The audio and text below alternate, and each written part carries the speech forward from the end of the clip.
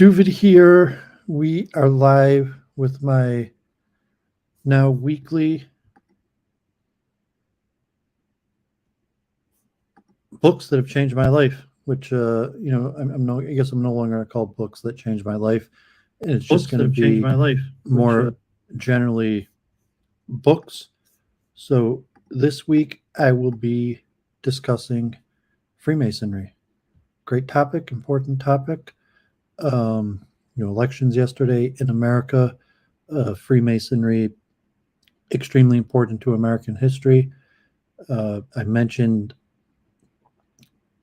first heard of Freemasonry when I was a young child in the Falco song, Rock Me Amadeus, where it's going through the history of the life of Wolfgang Amadeus Mozart, and it mentions when he became a Freemason. Yeah, Esoteric, thanks for joining in. And I probably briefly heard of it in various vicinities, just because the name comes up. But when I came back to America, then I was in Stony Brook University, I heard a few friends of mine from student government mentioned it a few times. The one guy from Pakistan, another guy kind of conspiracy, was like, "Oh, this guy must be a Freemason." And they're constantly, talking about possibly Masonic conspiracy theories. And then it was conspiracy books that I found being sold on the street, mostly by African Americans, by Black Israelites in New York. And so I'm going to show the history of the books, how I first came across the subject, and some of the first books I read on it, to basically the whole Albert Pike collection. I have behind me on my desk there, I think the whole Albert Pike collection. I have here, you would see on my table, I've set up the books to show, and some of these books behind me are the whole Albert Pike collection. So sorry about that. Let me clean off my couch for a second. I slept on my couch a few hours last night because I was curious about elections. So I took a nap on my couch from like 12:30, and I woke up at like 3:30 and checked the election results, and not much had changed since then. But so I napped on my couch for a few hours last night. Okay, so let's get started with screen share. I'm just going to talk a little bit about what is Freemasonry, the history of Freemasonry, and afterwards I'm going to go and I have some stuff interesting about Hinduism, Vedanta, and Freemasonry, Vivekananda. So I have some interesting material about Vedanta and Vivekananda and Freemasonry, and I may even read this whole article about the British use of Freemasonry in India, and questions about the New World Order, global order, and the visions of somewhat kind of like conspiratorial views of the New World Order or Judeo-Christian New World Orders versus Vivekananda's Vedanta concept of a universal religion, which may be more in line. Oh, my old friend from Babs, I think Yuan, good to see you. Been a while. Thanks for tuning in. So let's look at, I just have a collection of links here. So I'm going to go over more in detail. I'm going to show actually books, my library books that cover this quite a bit.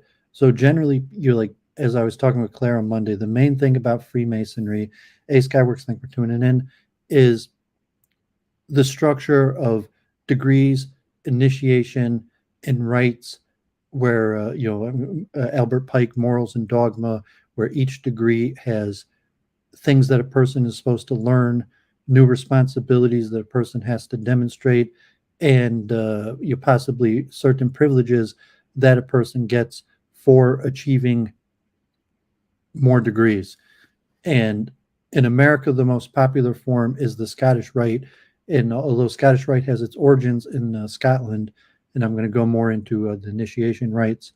I'm also doing AMA, so you could feel free to interrupt me anywhere if you have a question. Hopefully more about Freemasonry than your general. So Scottish Rite had the 32 degrees, 33 degrees system. You'll see originally it was 25 degrees. The York Rite, the British Freemasonry, had a 12 or 13 degree system. The Templars likely also had a 12-degree system. And we'll talk a little bit about the origins of Freemasonry in the Middle Ages, and the assassins that maybe had 7-degree systems, or the evidence that I was talking about with Claire on Monday about the ancient pagan temples in Egypt, Babylon, Greece, and Rome that likely had at least 3 degrees of initiation, that the entered apprentice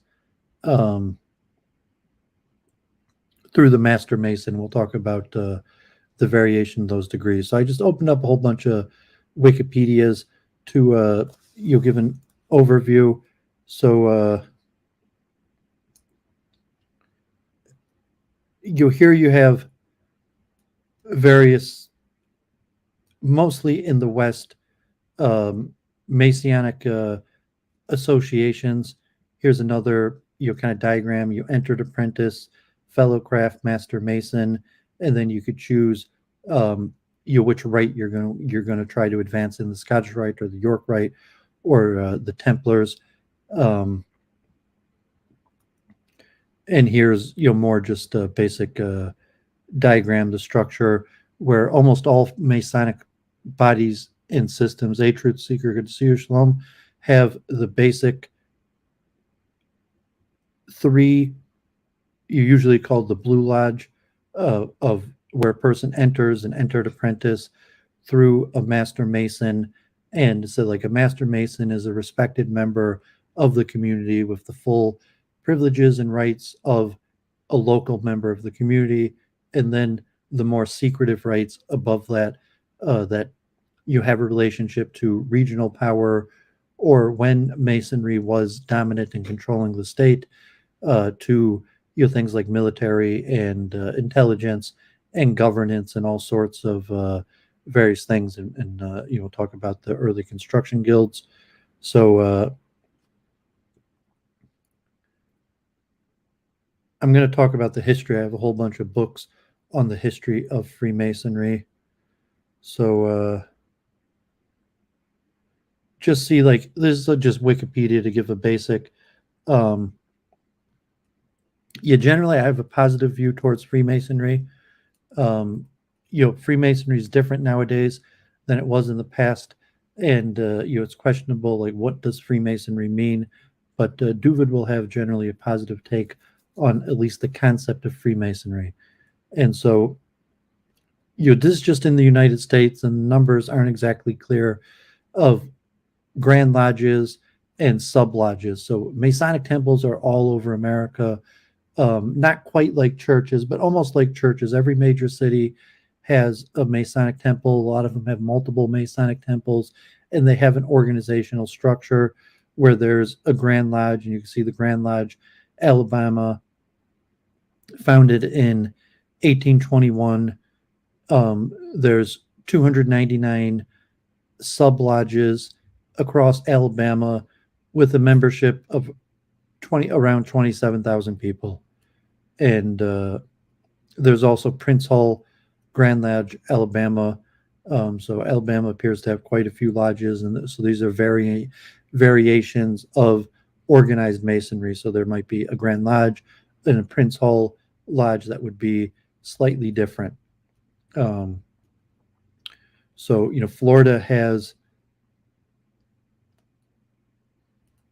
here in Michigan, you could see over 300 lodges, around 36,000 members in Michigan. And I didn't check where these numbers came from, but it was presumably higher. So you see, I got it. Good to see you. So you just see that Masonry is pretty prominent in America. You could see that every state has lodges. Most big states have hundreds of lodges. And like if anyone's traveled, you've seen there's Masonic lodges basically everywhere you go. And in the center of like city capitals or major towns, there is sometimes massive Masonic lodges. So Detroit actually has the biggest Masonic temple in the world is actually in Detroit, Michigan. Detroit, Michigan, the home of manufacture. And Duvid took pictures and got a tour of the Detroit Masonic Temple. I have over 300 pictures. Maybe I'll finish the history and then I'll go through the pictures of the Detroit Masonic Lodge. Detroit, the Masonic Lodge was kind of in ill repair. There was the last few years, a little push to raise money and gain funds and revive Masonry. They used to have like roller derby there. They have, God forbid, some kind of Masonry on the decline or certain parties there. There's a stadium there that holds like 4,000 or 5,000 people. I think as a kid, like I'd heard of Freemasonry I'd been at the Masonic Lodge and various Masonic lodges for other ones, smaller events. But I think I saw Robert Plant there, Emerson, Lake and Palmer, and a few other concerts in the Masonic Hall. And so the theater in the Masonic Hall is still in operating condition, and they still have concerts there a few times a year. You could rent the hall for. So I'll go through these pictures. So let me just finish these Wikipedias. So the Scottish Rite is probably the most popular one. It's the one I looked into because I have Scottish ancestry, and I wanted to know, how to be a good Scotsman, a good Noahide, a good Goy. So I looked into Scottish Rite Freemasonry to train me how to be a good Goy, and that was kind of my intention. And I saw the power, and I saw a lot of the greatest men, these non-Jews in history, recent history, were Freemasons. So you see, Scottish Rite Freemasonry starts mostly in America, and there's Albert Mackey who initiates Albert Pike, and I'll show you have Mackey's books, and so it came from Scotland, and it increased from like 25 degrees to 32 degrees to 33 degrees, and over a period of time became the most popular form of Freemasonry. But also the Prince Hall, the Blue Hall, the English form is quite popular, and here you can see more of the degree structure. So generally, like Western Masonry, you could get to the first 3 degrees in any form, whether it's Prince Hall, Blue Hall, Scottish Rite Masonry. The first 3 degrees are largely the same no matter what, and then the degree system is different whether you choose the Scottish Rite. And maybe we'll go over this more in depth, and we'll see our future streams. So here's a little interesting history. I'm going to talk much more about this. Anyone who sees Week in Review, I've talked quite a bit about this with Jennifer Church of Entropy. So Sir Robert Moray, important history. So look a little bit into the history of Freemasonry. I was talking with Claire about Henry VIII and Oliver Cromwell, who were prominent Freemasons, and in the God forbid, the execution of Charles I and Charles II. So and also the unification of the British Isles with Scotland and the UK.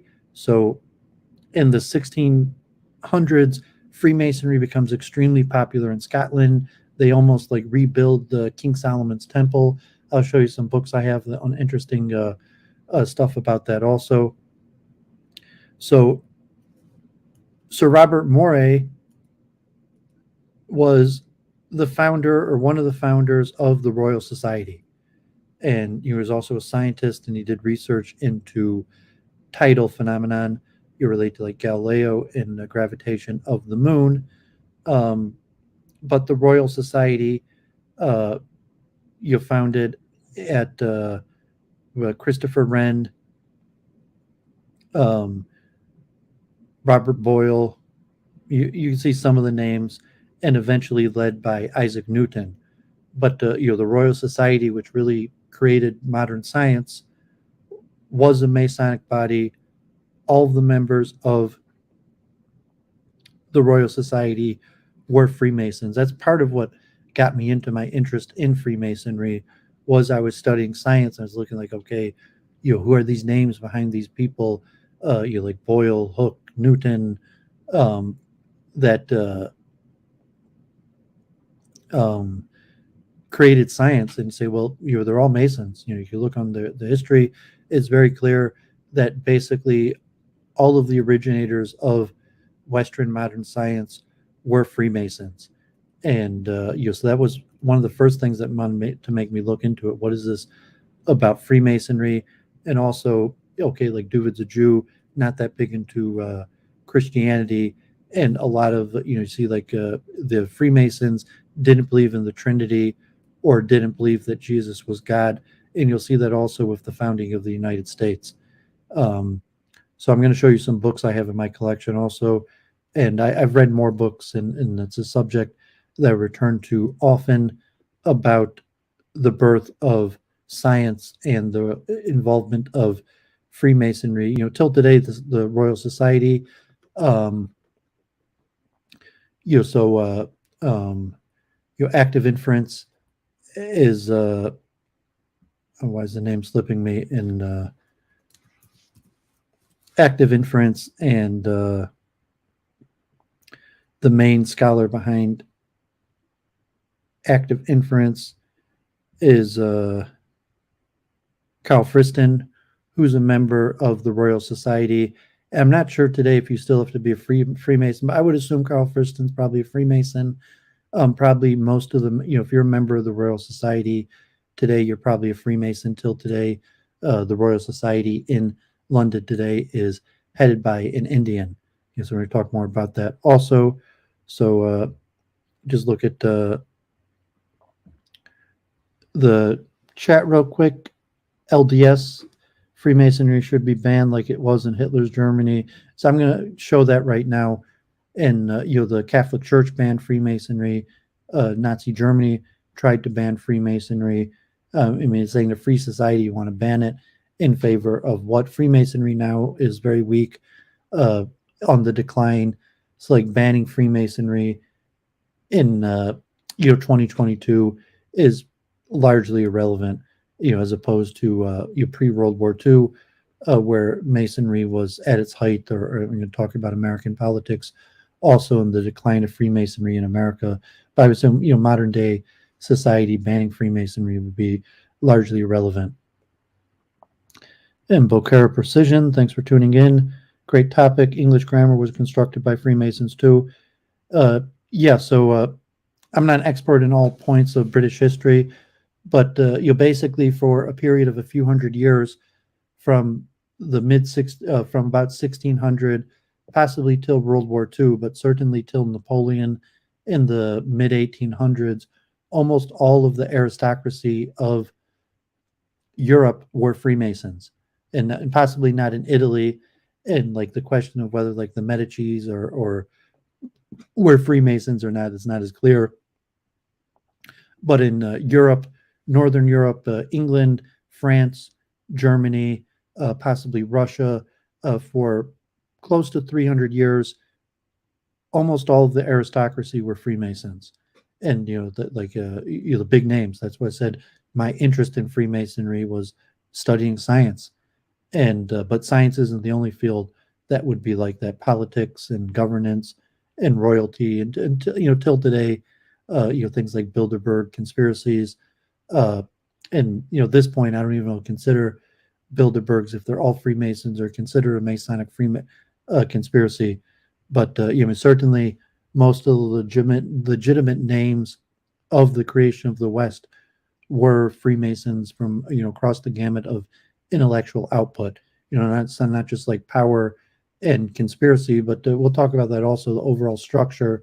But most known today through the great names in the creation of the intellectual science, grammar, literature, arts, You're saying till today, Freemasonry, certainly Hollywood and Shakespeare, actors, musicians. You mentioned Mozart, Beethoven, almost all the great composers, conductors were Freemasons. So across the gamut, Freemasonry has a rich history.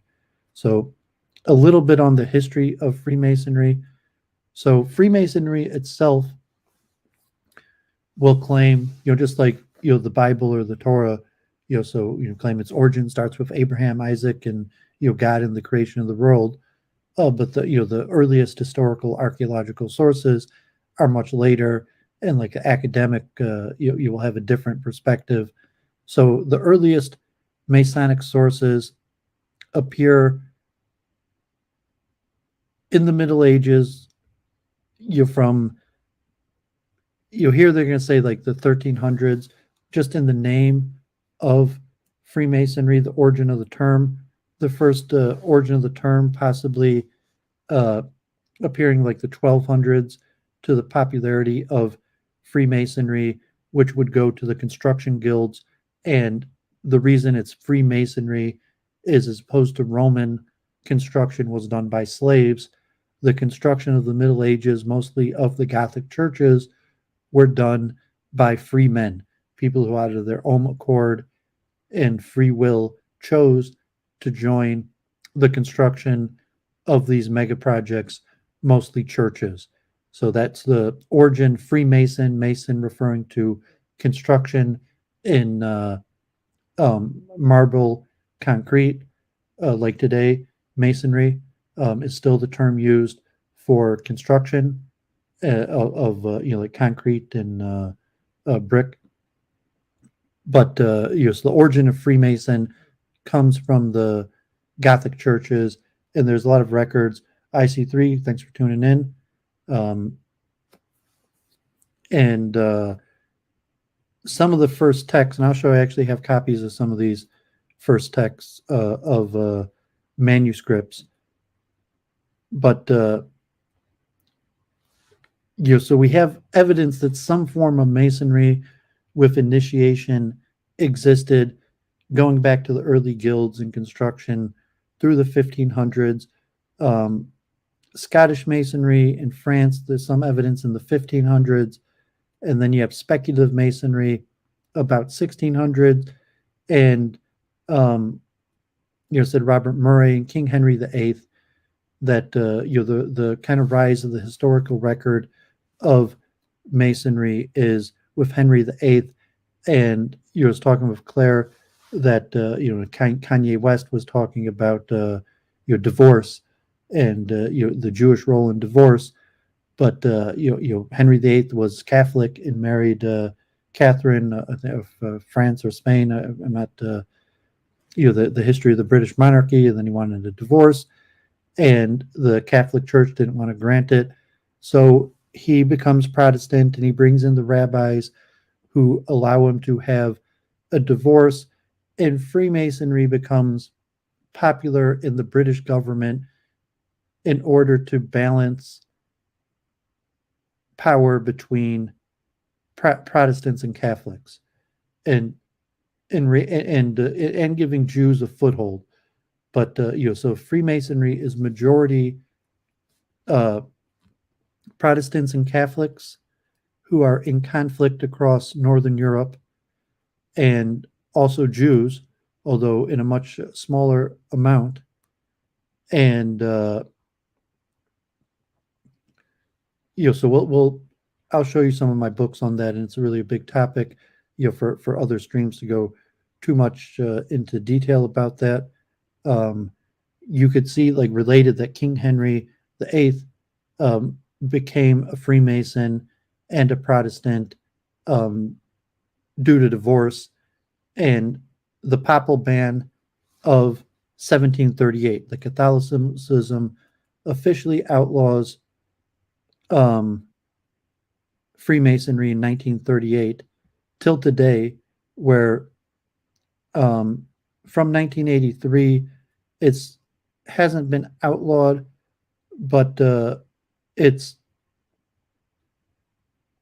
considered a gravely sin And a lot of churches will not allow you to take the Holy Communion if you're practicing Freemason. So till today,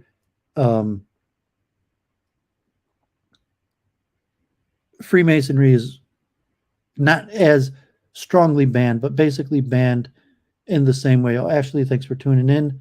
We have a conversation one of these days. Join your chat. So you're just showing some books and some history, Freemasonry subject today. We also talk about the role of women in Freemasonry, that generally Freemasonry was all men till around the 1800s, after Napoleon, and then like Mozart's Magic Flute. And you could also say that possibly allowing women into Freemasonry was part of its decline. But so the Catholic ban on Freemasonry is to somewhat still in effect, but not as big. And Freemasonry somewhat rose in opposition to Catholicism. And then there's the history. I'm going to mention the Templars because there's not as much evidence. Hey, John Wolf, good to see you.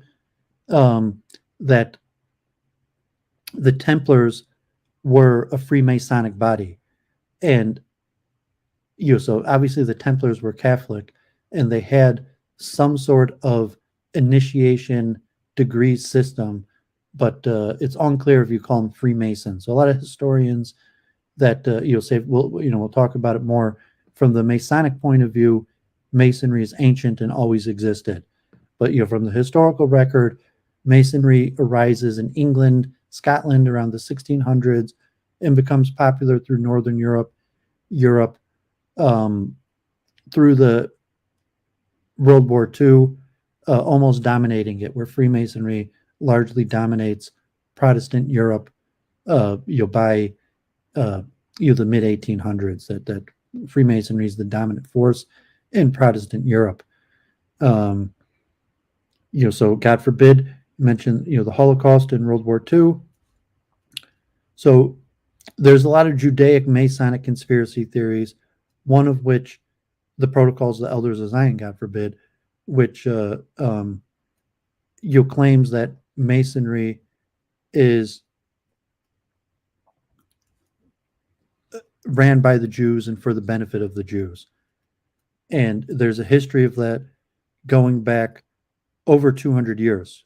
So you had the papal ban on Freemasonry in 1738, already going back to Oliver Cromwell allows the Jews back into England in like 1650. King Henry VIII divorces his wife with the help of Jewish rabbis, Talmudic rabbis, and becomes a Mason, is affiliated with Protestants and Jews. But anti-Masonic conspiracy theories started around the 18th century, and they're still very popular today. Vincent Bruno has talked about that, and claiming that the Jews created Freemasonry. Said we'll talk about the origins of Freemasonry, and some people will claim that King Solomon and their biblical origins to Freemasons, Christian origins, although most Freemasons claim that the origins of Freemasonry predate Judaism and come from Enoch and Noah. The Enoch, before the flood, is the father of Freemasonry. Enoch is the builder of cities, and Noah and the Noahide laws, that Noah established some form of Freemasonry, but leading into anti-Judaic conspiracy theories, and I'll even show you some books I have about that. So in Nazi Germany, 1941, you had the Grand Anti-Masonic Exhibition. Here you can see even postage stamps commemorating it, and I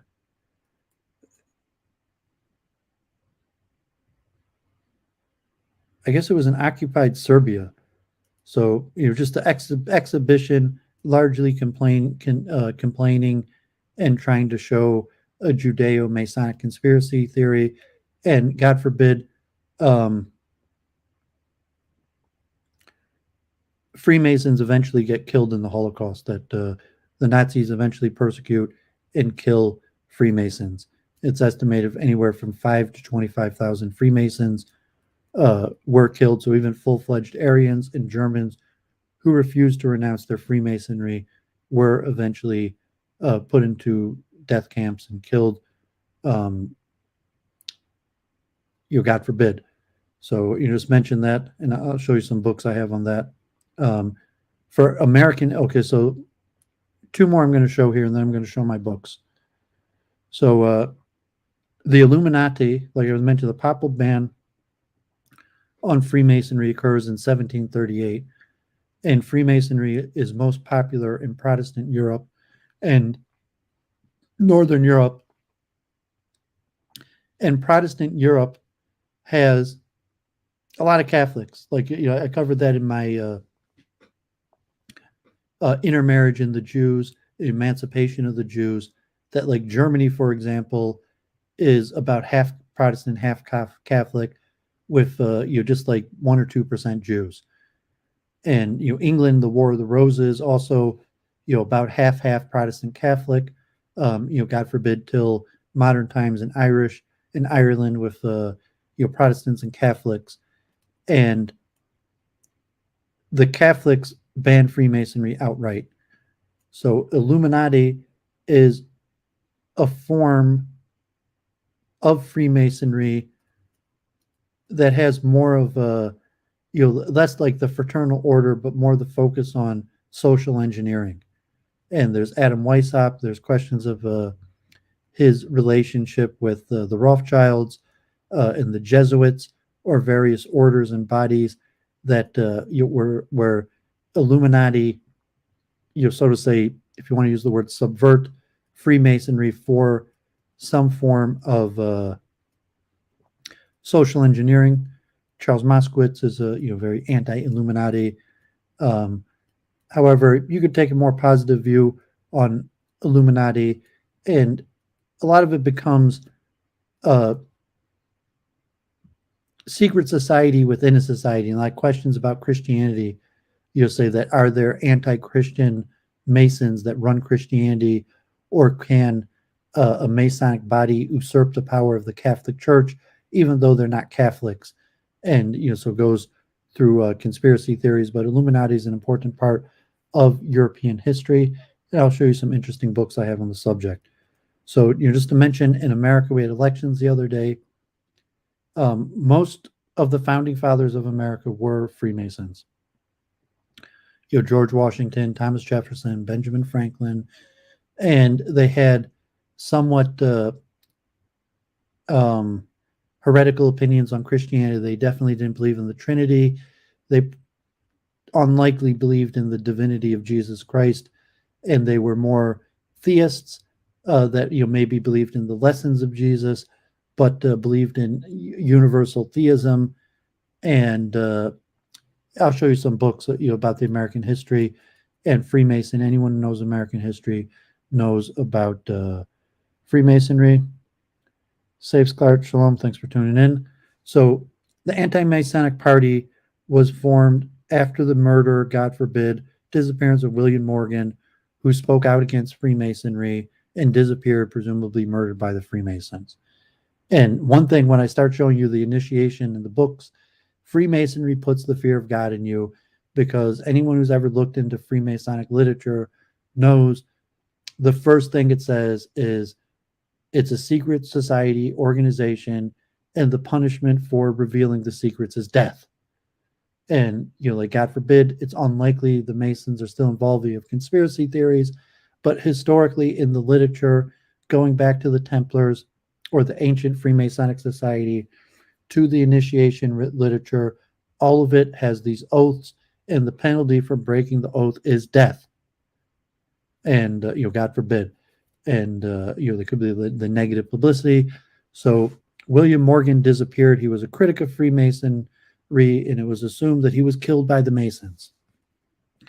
And, there was almost open knowledge. Oh, I didn't mention Joseph Smith. Joseph Smith, of the Mormons, is a Freemason also. He was actually initiated by a Jew who saved his life by giving him initiation. He was saved from execution in Ohio. A little bit of interesting history. Abraham Lincoln and his Jewish Masonic friends. But it was basically known that the leaders of America were Masons. Masonry was a powerful organization. They had temples. The exact structure of their secrets weren't known, but it was known that American government was largely controlled by the Masons. And after the disappearance of William Morgan, there was an anti-Masonic party that even ran presidents. And you could see that they even won seats in Congress. That Massachusetts and New York, there were almost 20 Congress people, senators that were from the anti-Masonic party. Pennsylvania also had a huge constituency of anti-Masons. If you think of like a protest vote, Democrats and Republicans, and the Republicans a newer party, so the anti-Masons were running against the Democrats, and it was assumed at the time that most of the Democrats, and probably correctly assumed, were Freemasons. And so the candidates were running as anti-Masons against the Democrats. And I think maybe it was after the Whigs were already out of power. And you could see some notable candidates and Governor Millard Fillmore, Seward. Anyone in New York maybe knows these names from parks and buildings.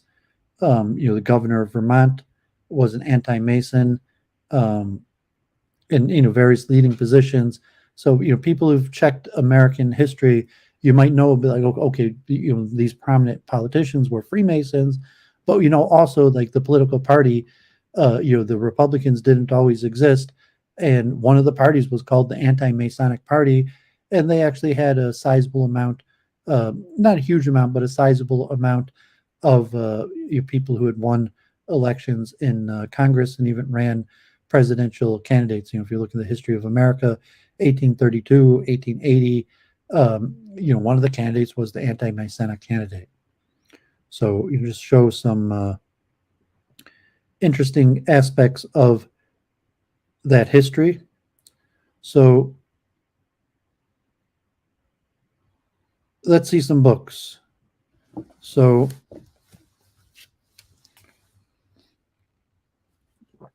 I'm going to show some, my collection. So this is one of the first books I bought. I think they maybe even sell this in like Barnes and Noble. Like Freemasonry is considered a conspiracy theory. And like my YouTube video will probably put a little thing like warning talking about Freemasonry, because one of the subjects that's very complicated, but at the same time, it's part of American history. Everyone knows that Safes chart. Oh yeah, if you know more about Masonry, you could even join. And if you're a streamer or have so now I'm going to show some of my books. So this is just kind of a picturistic chart on Freemasonry. It was one of the first books I got. It has pictures and overall history. Here we're talking about the origins of Freemasonry in America. The Franken manuscript is one of the earliest rites of initiation that maybe at the time was secretive, and now Masons have different. But the Franken manuscript, 1783, is one of the first recordings of I think the Scottish Rite, and goes through the 25th degree. So mentioned in Scottish Rite Masonry for a period of time had 25 degrees, and the Franken manuscript is one of the first manuscripts covering the rituals, the requirements of what it took to get up to the 25th degree of Masonry. Here's a anonymous early Inspector General, the 33rd degree, the secret ritual of the 33rd degree. So say that later, this is from around 1827. So that the Scottish Rite Masonry starts having 32 degrees, and then 33 degrees. And 32 okay, just hope my sound is good and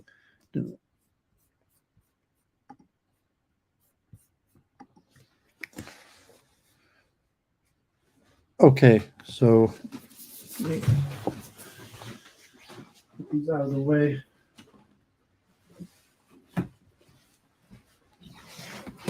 So you're just some scholarship. This is more, kind of just straight scholarship. So here's another Ordo Abchawa, the origins and complete rituals of the 4th to 33rd degrees of the First Supreme Council of Charleston, South Carolina. That Scottish Rite Freemasonry largely arises in America, and these degrees, some of them appear in 1801 through the 18th degree. So does this just have the...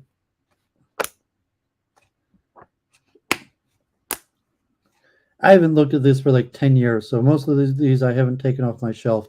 So this is also one of the earlier manuscripts showing the origins of the degrees here in America. I got Madame Blavatsky. I put this shouldn't have been Madame Blavatsky.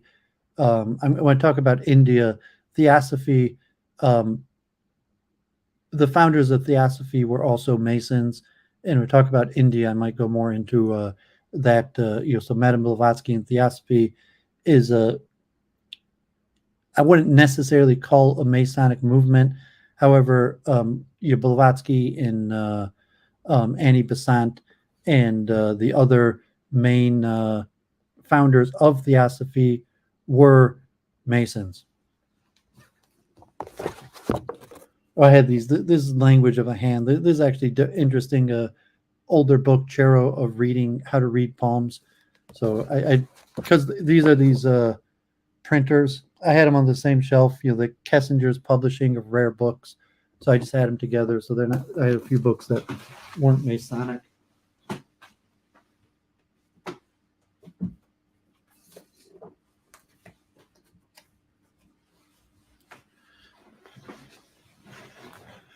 So I don't know if I have the full Albert Pike collection. So, I'd mentioned on books that changed my life.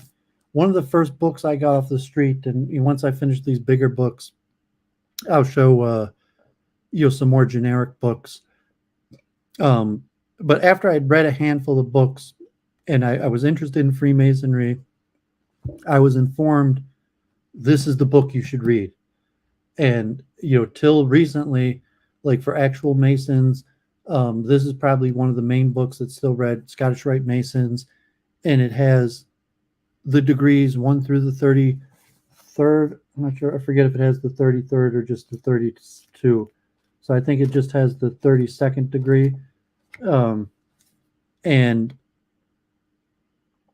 has a history and the general concept that Masonry, where each degree you're supposed to learn and master new forms of wisdom and have new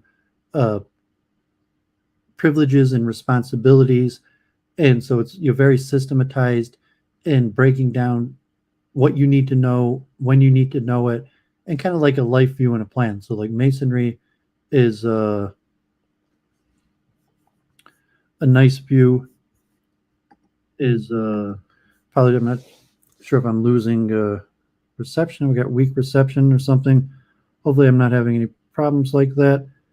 But if my camera's not working, but so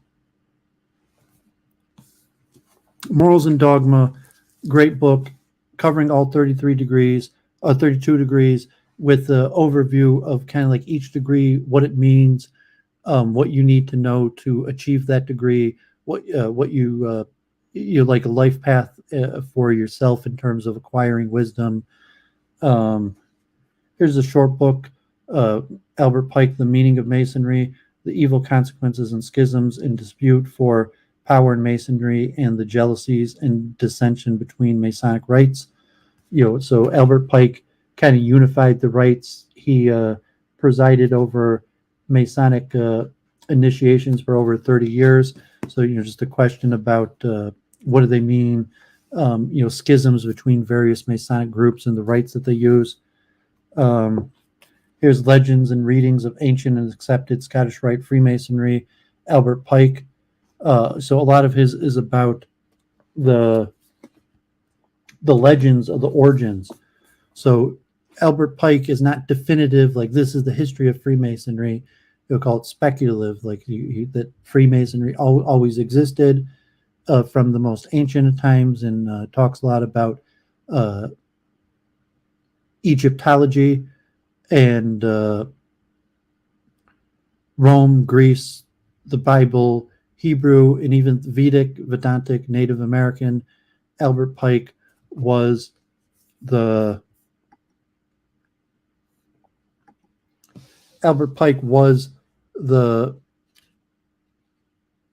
U.S. government's the self of the Confederacy representative to the Cherokee Nation. So, kind of saying that there's a universal wisdom. I'll talk more about that when I talk about Vedanta. Hey, Aquarium TV, good to see you. So here's the liturgy of the blue degrees, the first 3 degrees.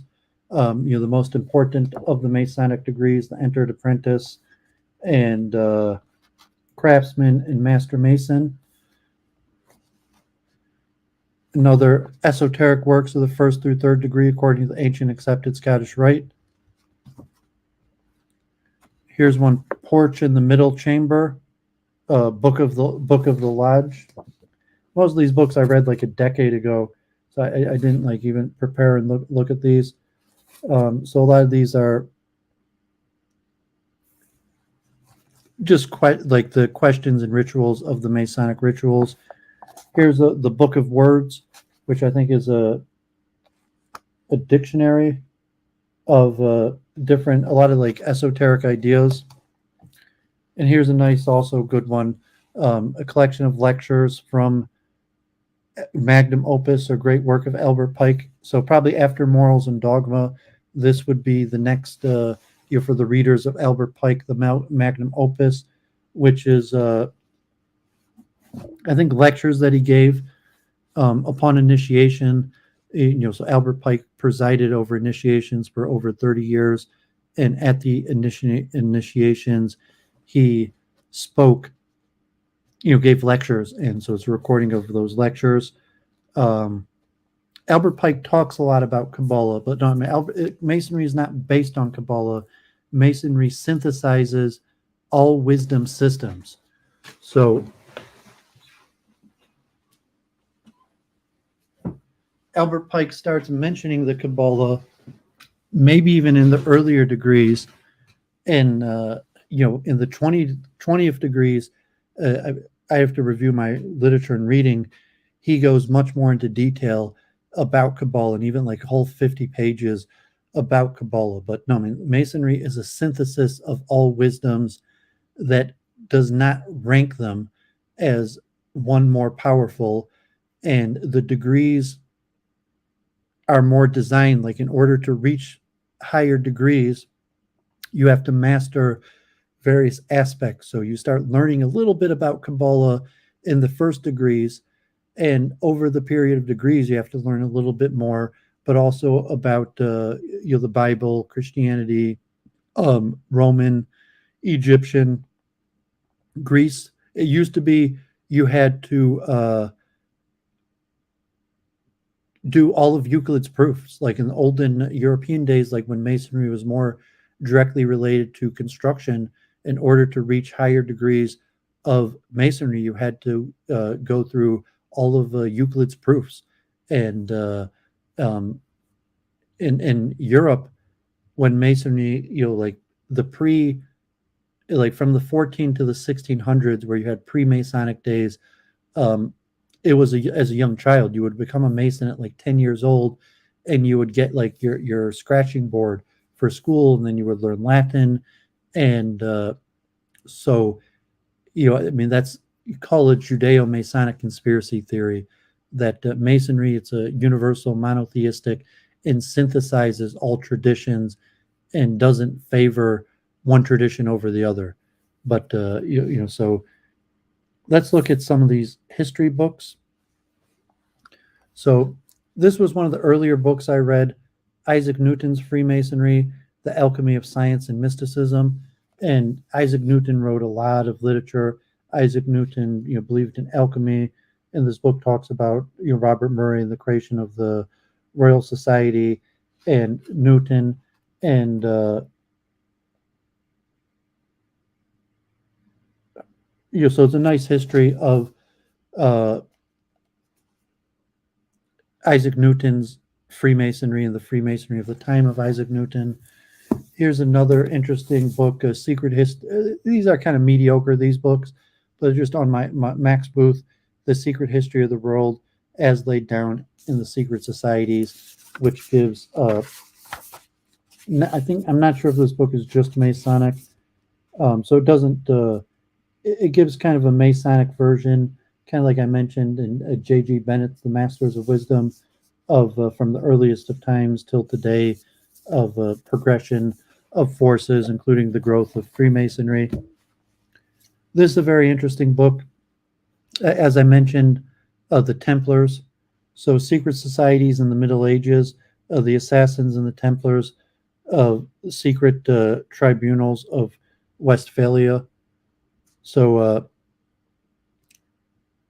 the earliest, in around the 1600s, you have the rise of clearly Freemasonic temples and bodies. The word Freemasonry, the origins of the Templars. So this goes more into the earlier history and understanding how the Templars and the Assassins and various secret tribunals worked. And so it's not necessarily on Freemasonry. You could interpret to say that if you say that Freemasonry always existed, that Freemasonry was the spirit and organization behind such things as Templars and Assassins. Here's another one, Wasserman's Templars and Assassins, the Militias of Heaven. Also interesting, to consider the Templars and Assassins Masonic bodies. John William, do you listen to Friar Claire Alara's speech on Masonry before you spoke with Claire about it? No, actually, I didn't. So thanks, John, for tuning in. Whatever reason Claire just chose that is the avatar. I think I've heard of Father Chris Altair's, but no, I noticed that Claire had chose that as the emblem for the video, but I didn't even look up who that was, and so I just thought that was Claire's. God forbid, kind of being sloppy, choosing that. If you have some information about Chris Allaire, maybe I'll type that in. Like I probably should have looked that up. If it could be anti-Masonic or Masonic. I didn't even bother looking that up, which I probably should have.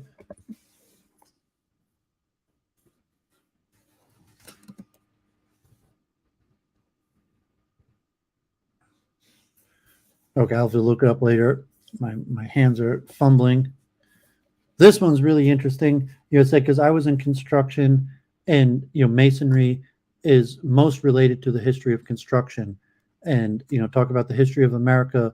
L'Enfant, who is a French Freemason, an architect who designed Washington D.C.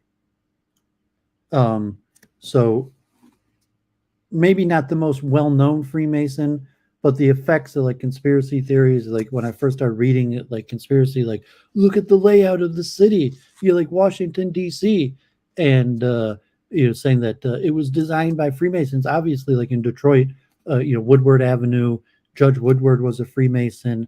The compass is clearly designed in the street layout of a lot of these major cities, and that's thanks to L'Enfant, the famous French architect and Freemason, who was the architect behind Washington, D.C. and other major cities, and including Detroit. So this is a pretty interesting book, L'Enfant and the Freemasons. Here's another interesting book, Living in the Enlightenment by Jacobs, about This was a Delphi University book that I bought used off the internet. Freemasonry and Politics in the 18th Century Europe. You're discovering the extent of Freemasonry in 18th century Europe. Another interesting book. These days, Freemasonry is probably the most popular among African Americans. The origins, history, official history of Freemasonry among the colored people of North America. There was a certain period. Some people claim that some of the African slave traders in Africa were Freemasons, but after abolition or freed slaves, going back to the days of slavery, slaves that became free and made it to the North became Freemasons, and then after abolition, and today Freemasonry is probably even semi the most popular among African Americans, like Shriners, like the Shriner organization. Here, Emanuel Rebold, A General History of Freemasonry in Europe. And these are all older books that were reprinted. Ralph Meltzer, Between Conflict and Conformity, Freemasonry During the Weimar Republic and the Third Reich, God forbid, talking about Nazi Germany and the Weimar Republic, where covering some of the Judeo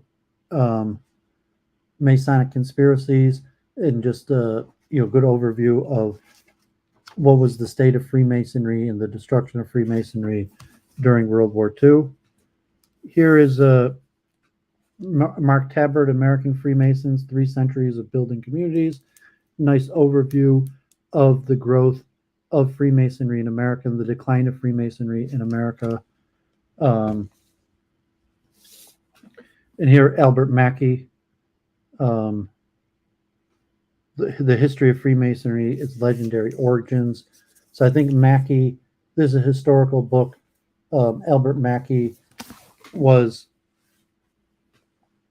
the man who initiated Albert Pike, and so this speculative history of Freemasonry written in America.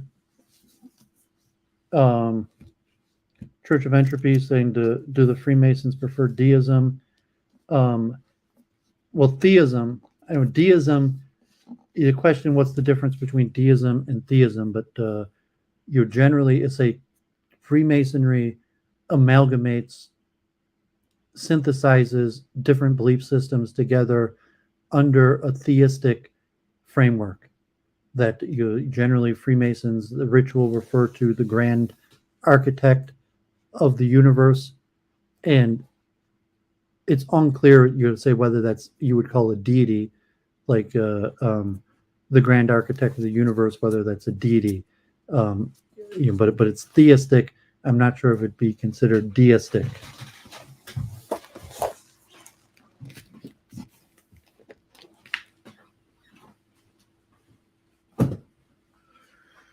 Okay, so pounding through. So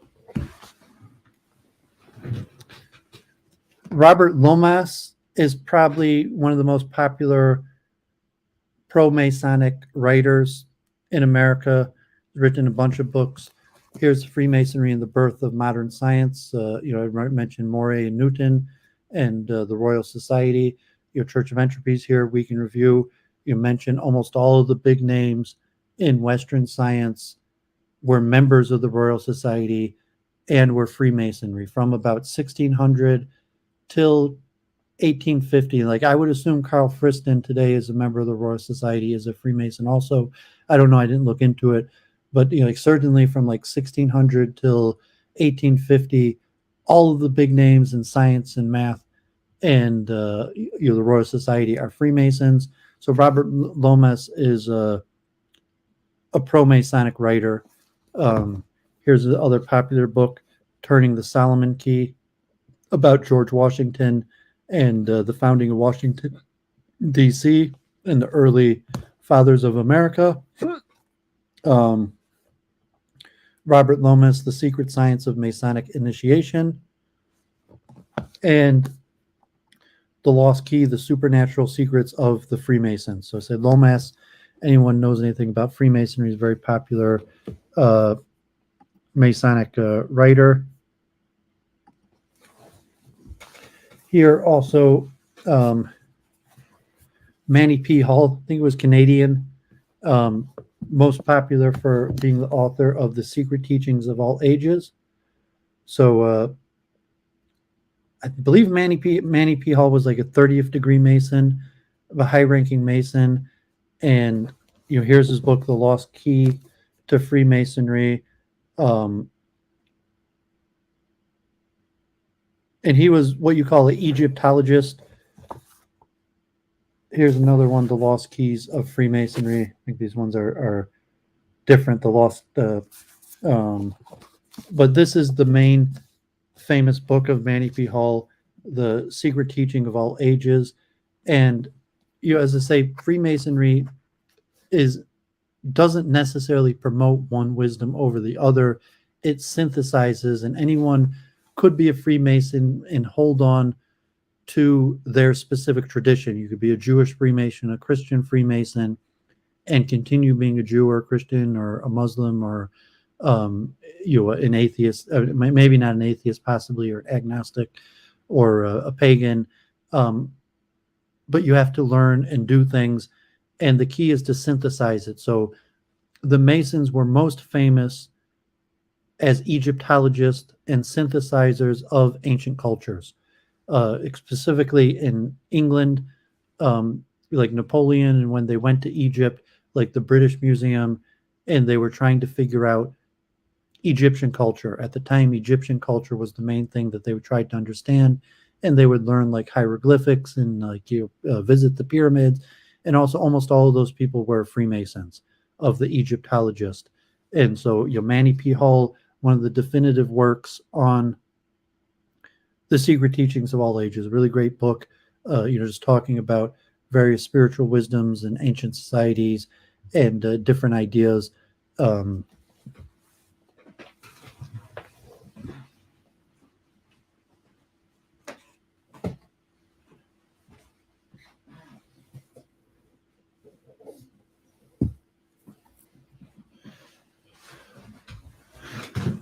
So I'm going to show my pictures on Facebook of Detroit's Masonic Temple. So Detroit has actually the largest Masonic temple. So here's these famous images in American book as pictures of Detroit's Masonic Temple. Freemasonry and its etiquette. Church of Entropy would talk about Vaishnava etiquette, but Freemasonry should have etiquette. There's mannerisms and protocol. Anyone knows that anything about Freemasonry, it's full of protocol. So here's a book on etiquette. This is also a pretty famous book. People used to sell this. I got this book on the streets in New York. Like Albert Pike's Morals and Dogma. Freemasonry Illustrated was also actually Black Israelites or various African Americans, sometimes Nation of Islam, would sell this book on the street. So illustrated history of Freemasonry, a lot of construction and various things. There's an interesting book on a pro-Masonic book, Contemplative Masonry by Dunning, Basic Applications of Mindfulness, Meditation, and Imagery for the Craft. I'm going to show some slides about Vivekananda and Vedanta, but you're saying that Masonry is theistic, and so this is a modern day book promoting meditation. So like Arya Kaplan's Jewish meditation. This is like Freemasonic meditation. It's an interesting book. This is an interesting book too. I mentioned the King Solomon's Temple plays a central part.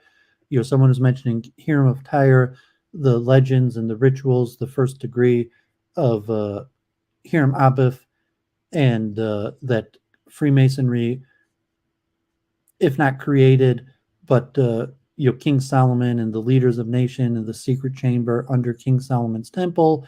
And there's actually verses in the Haftorah, in the Bible and Kings, and various that the king of Tyre, Hiram, and Hiram Abiff, who was the half Jew Danite, who was the main contractor overseer of the temple, who in the Bible it doesn't mention, but according to Freemasonic lore, is killed, and it's unclear who killed him. But that King Solomon met together with non-Jews, because the temple itself was restricted for Jews only, but in a secret chamber under the temple that he met with Jews, and like a lot of the rituals, the pillar, Joachim and Boaz, and various things. King Solomon's temple, you say they tried to make a replica 400 years ago in Scotland of King Solomon's temple in various places. So King Solomon's temple plays a central role. Albert Churchland was also a historical Egyptologist, signs and symbols of primordial man. So was a high-ranking Egyptologist, or various things. I think he was involved with the British Museum. And so just a comprehensive overview of ancient symbology, and in the view of pro-Masonry and the origins of Masonry. So here's another book, Freemasonry Interpreted, Martin Wagner, and I think this is a pro-Masonic book.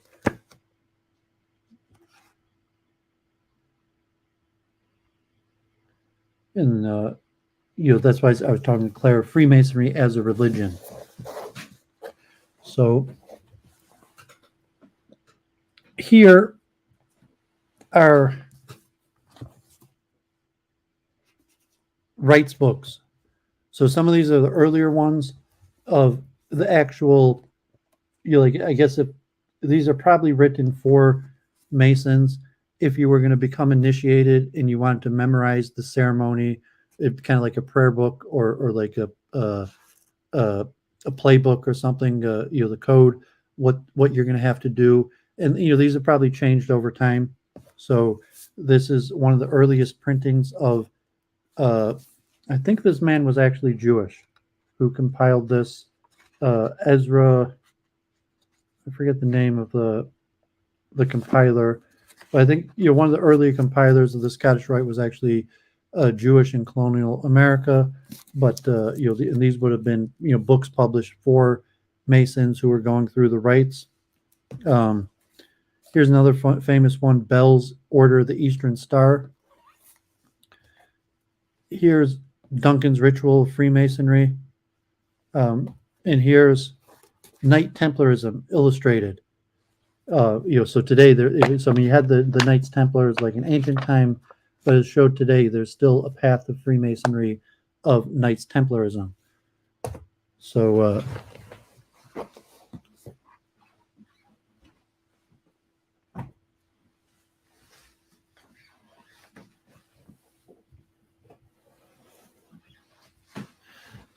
I'll show the last of my books. I have some Freemason adjacent books.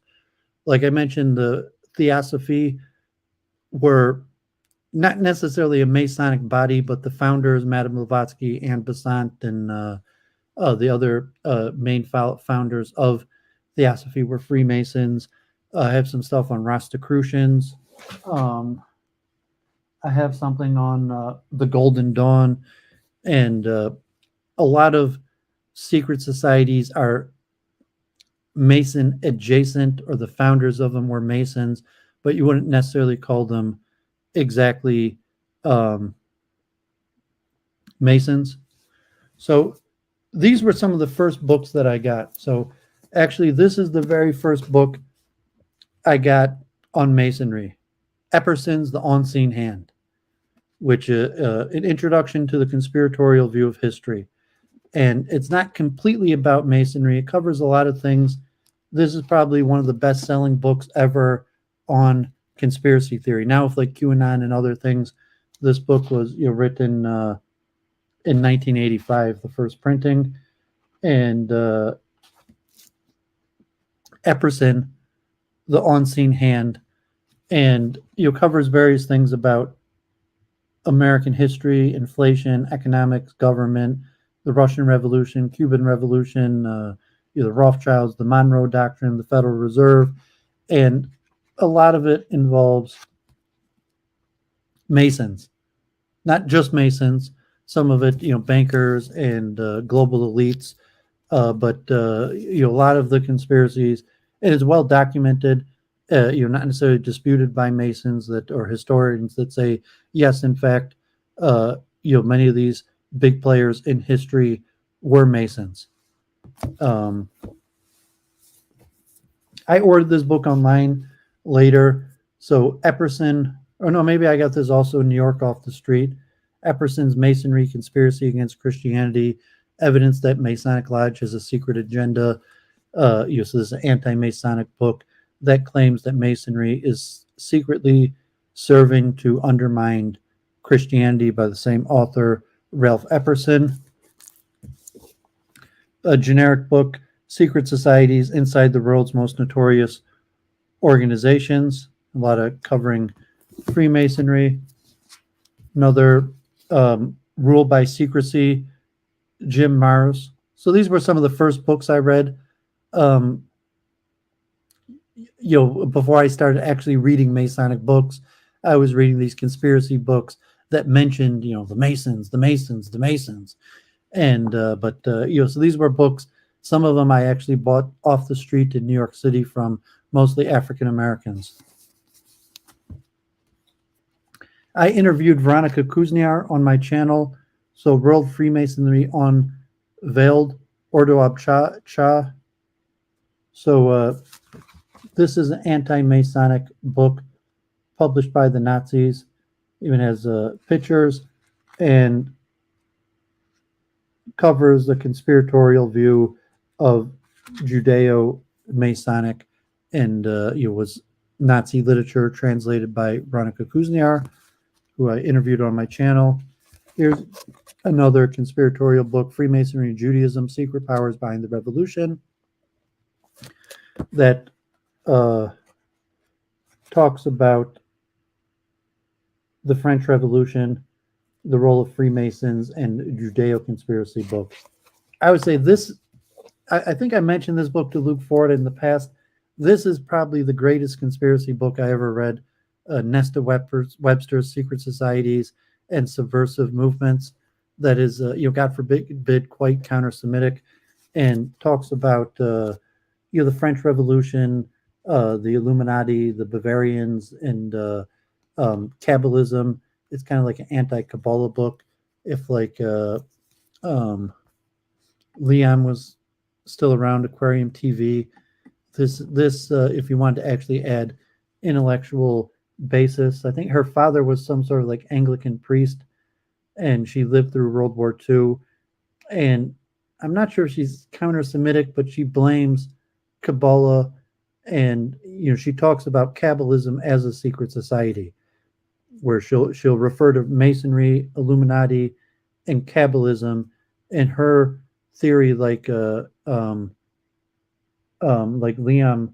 the Aquarium TV, is that Kabbalism is the root source of all of these secret societies.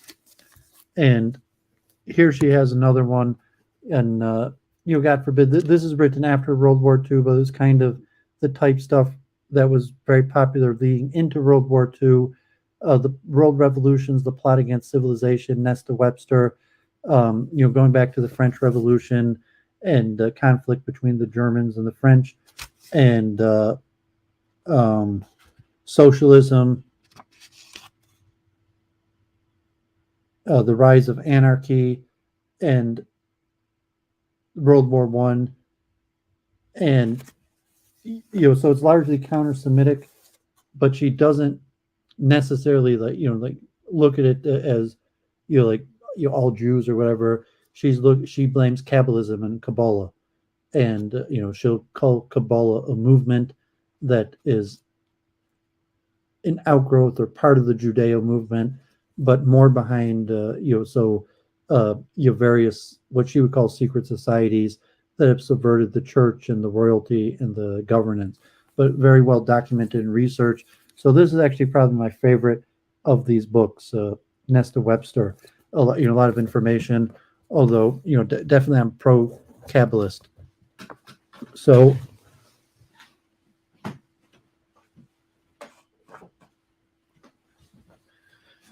I'll put those books back on my shelf. So those were the books I was going to show.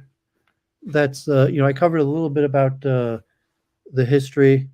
So I got Samish and Jennifer are French.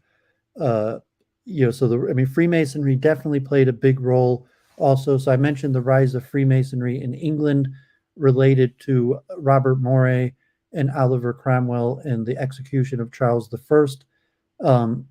So similarly, the French Revolution and the execution of Louis.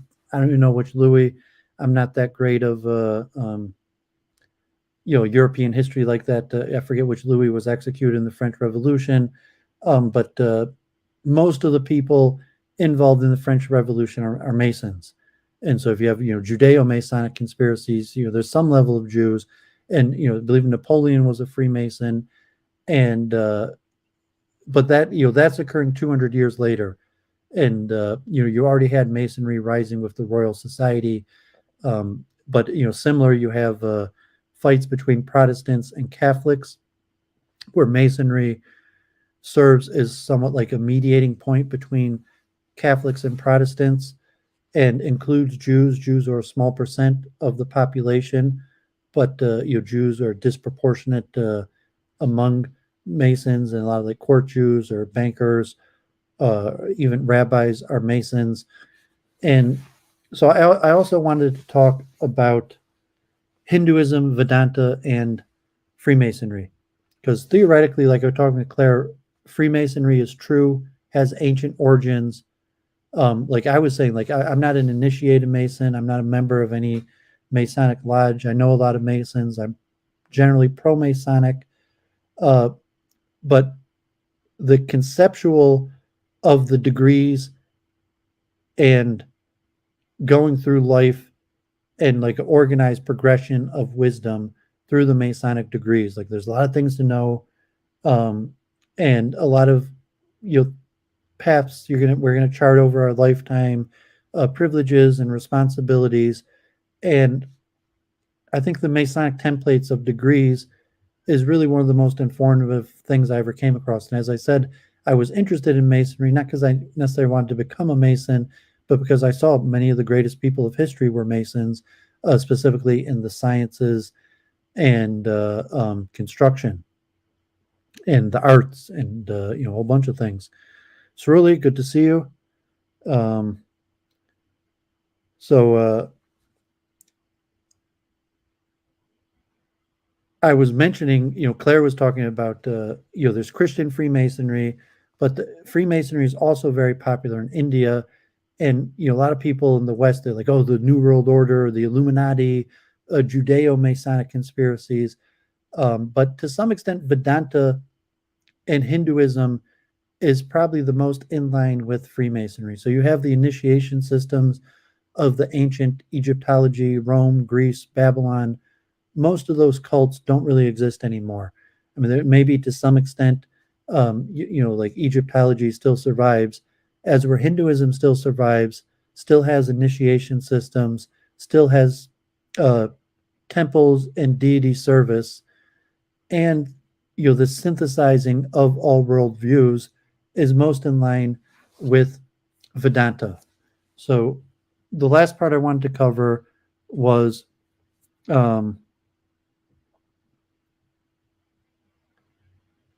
Hinduism. So let me show the Masonic Temple of Detroit. So the tour guides. So it was in disrepair. It said they operate the theater where they have concerts, or you could rent out, or they used to have like roller derby. But they tried to revive and raise money and do more construction. They've been giving tours regularly, and so I have over 300 pictures of the tour. You can see in the top building a lot of it's a pretty tall building, like 300 feet. There's even a street, Temple Drive. It's on in Detroit, near Wayne State. Some of the building is unfinished, so there's a lot of theaters on the top that are unfinished. There's like a swimming pool, and so a lot of the top floors were left unfinished, and various storage, old school elevators. you could see the view of Detroit from the top of the Masonic Temple, and they gave us a view of I think there was the elevator shafts or the boiler room, mechanical room on the top floor. I think those are elevator shafts or various electric room, and it was a tour for engineers. So they showed us the mechanical rooms to now some of the lodge rooms, these historic. So the Detroit Masonic Temple has like 40 some different lodge rooms, and I said that there's all different types of rites. Like the Scottish. I was talking a lot about the Scottish uh, rite masonry, but there's tens of different rites. So the Detroit Masonic Temple has a whole bunch of different lodges for different things. So here's one of their main rooms, and I think this one has like I mentioned, like magician and masonry, where you're a mason in the lodge, and outside of the lodge you're a magician. So this literally like has like floors that move up and down, and this would have been more like a chapel for a church. So here's like an old mechanical room, and this would have been built like 80 years ago, where different panoramas could be moved up and down through the floor. So it was pretty cool. They showed us the mechanical room and how that operates. And there's some other lodges, the Templars, historical pictures of Detroit Masons, the like crawl spaces to fix the windows. Because of the engineering tour, they showed us old grandfather clock. Some of the more fancy meeting rooms. A lot of the Masonic Temple in Detroit has beautiful, expensive architecture. So like classical Masonic lounge type. The first one was more in a Christian chapel style. These are classical and Masonic with the 3 chairs in front and back in different places for the rituals, and the bema in the center for the initiates. So you could actually they conduct initiations. Here they have organs. Old lockers. So they have a pipe organ for one of the rooms. A lot of Masonic ritual ceremonies include organs. Because it was an engineering tour. Some of the the boilers and water heaters. So I think this was out. This is probably in the basement, and this would have been an older. That's probably a raised water heater. And there you could see like a second floor. So it's a lot of times like an initiation would include many people. Sometimes it would just have a handful of people, but a lot of times like your family and associates would be there. And so this room is actually an active Masonic lodge. Like they give tours. Anybody, you don't have to be a Mason to get a tour. Anybody could get a tour. And so this tour was designed for engineers. Oh, Aquarium TV props for the $5. Appreciate it. So this is what a Masonic lodge room looks like, and this one would be more for like public ceremonies. Some of the more secretive ones wouldn't have the public at large, so this would be the type one that you might be able to invite your non-Mason friends and families for a more friendly. Like I said, like anyone who's read the literature, like God forbid, like they're secretive and at the punishment of death. But this would be for more family friendly, where you can invite your non-Mason friends and families to the ceremony. So this was a tour for engineers. So they showed us a lot of cool parts about the building, historical pictures, meeting rooms. This is where they have roller derby. It's like, God forbid, the most popular thing at the Masonic Temple these days in Detroit is roller derby. They have teams, and like probably a lot of people who do roller derby, like modern day Masons, and Masonry has changed over time.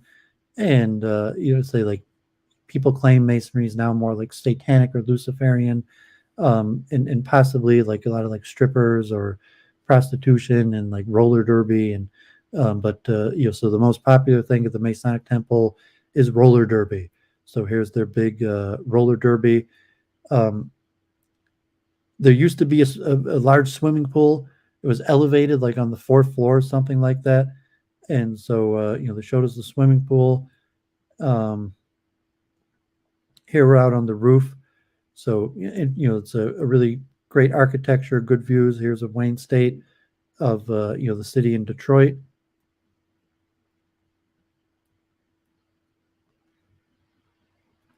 These old elevators. Elevators are, like literally from like 80, 100 years ago.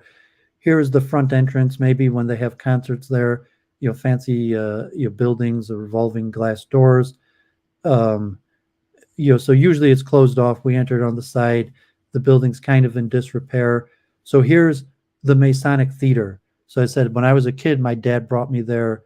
Like he didn't tell me anything. Maybe he said like Freemasonry, or like I would have been young and my dad would have told me like, oh yeah, George Washington was a Freemason or something like that. But as a kid, I went to, I saw Robert Plant, and maybe Jimmy Page, Emerson, Lake, and Palmer. I was probably here maybe like 5, 10 times as a kid for concerts that my dad brought me to. So this was an engineering tour, so it was pretty cool. They showed us the old school theater, and so it's got ropes, so the curtains and ropes, and like the olden days where they actually used ropes to drop the curtains and control various things, and pretty cool wood, old bathroom. So they showed us the backstage. So here's the mechanic room, and like I said, a lot of these are old school pulleys, because the theater was built over 100 years ago. And it's probably acoustic, where even without a microphone, a person could sing and be heard all over the stadium, the olden day temples. So I mean, pretty cool. All these various like ropes and pulleys that would have been used in the olden day for concerts. Um,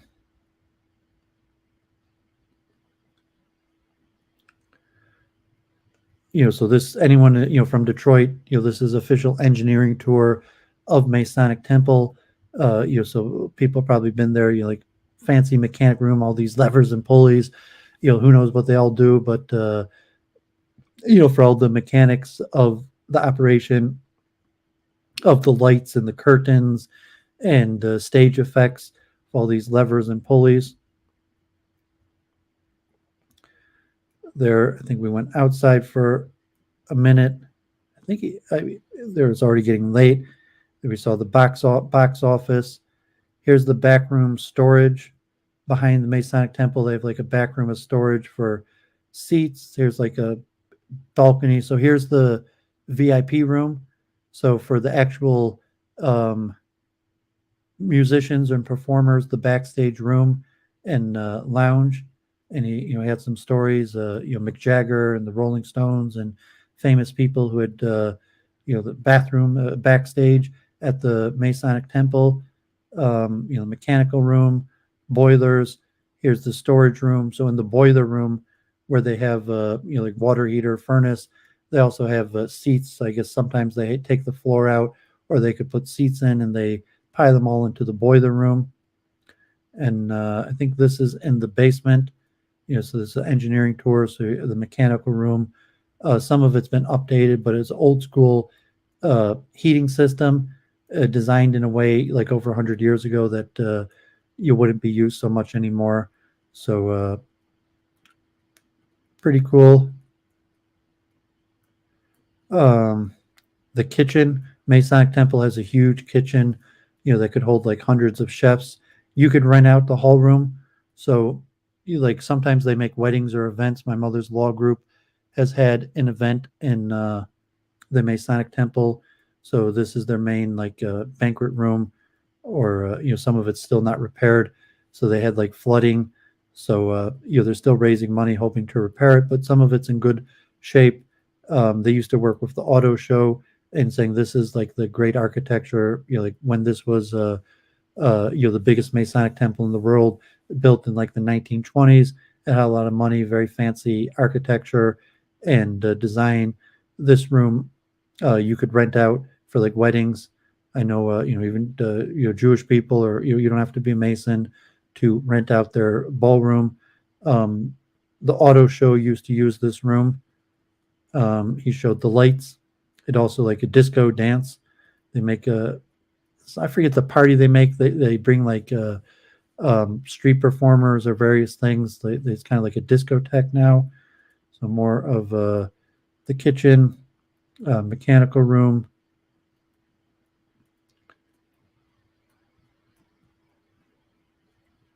So I said it was a tour for engineers. So they showed us all the mechanical rooms. So that's the Detroit Masonic Temple. So let me show a few things about Vedanta and Freemasonry. So here's just an overview of Vedanta Hinduism and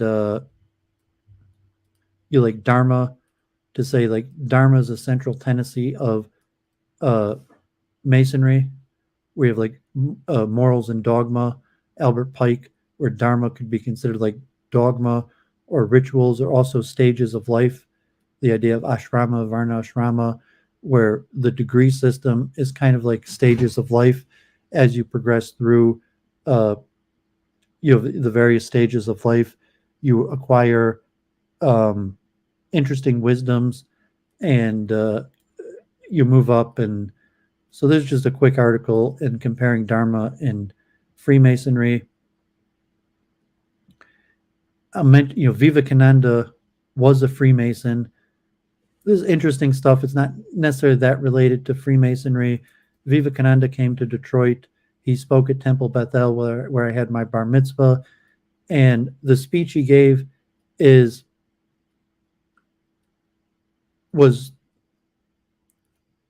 think he actually gave the first unity in diversity. Unity in diversity was coined by Vivekananda. And he first, in Detroit, he called it unity in variety. He gave another speech towards a world religion. So it's just interesting history of like how of the the protest of Vivekananda in Detroit. I showed the book I had. So let's look at these slides. The influence of Vivekananda and Vedanta on Freemasonic ideas. So it's interesting that most of the Indian nationalist movement, and I'm going to I'll read this whole article. It's pretty interesting, was founded by Freemasons. So the British, when they colonized India, they used Indians to run the colonial project, the East India Company, and most of the Indians that worked for the British did it through becoming Freemasons. And then eventually the British that formed Indian nationalism and rebelled against the British were largely Freemasons. The first Indian National Congress was majority Freemasons, and the first Indian Army that rebelled against the British were mostly Freemasons. As Vivekananda, before he came to America, was initiated Freemason. I mentioned Theosophy, Madame Blavatsky, Annie Besant were Freemasons, and they worked within the Masonic structure when they were in India. When they came to America and set up a new movement, they were non-Masonic. But when they were first in India, they worked out of Masonic lodges.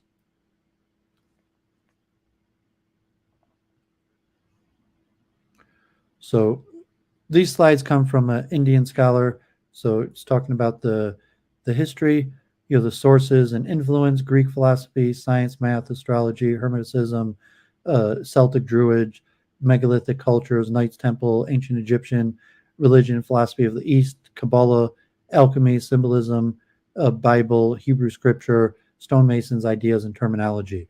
So, Freemasonry is an amalgamation of a whole bunch of various ideas, a system of morality veiled in allegory and illustrated by symbols. The modern view, Freemasonry is but man's quest for truth.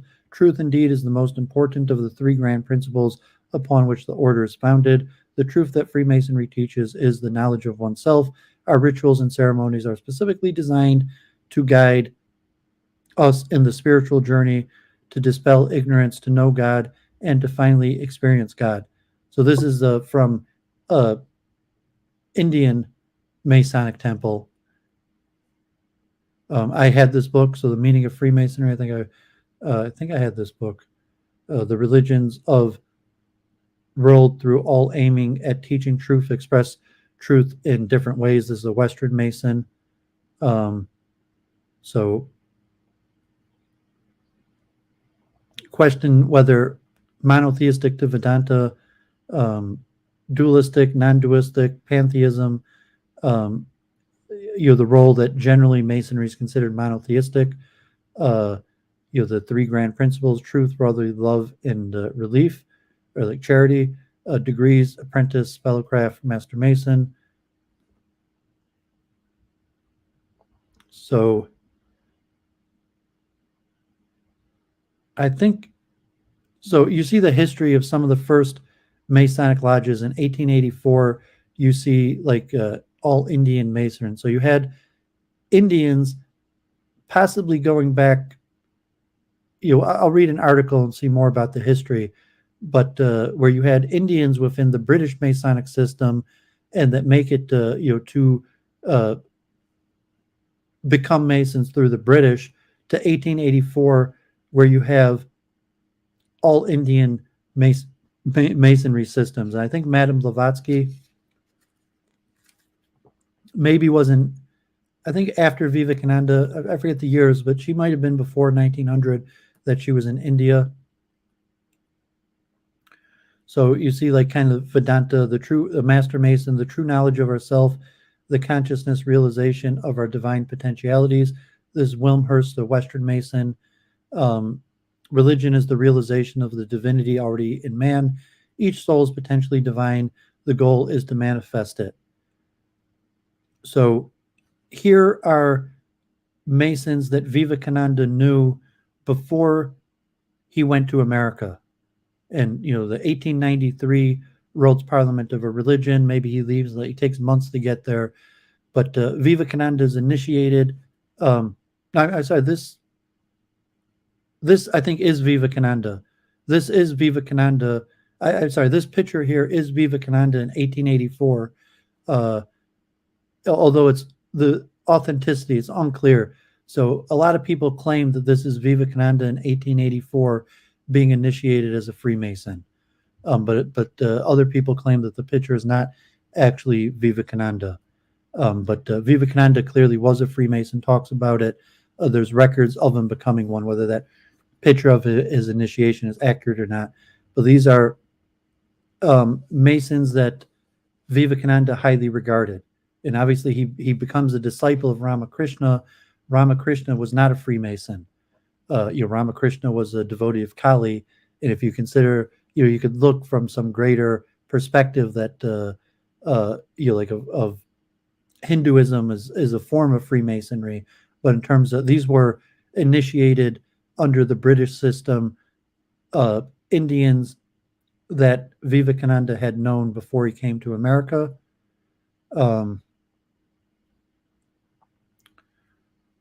So Vivekananda is probably the most well-known Indian Freemason ever. So in India, there's lodges named after him. There's Masonic lodges named after him.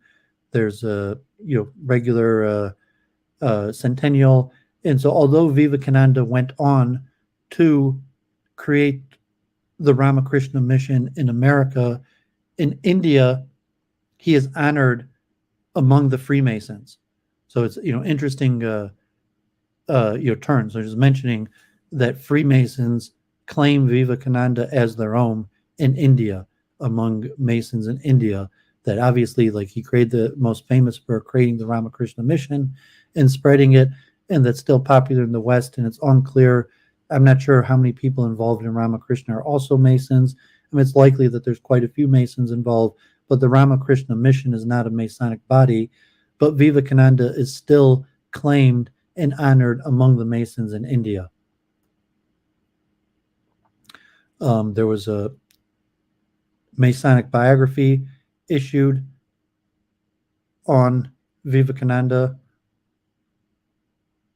and it's the only biography that the Lodge has ever published.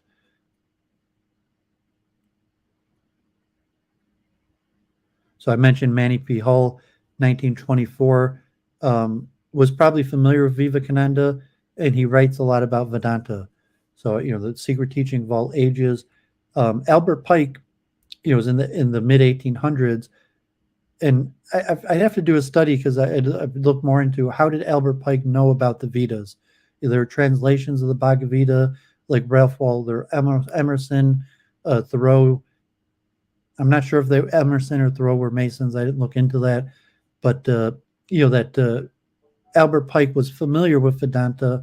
I'm not exactly sure how, because Albert Pike does have quite a bit about Vedic culture in his writings.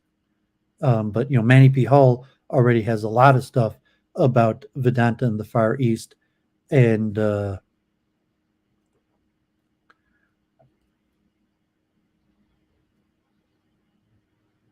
as I said, that in India, Swami Vivekananda is considered the most prominent saintly of all of the Masons. Despite numerous parallels between the symbolism of the fraternal organization of Freemasons and the ancient Hindu philosophy of Vedanta, there's a rather small collection of meaningful articles on the topic. Given a working knowledge of both systems, here I have attempted to formulate a basic structure by which we can see how Vedanta understands the symbols and teachings of Freemasonry. So it's in India it's very popular now because to try to possibly like Church of Entropy is still around. The Vedic origins of Western culture. I mentioned 2 weeks ago when I did my books on Hinduism, Stephen Knapp, and Proof of Vedic Culture's Global Existence, and to make links and ties between Vedanta and Vedic culture and Freemasonry. So it's a interesting subject among some scholars in India.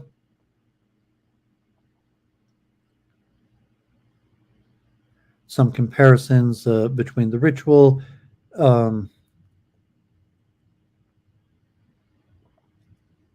Trace the history of rituals and chartas through the gist of Patanjali's Yoga Sutra and its impact on the personality of man. Vivekananda, let me end my assertion with the words of Brother Vivekananda that the experience has been possibly millions of times before and will be repeated eternally. That's what I said. Masonry comes to India through the British, but to try to understand Vedic culture in a Masonic lens, like the initiation system and the Hare Krishna, ISKCON, most Hindus have a form of initiation and use initiation, and in the West, really Freemasonry is the only Western really body that has this sense of initiation.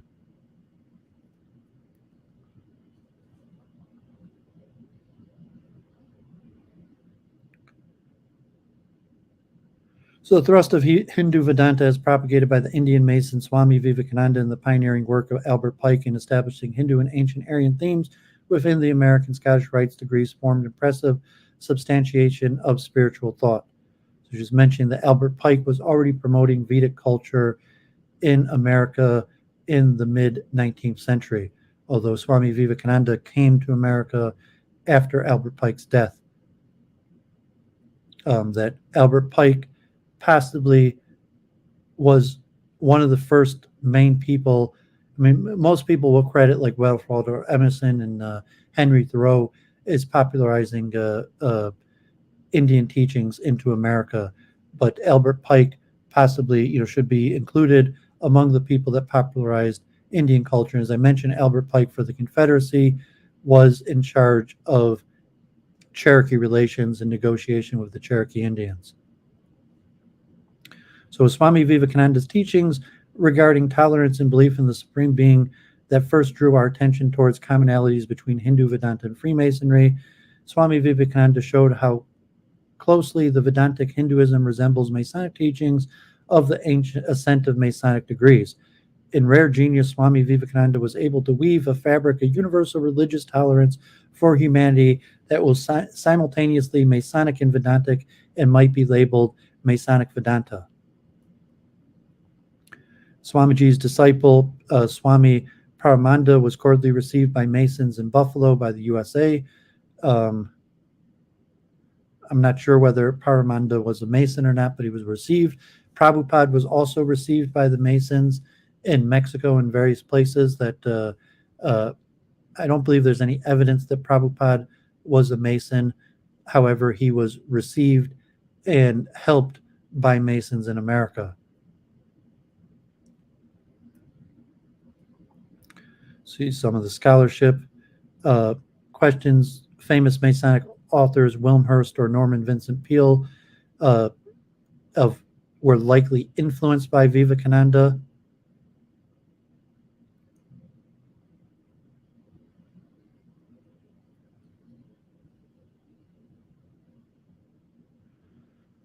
So here's from Wilmshurst. The earliest teachings of the mysteries traceable within historic time was the Orient and the language known as Sanskrit.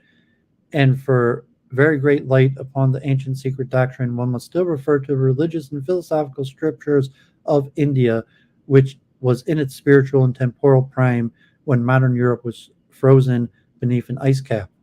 That's from The Meaning of Masonry, which I think I showed. I have that book. So 1924, Cosmic Consciousness, R.M. Bucks. The person affected realizes as never before the oneness of the universe. He sees himself as part and parcel of the unity which he senses as the expression of a single conscious life at the moment of the experience. The realization of the consciousness of the separateness of the ego and the non-ego, the knower and the known, entirely disappears. The man who has once had it is no longer able to feel a shadow of doubt as to human immorality. He knows it with certainty that no argument or evidence can strengthen or shake. It's unlikely that he was influenced by Vivekananda. Here, Raja Yoga. We were talking with Church of Entropy a few weeks ago with Vivekananda. She said she was reading Raja Yoga, and Raja Yoga, as said the Bhagavad Gita, he has Karma Yoga, Bhakti Yoga, and Jnana Yoga, and Raja Yoga is not one of those in the Bhagavad Gita and is considered to be more Masonic.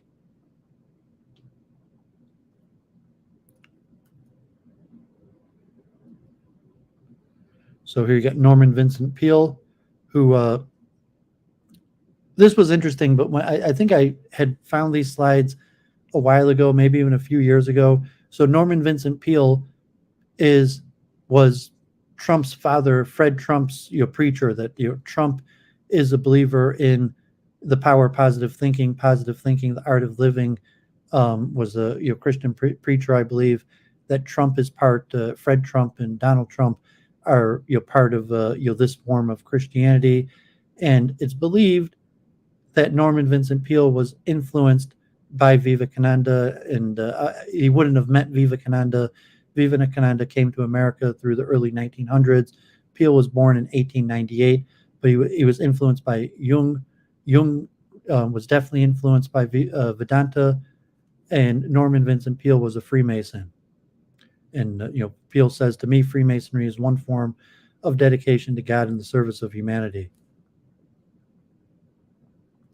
And so here is Norman Vincent Peale and Vivekananda, both with the Masonic arm cross and pictures.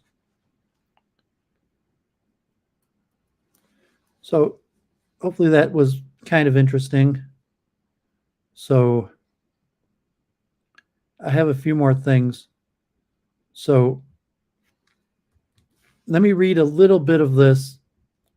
And, because I showed my library, which doesn't really cover this. This is an area of research that, I put a lot of thought into the connection between Vedanta and Freemasonry. So here's Vivekananda, which I believe this is the speech he gave at Temple Bethel in Detroit, where I had my bar mitzvah.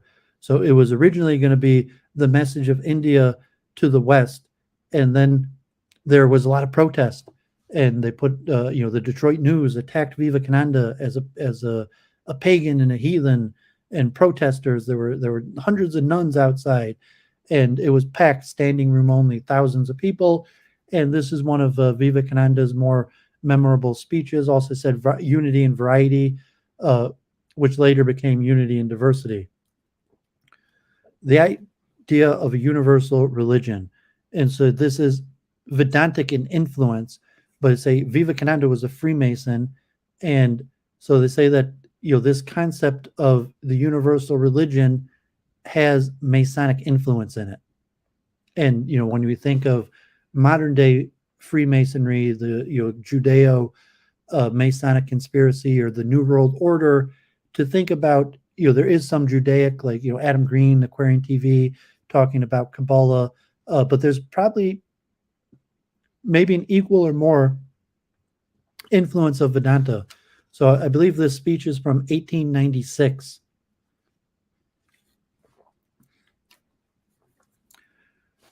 The idea of a universal religion, Swami Vivekananda. Wheresoever our senses reach, or whatsoever our minds imagine, we find therein the action and reaction of two forces, the one counteracting the other and causing the constant play of the mixed phenomenon that we see around us and of those which we feel in our minds. In the external world, the action of these opposite forces is expressing itself as an attraction and repulsion, or as a centripetal and centrifugal forces, and in the internal as love and hatred, good and evil. We repel some things, we attract others. We are attracted by one and we are repelled by another. Many times in our life, we find that without any reason whatsoever, we are, as it were, attracted towards certain persons, and other times, similarly, we were repelled by others. This is patent to all, and the higher the field of action, the more potent, the more remarkable, and the influence of these opposite forces. Religion is the highest plane of human thought and life, and herein we find that the workings of these two forces have been most marked. The incessant love that humanity has ever known has come from religion, and the most diabolical hatred that humanity has known has also come from religion. The noblest words of peace that the world has ever heard have come from men on the religious plane, and the bitterest denunciation that the world has ever known has been uttered by religious men. The higher the object of the religion and the finer its organization, he more remarkably are its activities. No other human motive has deluged the world with blood so much as religion. At the same time, nothing has brought into existence so many hospitals and asylums for the poor. No other human influence has taken such care not only of humanity, but also of the lowest animals, as religion has done. Nothing makes us so cruel as religion, and nothing makes us so tender as religion. This has been so in the past, and will also in all probability be so in the future. Yet out of the mist of the dim and turmoil, this strife and struggle, this hatred and jealousy of religious and sects, there has arisen from time to time potent forces drowning all the noise, making themselves heard from pole to pole, as it were, proclaiming peace and harmony. Will it ever come? Is it possible that there should ever reign unbroken harmony in this plane of mighty religious struggle? The world is exercised in the latter part of the century by the question of harmony. In society, various plans are being proposed and attempts are made to carry them into practice. But we know how difficult it is to do. People find that it's almost impossible to mitigate the fury of the struggle of life, to tone down the tremendous nervous tension that is in man. Now it is so difficult to bring harmony and peace to the physical plane of life, the external gross and the outward side of it, then 1,000 times more difficult it is to bring peace and harmony to rule over the internal nature of man. I would ask you for the first time being to come out of the network of words. We have all been hearing from childhood of such things as love, peace, charity, equality, and universal brotherhood, but they've become to us more mere words without meaning, words which we repeat like parrots, and it has become quite natural for us to do so. We cannot help it. Great souls who first felt these great ideas in their hearts manufactured these words, and at time many understood their meaning. Later on, ignorant people have taken up these words to play with them and made religion a mere play upon words and not a thing to be carried into practice. It becomes my father's religion, our nation's religion, our country's religion, and so forth. It becomes only a phrase of patriotism to profess any religion, and patriotism is always partial. To bring harmony into religion must always be difficult, yet we will consider this problem of the harmony of religions. We see that in every religion there are three parts. In every great and recognized religion. First, there is the philosophy which presents the whole scope of that religion, setting forth its basic principles, the goal, and the means of reaching it. The second part is mythology, which is philosophy made concrete. It consists of legends relating to the lives of man or of supernatural beings and so forth. It is the abstractions of philosophy concretized into more or less imaginary lives of men and supernatural beings. The third part is ritual. This is still more concrete and is made up of forms and ceremonies, various physical attitudes, flowers and incense, and many other things that appeal to the senses. In these consists the ritual. You will find that all recognized religions have these three elements. Some lay more stress on one, some on another. Let us take into consideration the first part, philosophy. Is there one universal philosophy? Not yet. Each religion brings out its own doctrines and insists upon them being the only true ones. And not only does it do that, but it thinks that he who does not believe in them must go to some horrible place. Some will even draw the sword to compel others to believe as they do. This is not through wickedness, but through a particular disease of the human brain called fanaticism. They're also very sincere, these fanatics, the most sincere of human beings, but they are quite as irresponsible as other lunatics in the world. This disease of fanaticism is one of the most dangerous of all diseases. All the wickedness of the human nature is roused by it. Anger is stirred up, nerves are strung high, and human beings become like tigers. Is there any mythological similarity? Is there any mythological harmony, any universal mythology accepted by all religions? Certainly not. All religions have their own mythology. Only one, each of them say, my stories are not mere myths. Let us try to understand the question by illustration. I simply mean to illustrate, or not mean criticism of any religion. The Christians believe that God took shape of a dove and came down to earth. To him, this is history, not mythology. The Hindu believe that God is manifested in the cow. Christians say that to believe so is mere mythology and is not history, that is superstition. The Jews think that if an image be made in the form of a box or a chest with an angel on either side, that it may be placed in the holies of holies, is sacred to Jehovah. But if the image be made in the form of a beautiful man or woman, they say this is horrible idol, break it down. This is our unity in mythology.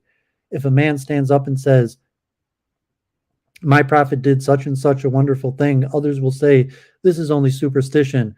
But at the same time, they say that their own prophet did still more wonderful things, which they hold to be historical. Nobody in the world, as far as I've seen, is able to make out with fine distinction between history and mythology as it exists in the brains of these persons. All such stories, to whatever religion they may belong, are really mythological, mixed up occasionally, it may be, with a little history. Next comes the rituals. One sect has a particular form of ritual and thinks that it is holy, while the rituals of another sect are simply errant superstitions.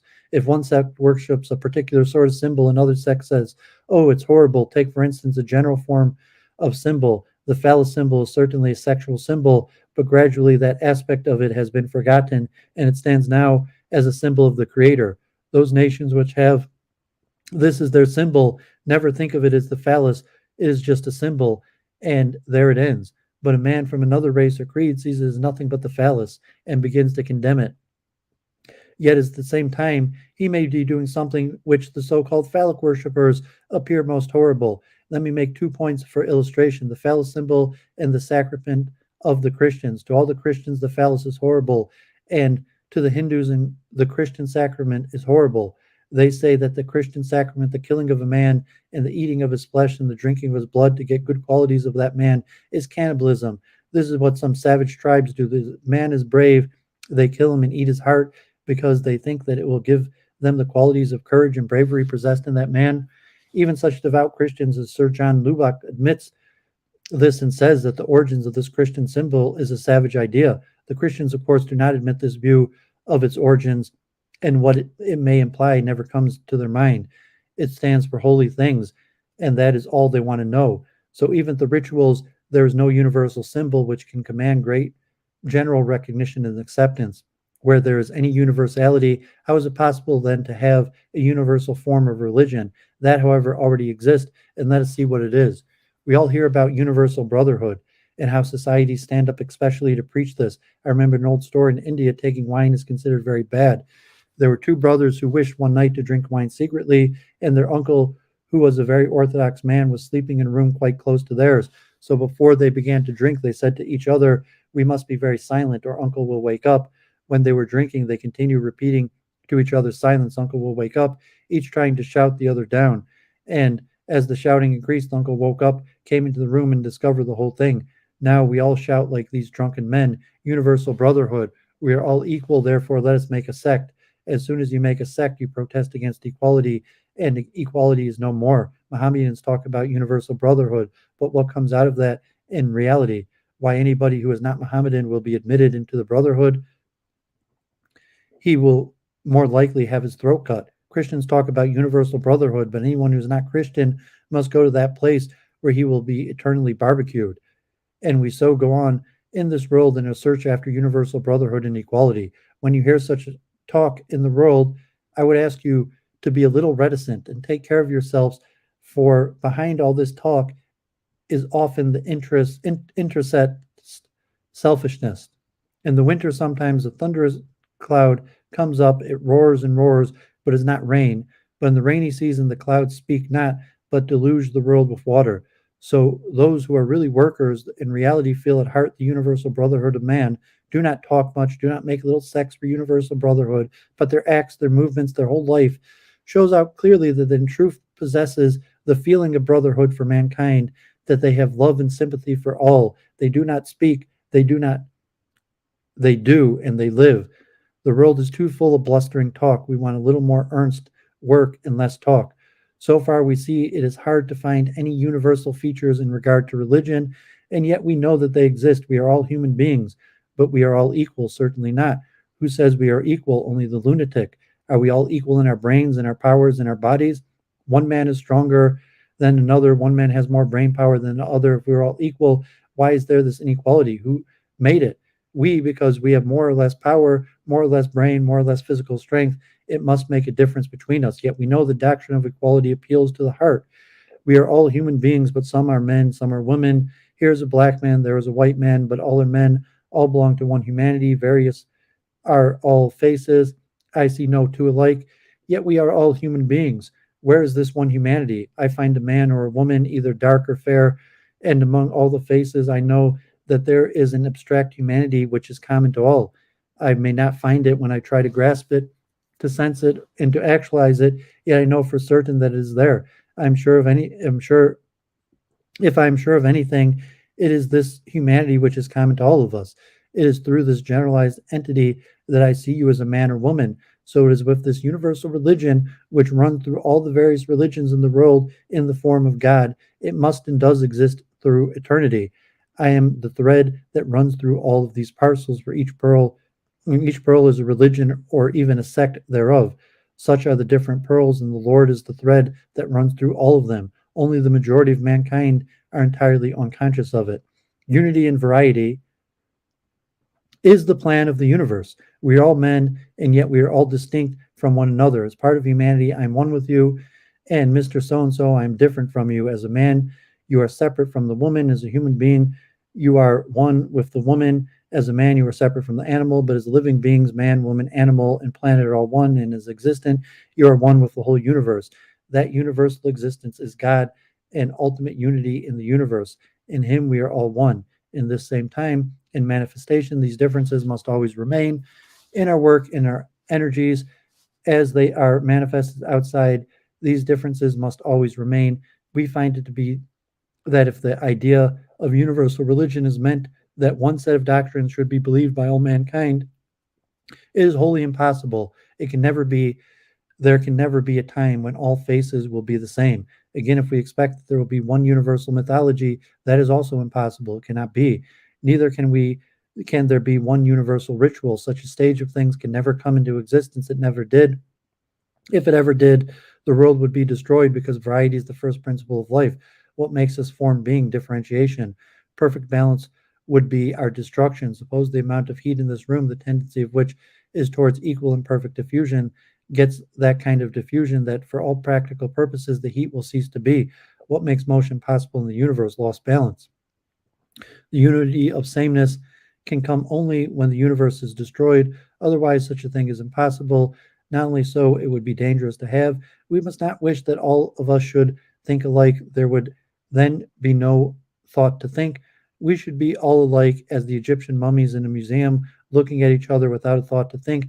It is this difference, the differentiation, this losing of balance between us, which is the very soul of our progress, the soul of all our thought.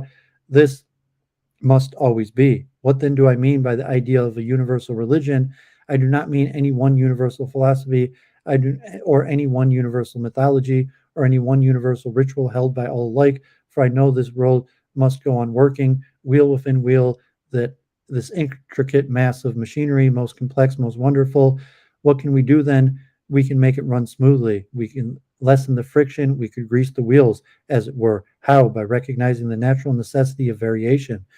Just as we recognized unity by our very nature, so we must also recognize variation. We must learn the truth may be expressed in 100,000 ways, and that each of these ways is true as far as it goes. We must learn the same thing can be viewed from 100 different standpoints and yet be the same thing. Take, for instance, the sun. Suppose a man standing on the earth looks at the sun when it rises in the morning. He sees a big ball. Suppose he starts a journey towards the sun and takes a camera with him, taking photographs of each stage of his journey until he reaches the sun. The photographs of each stage will be seen to be different from those of the other stages. In fact, when he gets back, he brings with him so many photographs and so many different suns as it would appear, and yet we know that it's the same sun was photographed by the man at different stages of his progress. Even so it is with the Lord, though highly philosophical or low, through the most exalted mythology or the grossest, through the most refined ritualism or errant fetishism, every sect, every soul, every nation, every religion, consciously or unconsciously, is struggling upward toward God. Every vision of truth that man has is a vision of him and none else. Suppose we go with the vessels in our hands and fetch water from a lake. One has a cup, another a jar, another bucket, and so forth, and we all fill our vessels. The water in each case naturally takes the form of the vessel carried by each of us. He who brought the cup has the water in the form of a cup. He who brought the jar has his water in the form of a jar, and so forth. But in every case, water and nothing but water is in the vessel. So it is in the case of religion. Our minds are like the vessels, and each one of us is trying to arrive at the realization of God. God is like that water filling these different vessels. In each vessel, the vision of God comes in the form of the vessel, yet he is one. He is God in every case. This is the only recognition of universality that we can get. So far, it is all right theoretically, but is there any way practically working out this harmony in religions? We find that the recognition that all the various views of religion are true has been very old. Hundreds of attempts have been made in India and Alexandria, in Europe and China and Japan, Tibet, and lastly in America to formulate a harmonious religious creed to make all religions come together in love. They have all failed because they did not adopt any practical plan. Many admitted that all the religions in the world are right, but they show no practical way of bringing them together so as to enable each of them to maintain its own individuality in the conflux. The plan alone is practical, which does not destroy the individuality of any man in religion, and at the same time shows him a point of union with all others. But so far, all the plans of religious harmony that have been tried, while proposing to take in all the various views of religion, have in practice tried to bind them all down to a few doctrines, and so produced more new sects fighting, struggling, and pushing against each other. I also have my little plan. I do not know whether it will work or not, and I want to present it to you for discussion. What is my plan? In the first place, I would ask mankind to recognize this maxim, do not destroy. So I'm not going to read the rest of the speech, but this was Vivekananda's speech in Detroit, and he uses the expression at Temple Bethel, which no longer exists, that building, but where I had my bar mitzvah, and he uses the expression unity and variety, which later changed to unity in diversity, that shortly after Vivekananda switched from university in variety to university and unity and diversity. And here's another academic paper on Vivekananda's universal religion. Yeah, Aquarium, my pleasure. And so my point here was including this in the Freemasonry was that Vivekananda was greatly. Here's another 60-page paper, Vivekananda's concept of a universal religion. So if anyone wants to, so he doesn't mention Freemasonry, and Vivekananda very rarely mentions Freemasonry, but he stresses this one world religion. So a lot of people will refer to I might read this last paper too. So I'll conclude with this last paper. It's put in the chat. So a lot of people will refer to like the Illuminati or Kabbalistic understandings of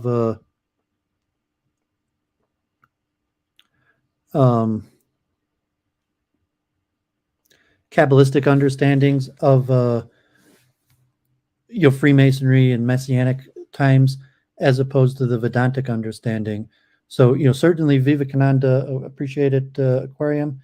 You still, if you want to set up, message me on Facebook if you want to have a chat or something. I'm happy to have you on and talk about some of these ideas. So I got one more paper I'm gonna read. I'm not sure. I mean, if you really want, I could drop the link, but I wanted to read one more paper. I'm not sure if you have thoughts on Freemasonry. It might be better to set it for a different time just to keep the flow of the stream to do a discussion, but you're happy to have you on. So just mentioning Vivekananda is a Freemason, is influenced by Freemasonry, and then in the same turn, Vivekananda influences Western Freemasonry in terms of Vedanta. And as said that, there's Judeo-Kabbalistic conspiracies. Kabbalah is part in saying that the unity and diversity, Freemasonry was always a synthesis, like historically, from a historical perspective, not like a theoretical position where you say there's truth in the religion or the ancient origins, but the European origins.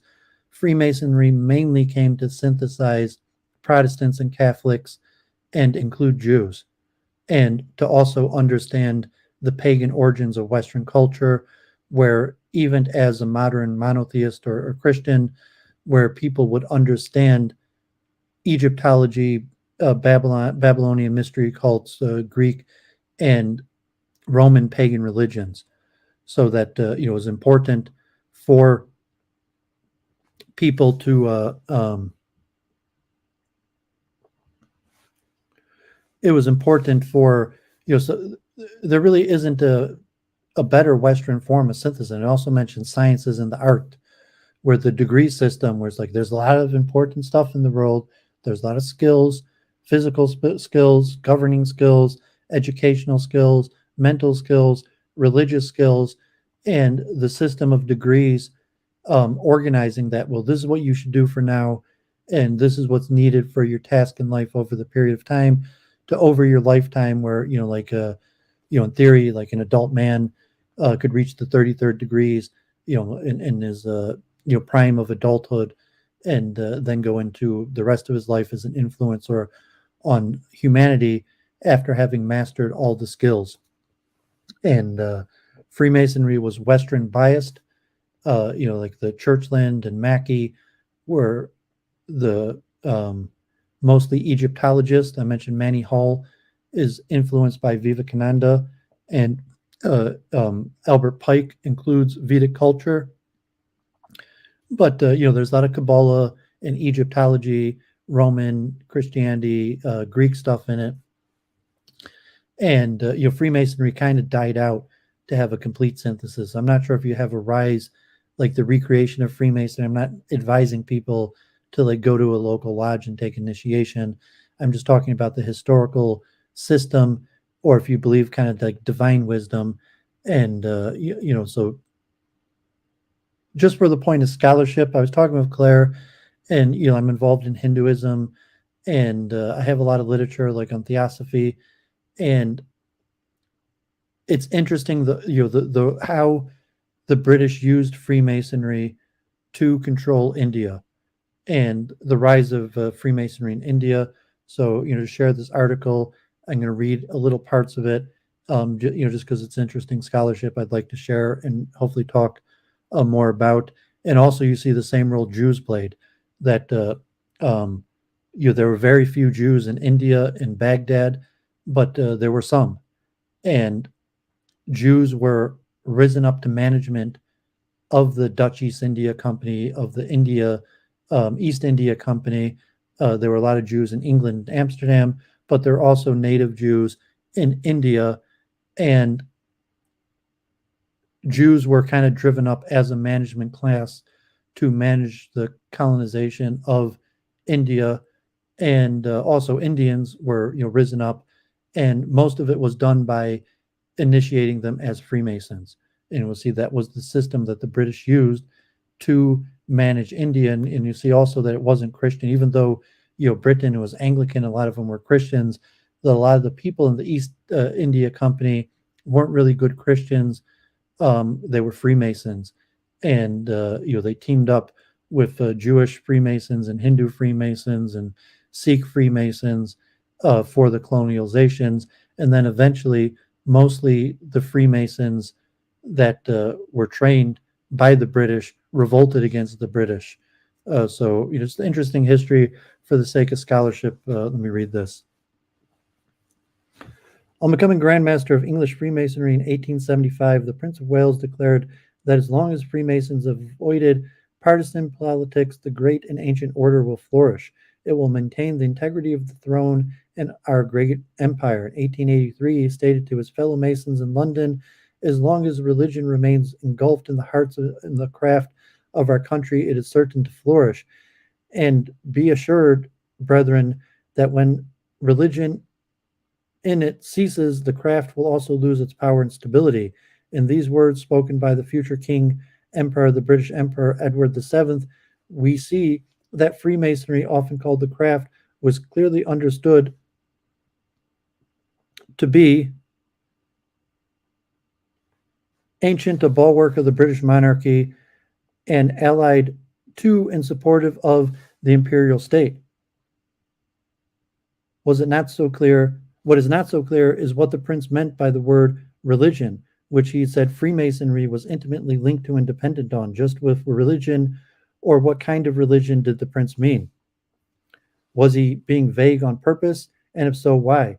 The article explores the possibility that in addition to Protestant Christianity, the British actually carried to India another religion, or at least something that mimicked a religion so closely that it could virtually serve as an alternate to Christianity purposes of imperial consolidation, Freemasonry. It posits that the British Freemasonry, although it emerged from a Christian environment, progressively de-Christianized itself in the 18th and 19th centuries and increasingly espoused a religious universalism, which in turn allowed it to function as an institutionalized quasi-official and de facto civil religion for the Indian Empire. The place of religion in the British imperial project and the extent of the imbrication of missionary societies with British imperialism has come under new scrutiny and led to renewed scholarly debate in the recent years. Of course, the religion under consideration in these reassessments is Christianity, especially Protestant Christianity, since it was the religion of the mass of the Britons and the state in the Anglican form, as well as the religion promulgated by the British missionary societies. The overriding imperative of the British imperial rules and administrators in India was to develop strategies to ensure political stability and to consolidate the rule over another people. Military force, while necessary, was insufficient. An ideological strategy was also needed to instill in Indians loyalty to and affinity with their imperial masters and sense of being stakeholders in the imperial enterprise. These rulers and administrators, as well as parliamentarians in London, could be swayed by the instrumentalist arguments that the Christianization of Indians would promote imperial consolidation, as evangelicals lobbied Parliament to overturn the East India Company's ban on permitting missionaries into the British-held parts of India. Joshua Marshman, a prominent Baptist missionary who was based in the Danish-held Saramapur and Bengal, claimed in 1813, for example, that one of the most effective means of perpetuating the British dominion in India was the calm, silent, but steady and constant diffusion of Christian light among the natives. Thus, as Ian Copeland has observed, while the relationship between the government in India and the evangelicals was initially cool, in the years between 1813 and 1858, it gradually warmed as the two parties came to realize that they had a common interest in providing civilizing Western education to Indian elites. Imperial administrators, whether liberal, utilitarian, or pro-evangelical, hoped that education would lead to conversion and in turn produce loyal Indians. Copeland notes, though, that many East India Company officials went much further in pushing conversion to Christianity in this period, and while the government never embraced Christianization as a policy, it is clear that the company would have been more than content with an India that was Christian. Besides being saved, converts would be more amenable to British rule. However, overzealous Protestantization by missionaries and their supporters within the East India Company was partially blamed for the revolt of 1857 and 58. Apparent of actual state support for evangelicals was now considered to be at odds with political stability, and Queen Victoria in 1858 proclaimed to the princes, chiefs, and people of India, emphasizing a policy of non-interference in religion made clear. Due to the revolt and because proselytization had not led to mass conversion in India, the British there increasingly saw Christianity as a faith meant for Europeans, which now meant that race and faith went hand in hand. According to Thomas Metcalfe, moreover, since Christianization had not even resulted in the substantial numbers of converts from key Indian groups whose collaboration the British deemed important, Parsi and Hindu merchants and financiers, the Hindu intelligentsia, and large landowners, and the Indian Muslim aristocracy, the British Raj, says Copeland, was further loath to lend official backing to Christian missionary in the latter half of the 19th century. The conclusion generally accepted by the historians of the Raj has led them to assume that, especially after the 1858, the British did not again attempt to promote a religious-like ideological glue to reconcile Indians to British rule, and instead relied on Western education for this purpose, a project that had begun in the 2 decades before the revolt. Also note that Albert Pike, his official role with the Confederacy was negotiation with the Cherokee Indians. So you could possibly compare, I believe many Cherokee also became Freemason to Albert Pike about the same time dealing with the Cherokees. The question of whether or not Freemasonry is actually a religion bedevils Freemasonry to this day. Part of the problem lies in the varying ways in which scholars define a religion. Part of the problem also lies in how Masons and their opponents have viewed Freemasonry. The official position of the British and American Freemasons has long been that the Masonic order is not a religion, rather it is predicated on and serves religious faith. This stance has protected the craft from attacks by the Church, although not completely and certainly not in all countries where the Catholic Church predominates, since it sees Freemasonry as a type of false religion. The craft's official stance also avoided alienating those Christian members who preferred to view the movement as a handmaid of Christianity. However, the last 2 centuries, many influential Masonic scholars, well respected within the order, have taken other positions, variously describing the movement as inclusive and universal religion, quasi-religious, and proto-religion, a descendant of, or conversely, parent of, the wisdom and mystery cults of antiquity, and so forth. Despite the official position, Masons openly use the word religion to describe Freemasonry, albeit ambiguously and even coyly. For example, in 1868 speech in Bangalore, the barrister William Mason Sharleeb, Deputy District Grand Mason of Madras, described the craft as the grand primeval and fundamental religion by which we are inviolably attached to each other, and which the whole family of man may harmoniously unite. Let us hold on to this light and cultivate its pure and simple principles with underlying attachment, surrounded by the characteristic symbols of our order. Let us feel that we are members of the universal lodge of nature. The notion of Freemasonry as religious could unite the whole humanity appealed to imperial officials who were Masons, and they sought an ideological basis of which to transform the members of India's diverse religious communities into loyal subjects and willing stakeholders in the imperial ventures. And unlike Christian missionaries, Freemasons did not require a prospective member to apostatize his religion or cut ties with his religious community. For an instrumental perspective, its potential as an ideological vehicle for imperial consolidation was greater than Christianity's, especially after the 1857 revolt. As Bombay High Court Judge Edward Tyrrell Leith stated on becoming District Grand Master for Bombay in 1879, Freemasonry is important for the country indubitably lies in the fact that it spreads abroad the principles of true toleration and teaches unswerving loyalty to the crown. I venture to assert that in the enormous social and the widest sense of the term political force, which no statesman can afford either to ignore or despise, they further made loyalty to the crown state and religious toleration characteristics of the good citizen, which he said it was one of the first duties of a Mason to be. For Raj, officials like Leith, Masonic religion included civic consciousness and responsibility, which are key features of a civil religion.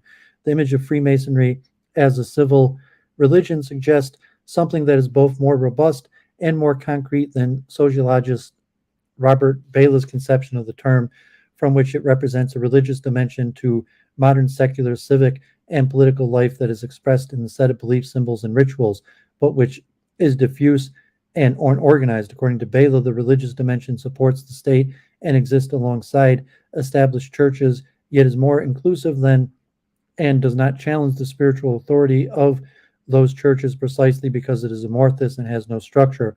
However, while permitting members to retain membership in their churches, Freemasonry was much more organized and institutionalized than the definition of civil religions. While it had no sacred scripture of its own, honoring instead the scriptures of the traditional religions, and although the official positions of Masons was that Freemasonry was not a religion, it had an initiation ceremony, regular gatherings of members, in which were called temples, various origin myths that intersected with those established religions, as systems of ethics that is expected its members to live up to, lodge rituals replete with religious symbolism, and death and burial rituals. It even had something akin to church government, not unlike the Catholic Church, with its own jurisprudence, constitutions, and in England, leadership drawn largely from the royal family.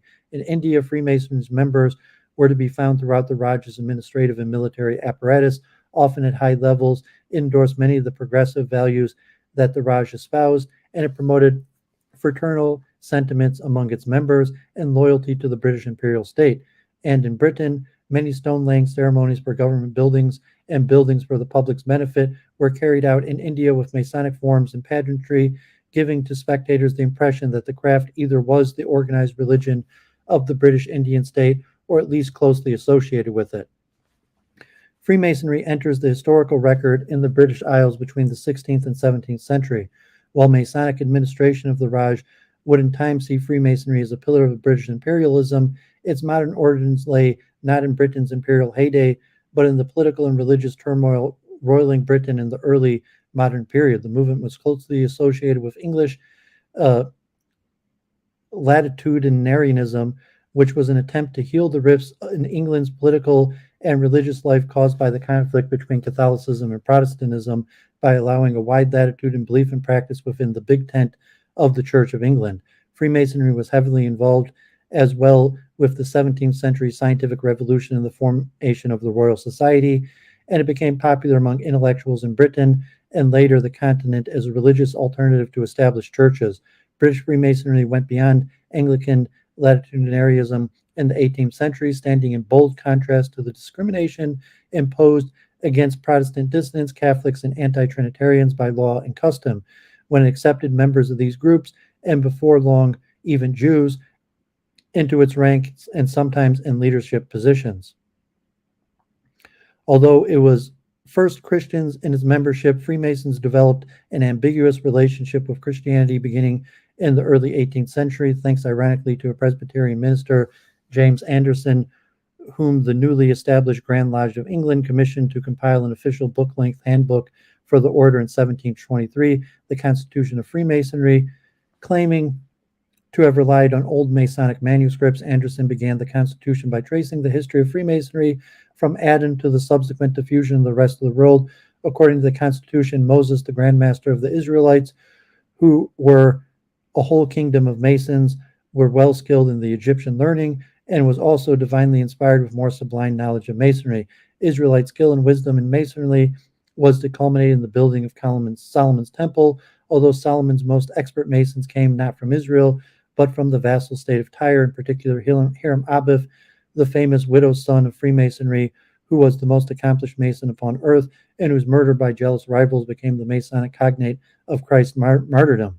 The key historical claims in Anderson's work were, first, that Masonry is universal and coeval with the human race, and second, that modern Freemasons were the inheritors of this beneficial and mysterious art, although certain institutional structures, such as the Grand Lodge, were of more recent provenance. Thus, Freemasonry was far older than Christianity. The universality and antiquity of the movement became key beliefs and were reiterated constantly for the next 2 centuries. For example, at the installment of the Prince of Wales as Grand Master of England in 1875, the Earl of Carnarvon and the acting Grand Master reminded the thousands of Masons assembled there from throughout the world that Freemasonry was known and practiced in every country and that its antiquity ascended into the sphere of immemorial tradition. Anticipating late Enlightenment thought regarding religious tolerance and natural law in the first charge of Anderson's Constitution, applicants for initiation were obliged to believe in God by not being a stupid atheist nor an irreligious libertine, to observe the generally accepted moral law, to follow that religion in which all men agree, leaving their particular opinions to themselves, and generally to be good men and true by whatever denominations of persuasion they may be distinguished. Freemasonry thus became the center of the union and the means of conciliating true friendship among persons that must have remained at a perpetual distance. Well, it would seem that one did not even have to be Christian to join. It is unclear whether or not this was the intention of the early Grand Lodge or of Anderson himself. The aim of this charge may have been directed more overcoming intra-Christian sectarian differences in Christian countries, since most Enlightenment as yet had little contact with non-Christians. However, the fact that there was no mention of Christ in the wording of the charge left an opening for the belief in the non-sectarian and perhaps generically theistic, even deistic supreme being. Wherever the original understanding of the charge, Anglo-American Freemasonry came to accept this broader interpretation, the charge's intending meaning, although devoutly Christian Masons attempted to find ways around this for an extended period, especially after the Duke of Sussex, a son of George III and uncle to Victoria and the Grand Master of England from 1813 to 43, largely removed references to Christianity in the Masonic ritual early in his career. Although some Christian references and symbols remained, Christianity became increasingly associated with certain higher degree bodies, which were voluntary for third degree or masters, Masons, and did not form a part of the basic 3-degree Masonic system. In India, however, as Christianity became an ethnic marker for the British by the mid-19th century, the question of the Christian character of Freemasonry was especially relevant to those who sought to keep Freemasonry racially British. And there were those who attempted to resist Sussex reform through delaying tactics. Freemasonry also participated in what Jocelyn Goodwin has termed the Theosophical Enlightenment, which reflected fascination during the 18th and early 19th century with the Greco-Roman pagan past, ancient Egyptian religion, Celtic paganism, and finally Eastern religion. Antiquarian research proliferated in the period both within and outside Masonic circles.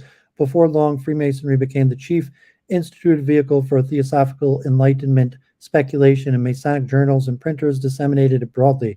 The Theosophical Enlightenment also helped broaden out Masonic latitudinarianism into general tolerance towards non-Christian religion and led to growing speculation that the Masonic craft originated in religion or quasi-religion termed primitive or ancient Freemasonry that undergirded all other religions or had a common origin with them. An important consequence of the Theosophical Enlightenment, according to Goodwin, was the downgrading of Christianity's status vis-a-vis other religions, attributing to pagan religions two of the central doctrines of Christianity, namely monotheism and the immortality of the soul, was a strategic move in the Enlightenment campaign to stop Christianity of its pretentiousness to uniqueness. The third central doctrine was, of course, the function of Christ as the sole means of human salvation. For Freemasons, it would be necessary to decenter the position of Christ too, if the craft was going to embrace men of non-Christian faiths in the expanding British Empire in Asia.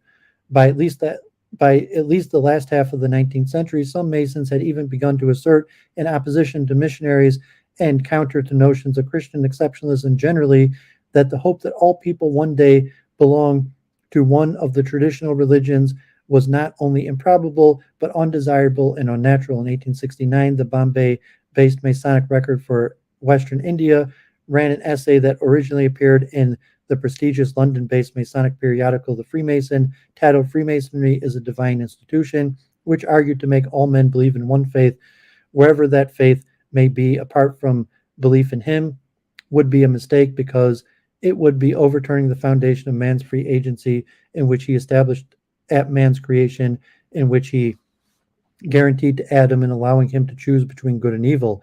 Therefore, we do not find all men of one faith, nor do we find any dogma, the magnetic like gravitation which draws all men together and preserves those theological planets in perfect harmony. Yet the essay continued, God has supplied humanity with Freemasonry as a necessary substitute for a single universal system, thanks to its broad inclusiveness, whereby the representatives of all sects, all beliefs, and all dogmas may gravitate towards the common center of all religions, God. No church or agency other than Freemasonry could achieve such unity in diversity because none are universal in belief and yet coextensive with mankind. With Britain itself, then Freemasonry had been evolving along religious lines and in the way that would make it more universalistic and inclusive than Christianity could ever be. This evolution made it more suitable as an imperial religion that could support the political and social integration of the British Indian Empire by fostering bonds of sentiment between ruler and ruled. Wherever or not Indians would be attracted to such a religion would depend on how Freemasonry viewed religions. The first Masonic lodge in India was established on Fort William in Bengal in 1729, not long after the establishment of the Grand Lodge of England in 1717. And while some Indians, mainly Muslim dynasts or courtiers, were initiated in the 18th century, Indians were only systematically let into the order in 1843, starting with the Parsis and Muslims in Bombay, and then Hindus in Bengal in the early 1870s.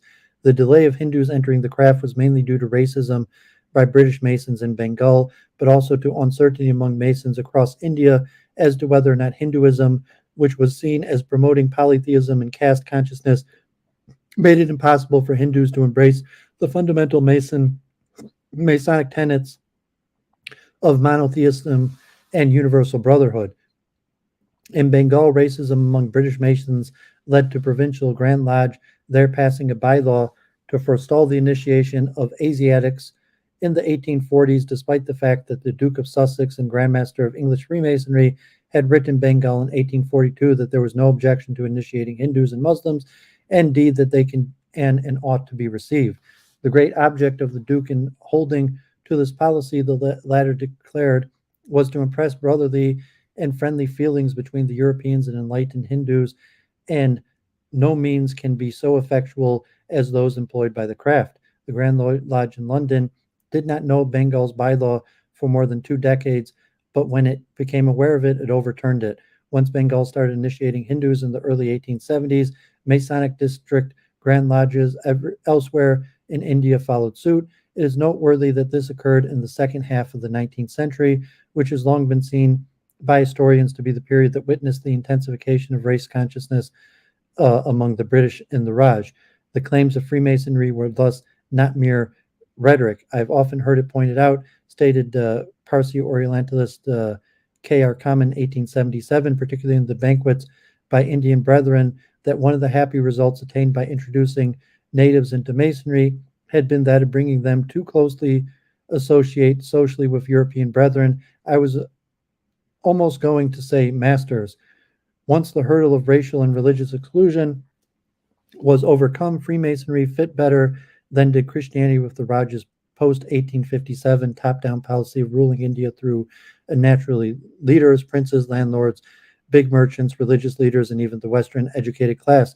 For unlike Christianity, Freemasonry was successful in attracting men from precisely these classes and did not pursue the mass recruitment of Indians. Long before Masonic lodges began initiating Hindus in the 1870s, Masons were busy speculating about Hinduism in the way that would create a congenial and accepting environment for them. In the course of the 18th century, Anderson's origin myth for Freemasonry in the constitutions, which had relied heavily on the classics in the Bible and traced the craft spread throughout the world from the completion of Solomon's Temple, when its craftsmen dispersed into Asia, Europe, and Africa, was greatly augmented. Now Europeans' knowledge of the ancient world and Asian religions increased greatly, thanks to Orientalists like William Jones and the Asiatic Society of Bengal, which he helped found. Masonic scholars in the time ransacked this new knowledge and, using structural similarities in ritual and symbolism, established genealogical connections between Freemasonry and these cultures and religions. In the process, Masons became the first organized body of structuralist students and comparative religions and mythology, and they incorporated their discoveries into their moral and spiritual teachings. India especially provided Freemasons with new and rich treasure trove of symbolism, mythology, ritual, and theology to pour over and incorporate into the grand unified theory of ancient religions, thereby bolstering their claim for the antiquity and universality of their movement. A growing number of Masons began to see Freemasonry as a survival or even parent of the pagan mystery religions of antiquity. Masons also contributed to this Orientalist research. For example, the India-based Orientalist Wilford wrote numerous articles for the Asiatic Society journal Asiatic Researches, including one on Egypt and the other countries from the ancient books of the Hindus that linked Hindu civilization to the ancient Egypt, discussed ancient phallic worship, a matter of keen interest to Theosophical Enlightenment rites, and drew parallels between the lives of Christ and Krishna. Wilford expected to find linkages between the ancient Indian wisdom of the Vedas and Puranas and the knowledge of the ancient Egyptians, Israelites, and Greeks. This was becoming a typical Masonic view, and unlike the non-Masonic Orientalist, Masons believed their institutions was largely preserved and transmitted from generation to generation, the most important knowledge of the ancients. As with Masons, Wilford felt that humanity's common store of knowledge was implanted by providence at the beginning of time, before the flood fragmented its pristine unity, and therefore it was to the ancients that humanity needed to look to recover lost knowledge so as to progress. Wilford drew parallels between the stories of Bacchus, Osiris, and the Hindu Purusha, all gods and heroes whose legends involved dismemberment and sacrifice. In Europe, the Masonic composers Wolfgang Amadeus Mozart and Johann Gottlieb Naumann of Dresden had already incorporated the Osiris legend into the Mosaic opera Die Zauberflute, the Magic Flute, and Osiris, respectively. Although Wilford did not explicitly discuss Freemasonry in his Orientalist essays, other Masons did assert the parallels between Masonic legends and the stories from ancient civilizations, in particular those that resemble the sacrifice of Hiram Abiff. For example, Dr. James Burns, a surgeon in the East India Company's medical service, dabbler in espionage, well-respected member of Bombay's European community, and provincial Grand Master of Western India, lectured the Masons in Pune in June 1847 on how ancient Freemasonry was related to the mystery religions of antiquity and how our ancient brethren teach the doctrines of life beyond the grave by an allegory which, as I've said, was practiced in the religious mysteries of almost every early nation, and in which the recipient had invariably to enact the part of great and noble being.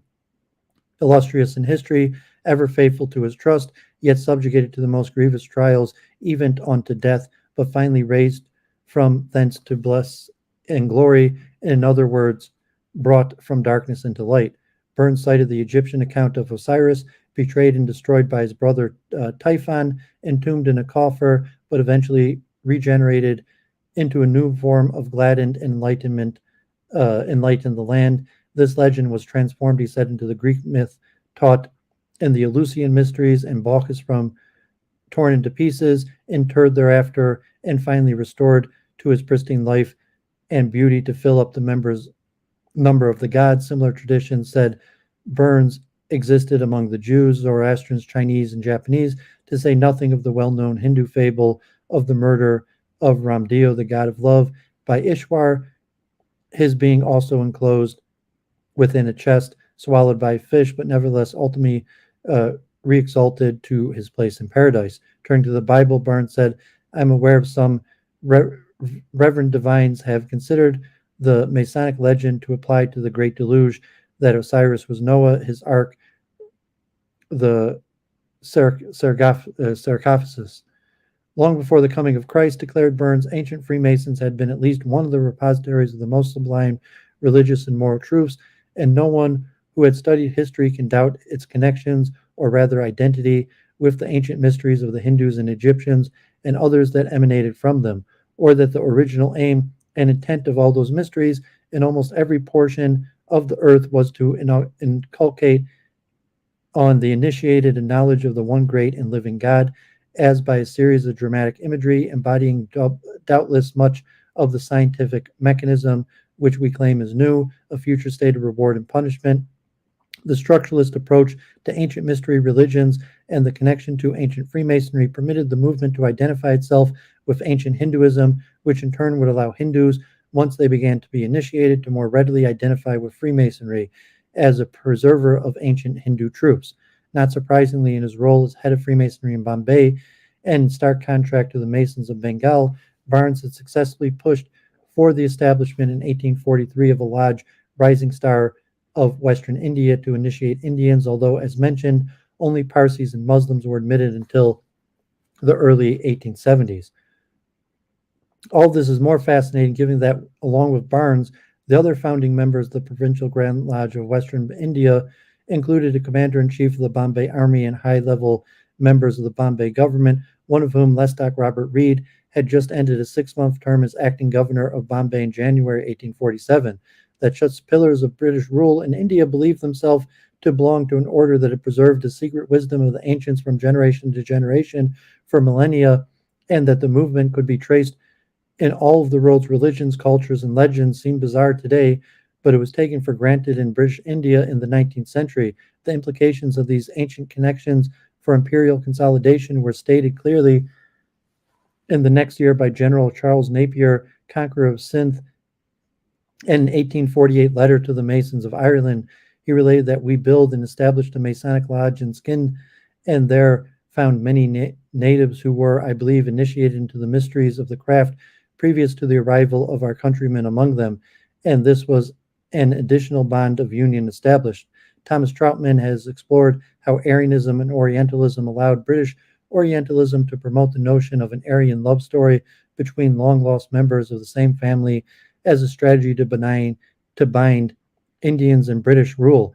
Napier's words reflect a parallel Masonic love story, one based not only on shared Indo-European broadly inclusive thought that was, but on a still broader notion now informed by Masonic brand of Orientalism, a shared Masonic heritage stretching back to the point of creation itself.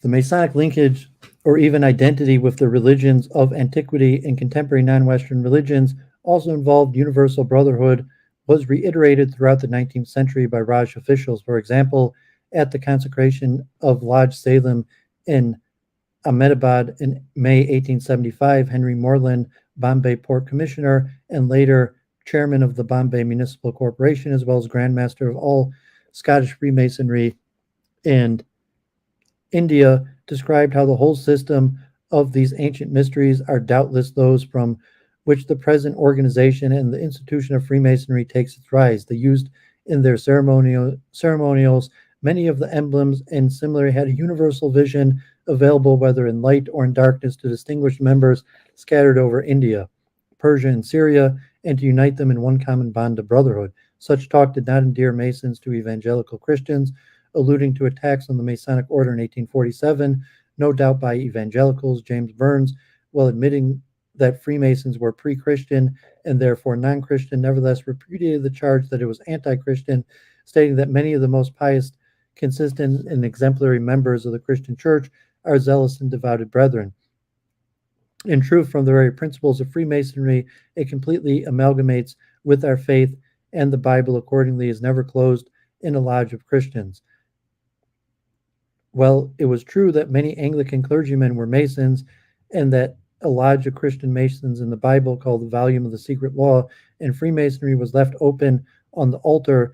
What Burns did not mention was that the Bible was not read from in lodge rituals. This leads one to think that it served other Masonic purposes or that it was used as a cover against attacks of this sort. Moreover, when Indians did enter Freemasonry in increasingly numbers, it was pretty well known that the sacred books of the East take the place of our Bible when native persons holding local creeds are admitted into the order. As one Mason who believes that the craft should have been restricted to Christians noted resignedly, to reassure stiffen his brethren against attacks by Christian clergymen, Burns reminded them of prior harsher persecutions suffered by the craft. Through those persecutions it came unscathed. Thousands of years have swept over in vain since it saw the light. The mightiest empires have passed away. Myriads of human beings have perished. Even the religions, language, habits, and the ideas of men have almost totally changed. Yet still it flourishes, and being based on the noblest and most generous principles that can animate the beast of man, principles which admit no cavil or dispute, and which everyone can practice for good. Doubtless it will flourish and indestructible in the heroes of its own legends, Orisis, Adonis, and others whom I need not name. In November of the same year, the public foundation stone-laying ceremony for the new college at Benares, the Deputy District Grand Master Robert Neve, a civil and session judge at Azgarth, referred to similar attacks, charging that Freemasonry was anti-Christian, irreligious, and idolatrous. He reminded the audience, composed of Britons and Indians, including the Raj of Benares, who sat on the dais with Neve, that not only did we number among us some of the most respected names in England, but that even the Archbishop of Canterbury was a Mason. But Neve also addressed a valid charge. There is, however, one leading feature of our order which lays it open to the accusations of which I have above alluded, its universality. It is on certain conditions confined to no one tribe, tongue, kindred, or nation. All men who are not atheists may belong to it. To keep harmony among heterogeneous materials like this, it is absolutely necessary that we should mutually consent to drop allusions to that on which all could not agree, that is, religious topics. The nature of our society compels their exclusion, but does not therefore my entry into a lodge necessarily make me anti-Christian or less Christian. It surely does not so. Yet while denying that Freemasonry was a religion, and hence that it was not in conflict with any religion, it was nevertheless, said Neve, a beautiful system of morality veiled in allegory and illustrated by symbols. Such Masonic stone layings were part of the Raj social landscape in the 19th century and provided an opportunity for Masons to explain their ideology to the public. Through symbolic and metaphorical interpretations, Masons were able to turn on their head those aspects of contemporary Hinduisms that challenged the sensibilities of Europeans and allowed them to compare it unfavorably with Christianity. For example, they argued that fertility cults and phallic worship had been key features of the ancient mysteries, but had degenerated over time by being taken literally. Although Wilford had not tried to tied his research to Freemasonry in 1834, Irish Freemason Henry O'Brien, relying on issues of Asiatic researches for his information on Eastern religions, especially Wilford's essay, wrote The Round Towers of Ireland, or The Mysteries of Freemasonry, of Sabbatism, and of Buddhism, for the first time unveiled, which was well received by the public at the time. O'Brien traced the transmission of phallic worship from India to Ireland, where ancient round towers symbolizing phalluses, according to O'Brien, dotted the landscape. For O'Brien, the unity of the Godhead was what was religiously comprehended under the phallic configuration of the round tower erections, and thus identifying phallicism with monotheistic worship. In the 1860s, the English-speaking world would see a revival of the sexual theory of mythology, largely through Masonic journals and publications. In the latter half of the 19th century, Masons began to make judgments about the extent to which ancient religions had deviated from their Masonic roots through corruption and idolatry, and had thus become spurious. India, home to a number of living religious traditions in great antiquity, was a key site for such assessments, and Masonic authors who spent time in India assumed a special authority since they had firsthand experience with the ancient civilizations that had survived into the modern age. In a series of lectures to his lodge in Burma, Colonel Alexander John Greenlaw, who had a long career in the Madras Navy Infantry, and whose Masonic offices included that of District Grand Master of British Burma, traced spurious Masonry to the descendants of Noah's son Ham, who blended their idolatry with these truths, yet naturally kept up much of the truth in secret worship. The secret instruction was Masonry and called spurious Masonry because so blended with idolatry. According to Greenlaw, the ancient Egyptians had practiced in taught an esoteric tradition that remained truer to the Masonic doctrine, unlike the more idolatrous exoteric religion taught to the masses. The term spurious was that not an unqualified disparagement, but rather a technical designation indicated that the truth still remained in the religion, but more especially in an esoteric form. Since Masons believed that they themselves had preserved the ancient doctrine intact through the ages, they arrogated to themselves the authority to correctly interpret the religious symbols and myths that the practitioners of these other religions had now either forgotten or only imperfectly understood. In a lecture to fellow lodge members titled The Mysteries of India or Hindu Systems, Greenlaw, after initially describing contemporary Hinduism as being replete with idols and disgusting rites, their gods so numerous and absurd, goes on to say that the knowledge we Masons have, however obtained, allows one to look at Hinduism in a new light and to prove that all systems of idolatrous religions, from the ancient most elaborate to the most barbarous, exhibit so uniform in appearance that we may safely decide them to be branches of the same root. And again, nor is there any system that so clearly proves that all religions have come from one common origin. It is unclear if by claiming one common origin for all religions, Greenlaw is positing Freemasonry as a religion flowing into all religions, or that religions are divine in origin. Nevertheless, he declares that the Vedas undoubtedly teach the belief in one supreme being, that they tell that of their supreme being there is no image, that he is the only God, that he is without parts, incomprehensible, and so much so that they cannot have an idol of him. Like ourselves, they affirm him to be triune, eternal, immaterial, invisible, omnipotent, omniscient, omnipresent, the only one great, such is the supreme God of the Hindu, and may I not add of ourselves, indeed the whole world. Can anything more beautiful be found in any other system? The object of the Indian mysteries, said Greenlaw, appears to have been to teach the unity of God and the necessity of virtue, which makes it virtually identical to Freemasonry. Greenlaw argues that of all the pagan religions, that the Hindu approach is nearest to our own sacred law, yet part of the religion has been perverted and grafted onto their original purity. In obvious reference to O'Brien's 1834 work, Greenlaw goes on to note that the same sign of phallic worship exists all over the world, Persia, England, Ireland, Scandinavia, as well as all around us, and hopes that his talk may lead us to look more favorably on the religion of so large a portion of our fellow man, and that these truths may be so clearly made known to them that they may come back to the original pure worship, true Masonry, by means of these very idolatries. In this lecture, Greenlaw tackles one of these aspects of Hinduism most offensive to Christians and shows it to be universal, indeed present even in England and associated with Noah's Ark and Egyptian religion, all in an attempt to get his audience to look tolerantly, even favorably, on Hinduism. Here, Greenshaw is also obliging his fellow Masons as possessors of uncorrupted doctrine to perform a restorative mission to purify Hinduism, now a branch of ancient Freemasonry, from the misinterpretations that have led adherents astray. In Europe, an attempt to restore the degraded presence to the condition of an imagined glorious past of Golden Age began with classical studies in the Renaissance. To do this, it was necessary to mind the past while seeking ancient wisdom. Freemasons often simultaneously championed improvement and scientific progress, a tour de force where ancient mysteries and knowledge became the means for progress. Burroughs, editor of Masonic Herald of Calcutta, put it in 1871, ages ago, India was a civilized country. Decadence followed, darkness overspread, and all was lost. All, however, can be restored by bestowing the attention upon it which, for modern improvement, antiquarian research might develop.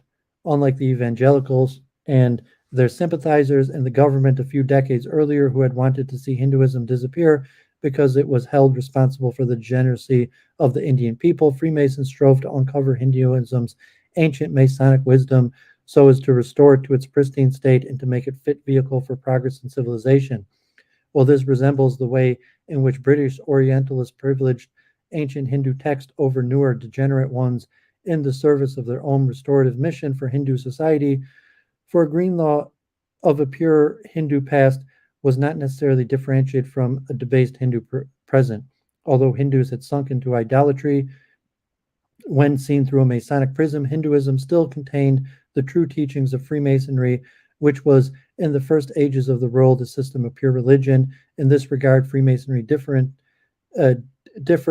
little from Hindu socio-religious movements, starting with Brahma Samaj and Ramahan Roy, who sought to reinterpret Hinduism as monotheistic and to reform contemporary Hindu social practices by harkening back to a presumed more advanced Golden Age. Freemasons, with their interest in representing the craft as a universal pre-Christian religion, helped to the legitimate non-Christian religions, while at the same time promoting a modern scientific and rationalized vision of society. Hindu reform movements saw themselves as part of the Hindu tradition. Freemasons saw Freemasonry either as the present of the Hindu mysteries or as a sister mystery religion. Thus, Greenlaw was in the ranks of many other Westerns and Indian reformers who were defining what Hinduism was, but he was doing so with a uniquely Masonic twist and for Masonic purposes. By the mid-19th century, men like Greenlaw and Burroughs were part of a global Masonic network stretching from America to India and beyond that was disseminating the ideas of Freemasonry as a primordial religion, Christian in its ethics, yet greatly antedating Christianity and intimately connected to pagan mysteries or wisdom religions, which themselves had derived and or deviated from the more ancient Masonic true religion. These religions nevertheless contained and taught their initiates the chief Masonic doctrines regarding the oneness of God and the immortality of the soul, thus obviating the need for Christian salvation. Lodges lectured in Masonic journals and books were the mediums for this powerful idea. For example, George Beese, editor of the Monthly Masonic Record of Western India, which was popular among the mid-19th century Masons in India, promoted Greenlaw's book of lectures in the monthly journal, occasionally even published in individual lectures. That religion's equivalences made by Freemasons could also be extended to Christianity and Islam suggests that the experience of the empire was altering the perspective of the British colonizers themselves. This is hinted at first in the Raj fictional literature. In Rudyard Kipling's poem, The Mother Lodge, the narrator, a non-commissioned British officer, thus an everyman of empire, reminisces about the multiracial lodge in which he was initiated into Freemasonry. It longs to see again his brethren black and brown, and remembers fondly meeting them in the lodge where the discussions on religious extended late into the night, when man on man got talking religion and the rest, and every man comparing of the God he knew the best, and how they all rode home in bed with Muhammad God on Shiva, charging pickets in our end. Here Kipling presents Freemasonry as a bridging religion where the religions of the empire can be viewed synoptically and is operating on a level playing field, as in the Hellenistic world, where a deity of one culture could be compounded with a functionally similar one from another to form the basis of religious syncretism. Now the Indian Empire, the ambivalence and ambiguity of Masonic circles towards Christianity permitted an acceptance of the truth claims of other religions and even fostered a syncretic tendency in an age of doubt diversified by faith. To use the poet Robert Browning's words, the religious inclusivity of Freemasonry could be emotionally satisfying and inspiring as devotion to one of the traditional religions. Writing his own multiracial and religious diverse mother lodge in Lahore, Kipling replied, "Here I met Muslims, Hindus, Sikhs, and members of the Arya and Brahmo Samaj, and a Jew tither who was a priest and a butcher to his little community in the city, so yet another world opened to me which I needed." The rearranged action by Christian Masons to preserve as much as they could of Christian elements in Freemasonry was a long one, as mentioned, extended into the late 19th and early 20th century. However, many high-ranking Mason administrators in India, recognizing the service Freemasonry performed for the Raj and conciliating the colonized and no doubt moved by genuine emotion, spoke out against such Christianizers in the craft. For example, the Grand Master of all Scottish Freemasonry in India, Colonel Foreman of the Royal Army Medical Corps in 1909, lecture in the Lodge Imperial Brotherhood, denounced what he saw as vestiges of Christianity that lingered in some quarters of the craft. This is bias towards Christianity is still in evidence to some extent, and it is wrong that it should be so. But I venture to hope that the spread of Freemasonry in the East during the last century, or rather, is reviled there its revival there, together with the light thrown upon Christian dogma in recent years by what is deemed the higher criticism, combined with ever widening tolerance, will, in due course of time, free it from all traces of sectarianism and restore its original purity, the universality, which is at once one of the most ancient of the landmarks and one of the most proudly cherished traditions of the order.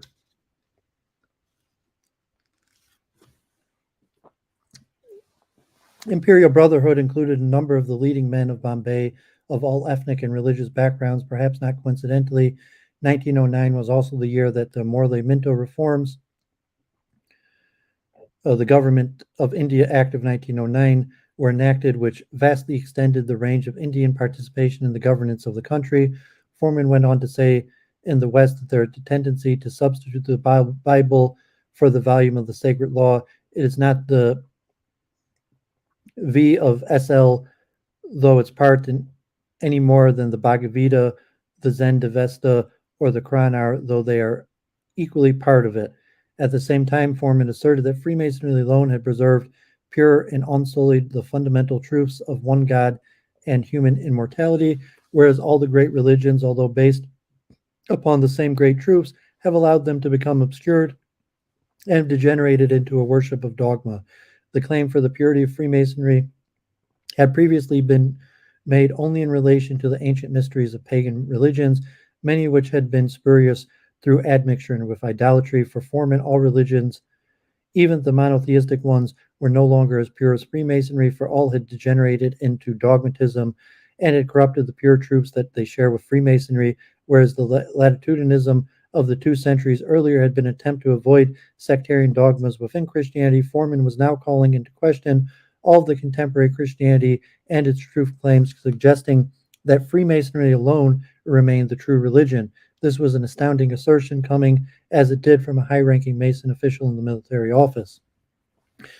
The final step in the evolution of Freemasonry into universal religion was represented by Jonathan Sebastian Marlowe Ward. Ward was a prolific Masonic scholar in the early 20th century, authored books on Masonic administration, symbolism, ritualism, history, and anthropology, all of which he embellished with his Masonic poetry. Ward had moved to Rangoon, Burma, which was part of the Indian Empire until 1937, soon after the outbreak of the First World War, to take up the post of principal of the Anglican-run high school and remained there until health provisions compelled him to return to England in 1916. By the earliest 20th century, Rangoon was a religious crossroads of the British Empire. An American visitor in the city in 1905 noted that every religion under the sun is represented there, and as a rule in large numbers, adding that there was no place in the world where one could study the customs and rules of different religions so well as in Rangoon. Ward described the intellectually broadening effect this had on him in the 1921 magnum opus, Freemasonry and the Ancient Gods, building upon Greenlaw, O'Brien, Wilford, Anderson, and so many other Masons before him.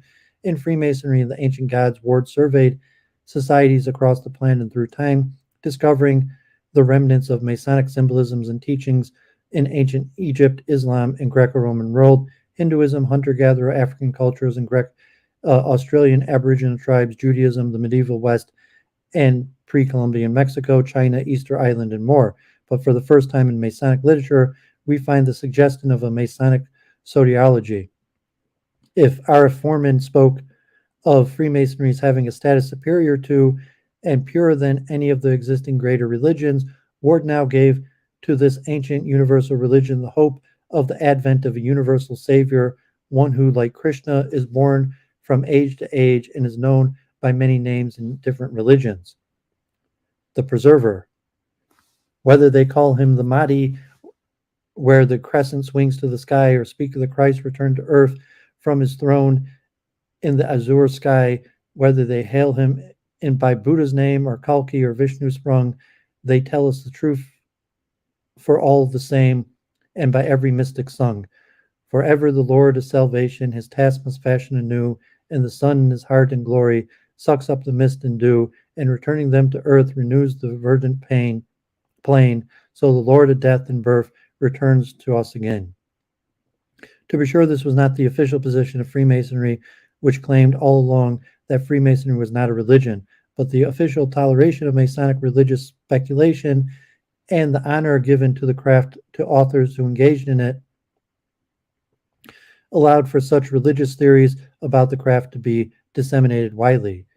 Ian Copeland suggests that had the revolt of 1857 not occurred, the East India Company might well, in time, have given its endorsement and even its support to the spread of Christianity. The fact that key members of the colonial regime before 1857 were Freemasons and that the Masons had to counter charges of being anti-Christian during the heyday of evangelicism indicates that the relationship between an important segment of government officialdom and the missionaryism was a troubled one even during the 1813 to 58 period, and after that Freemasons in India propounded increasingly un-Christian religious ideas throughout the English-speaking world. Generally, Masonic journals and books of the 19th century show that many ostensibly Protestant, British, and American Freemasons were dabbling in so much eclectic and arcane religion speculation that one wonders what kind of Christianity they actually believed in. This was certainly true for many rulers and officials of the Raj, although many historians of the Raj see the Indian government as adhering to a policy of religious neutrality after 1858.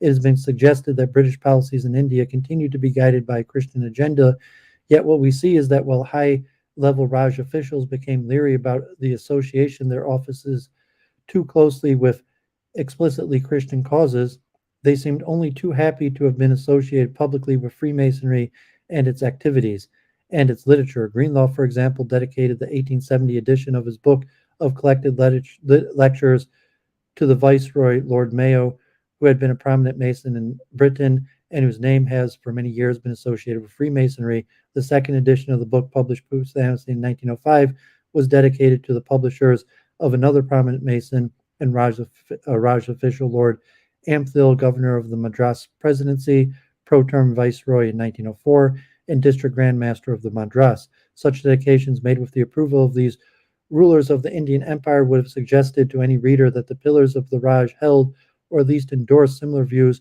to Greenlaw's view that asserted a close relationship between Hinduism, phallic worship, and the original pure worship, true Masonry, that these imperial rulers did not fear any political repercussions, and lending their names to such works would have demonstrated that their Indian subjects that Freemasonry was accepted at the highest levels of the Raj government, and would have led to them to infer that these rulers' religious beliefs belonged less to Protestantism and perhaps more to Hinduism, thereby linking rulers and ruled in some religious or spiritual way.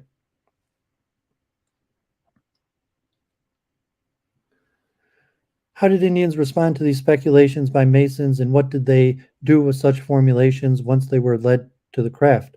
Although the purpose of this paper has been to explore how Freemasonry evolved into a quasi-religion capable of absorbing non-Christian Indians as brothers, decentering Christianity into the process, the fact is that Masonic antiquarian speculation played well with Indians, who seem to have used it to raise the status and respectability of their own religions in European eyes. A couple of examples must suffice here. In 1881, a Sakaria deputy divan of the princely state of Cochin, as well as president and founder of the social religious reformist Hindu Sabda, in a pamphlet regarding factional dispute over control of a temple in South India, described Hindus as all blind adherents of the craft in a faith opposed to knowledge, and claimed that the Masonic institution was widespread in India in ancient days and cherished by the initiated in secret, if indeed India was not a parent of all Freemasonry in the world.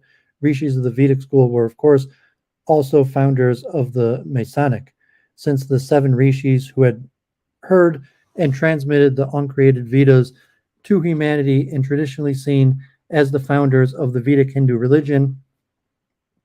Sankari was claiming that Freemasonry and the Hindu religions were originally one, and he further claimed that the sacred truth of the Vedas and Sastras have been, from time to time, immemorial, symbolized and inculcated in Masonic form and measurements.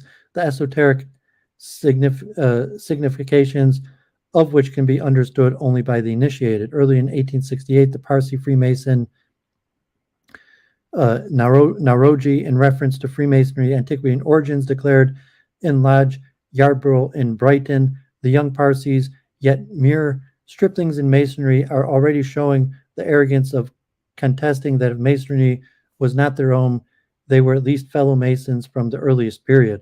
I think the time is coming when the learned doctors of Masonry of the West and the East will have to stand up, fight upon some of the now received theories of the history of Masonry. Despite disputes over who owned Freemasonry from the earliest period, Nauroji also observed the good feeling between Englishmen and natives, especially those who were within the Masonic circle, was increasing every day, and offered the satisfactory proof that the Masons of the West were heartily desirous to hold out the hand of good fellowship and do every honor to their brethren of the East. Nauroji, however, better known to history as the Grand Old Man in Indian nationalism, would become one of the founders of the Indian National Congress, established in 1885, which began as an organization of Western-educated Indians seeking equal partnership with the British in running India. Since many rulers of the Raj and members of the royal family, the highest institution of imperial state, were intimately connected with Freemasonry, positing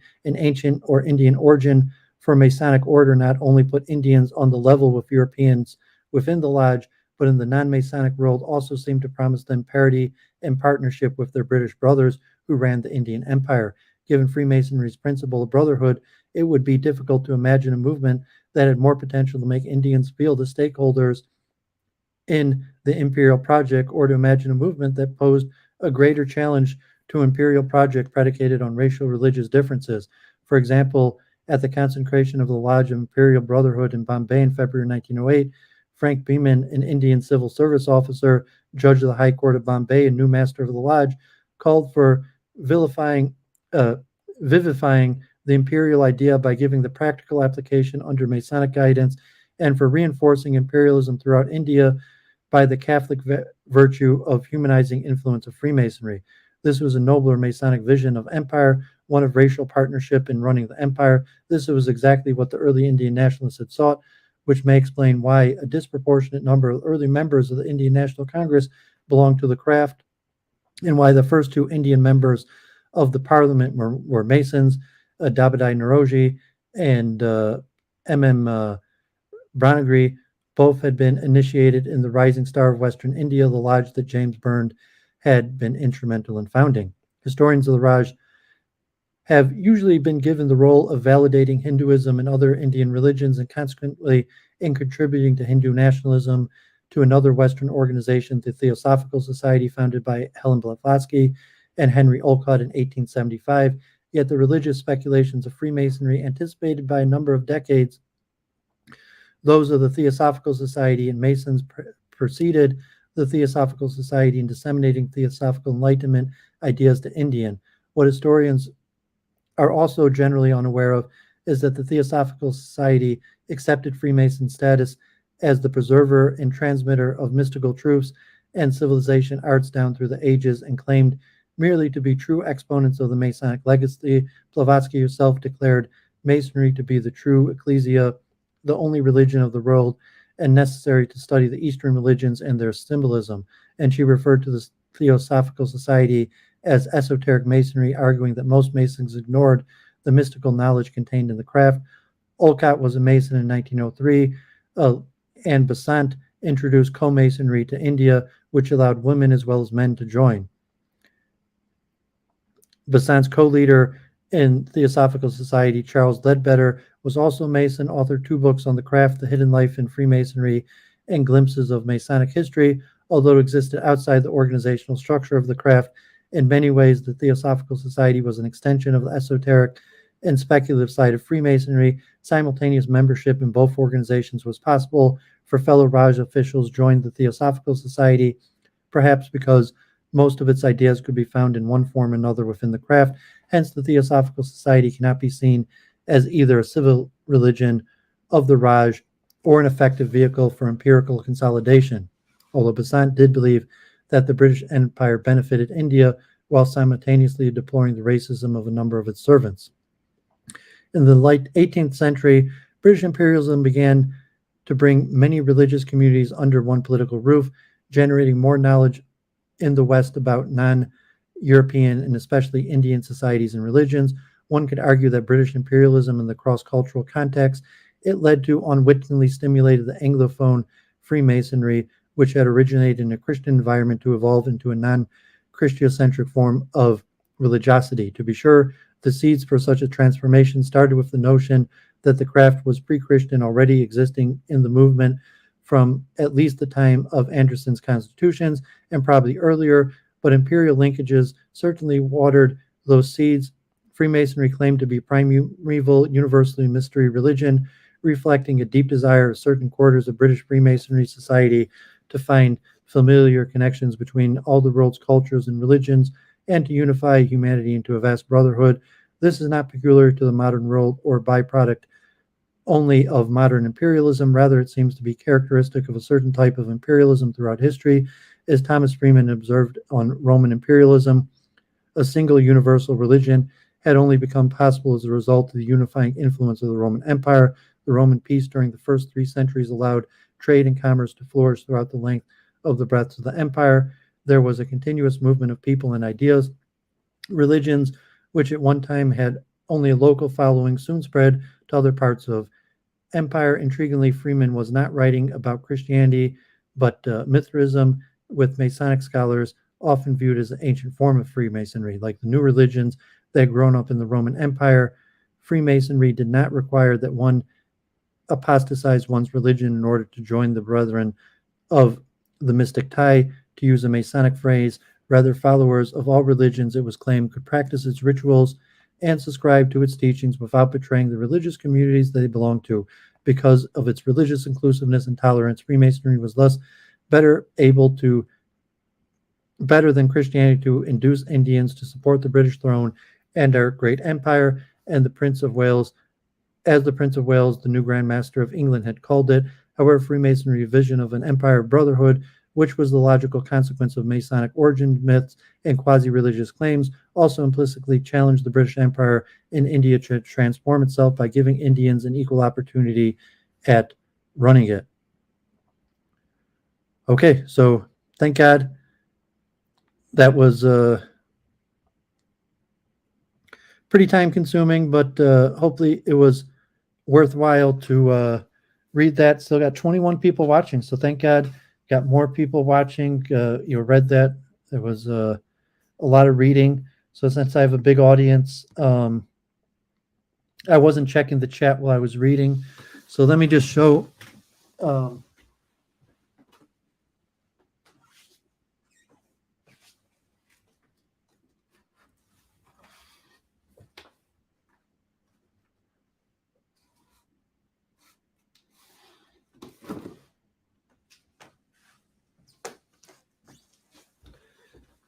Just because I'll show these books now because I don't think there's going to be a better time. I actually only have a few Gurdjieff books, but I think I'm going to do a whole stream on Gurdjieff in the Fourth Way. So I have Madame Blavatsky's The Secret Doctrine, Madame Blavatsky, the full set. It's an interesting book. Madame Blavatsky's Baboon, A History of the Mystics, Mediums, and Misfits Who Brought Spiritualism to America.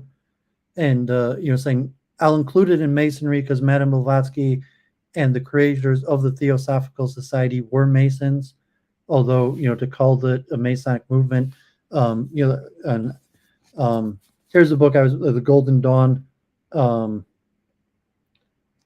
think Golden Dawn is in Greece, and I think it has initiation, also some Kabbalah and other stuff, but it's a quasi-Masonic organization. This is Madame Blavatsky's book herself, The Key to Theosophy, Introduction. Isis Unveiled, Madame Blavatsky.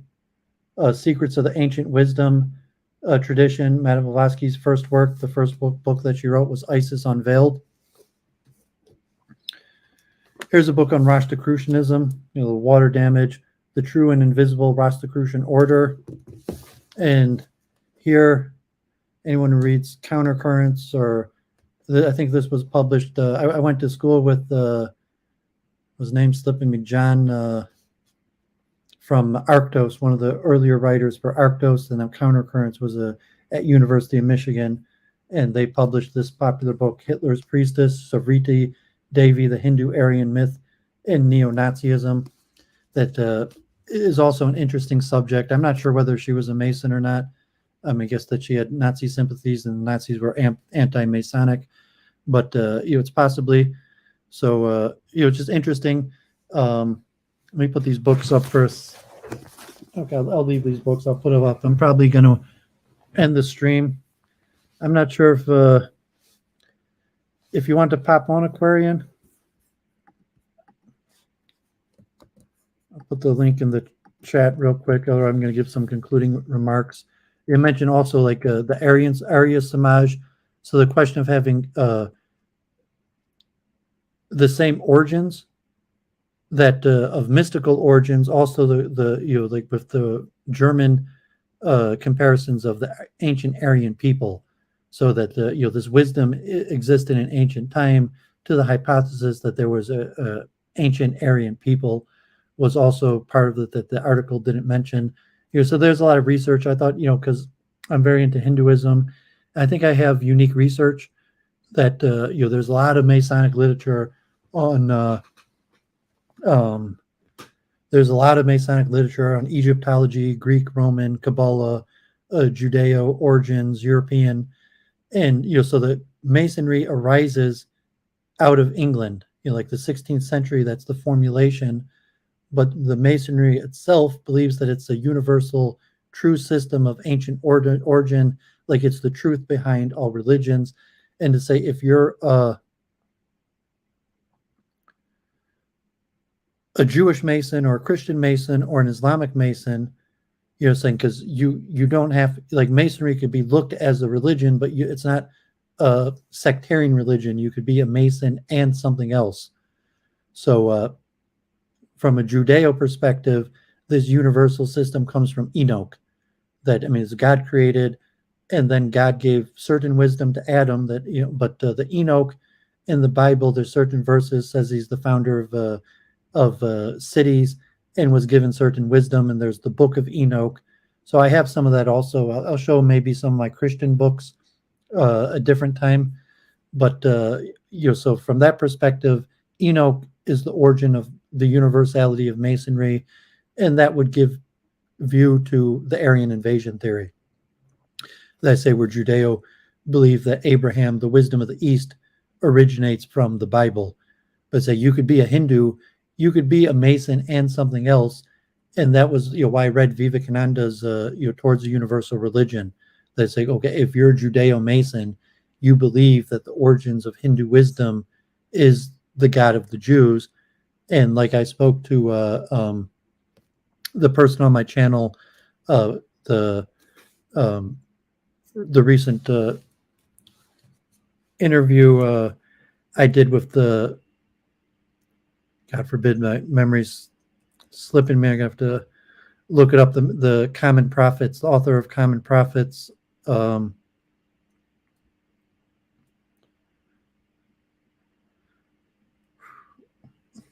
gotta find this. Sorry about that. I want to.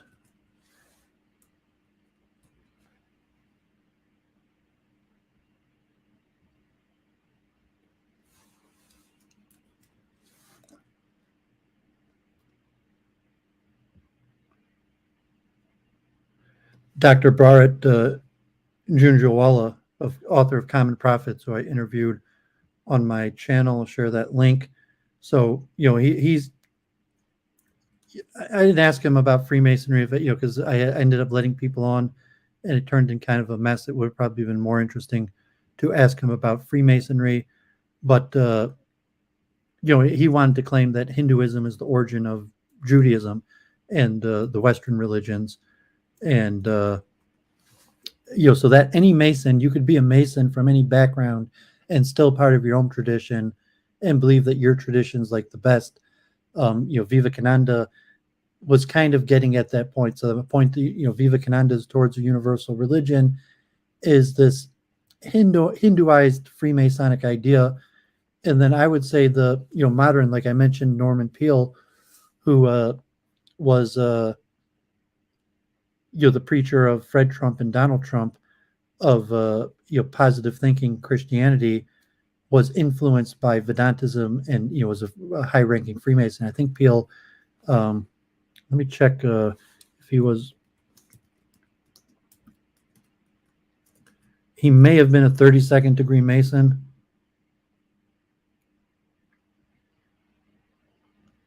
I'm not sure if you know his degree. I mean, Norman Peale was definitely a Freemason. I showed those slides. And Norman Peale is a 33rd degree Freemason. And he was the church that Donald Trump and his father went to. So, there's that connection to connect like Vivekananda to Donald Trump, that it's believed that Vivekananda and the Vedantism influenced Norman Peale, the 33rd degree Freemason thinker of positive Christianity, who was the influence under Donald Trump. And I've always suspected that. I haven't seen that Donald Trump is also a 33rd degree Freemason, but certainly now as being president. I actually have more books on the subject upstairs that I could show also, but I won't be able to for now. So I guess with that, I'll probably, we do have someone. So, hello? Hello? Boqoreh? Hello, Duvid. Can you hear me? Yeah. How are you, man? Yeah, I thank hope God. I hope I didn't catch you as you were about to end the stream. I was going to wrap up. I checked. I put the link for Aquarium, but that's fine to put in the chat. So, fine. If you have any thoughts on the stream, have we spoken before? I don't No, I've just commented in the chat, and I've been a long time subscriber. I guess since I've found you through Adam Green. It's been a couple of years now. But I was just wondering if I could get you to conduct an interview with me. I mean, I interview you on my channel someday on this exact topic, because you seem to be the most scholarly person I've come across when it comes to the history of Freemasonry. And I'd like to have you share your knowledge with my subscribers. Oh, sure, it'd be my pleasure. Are you anti-Masonic or neutral? I am anti-Masonic.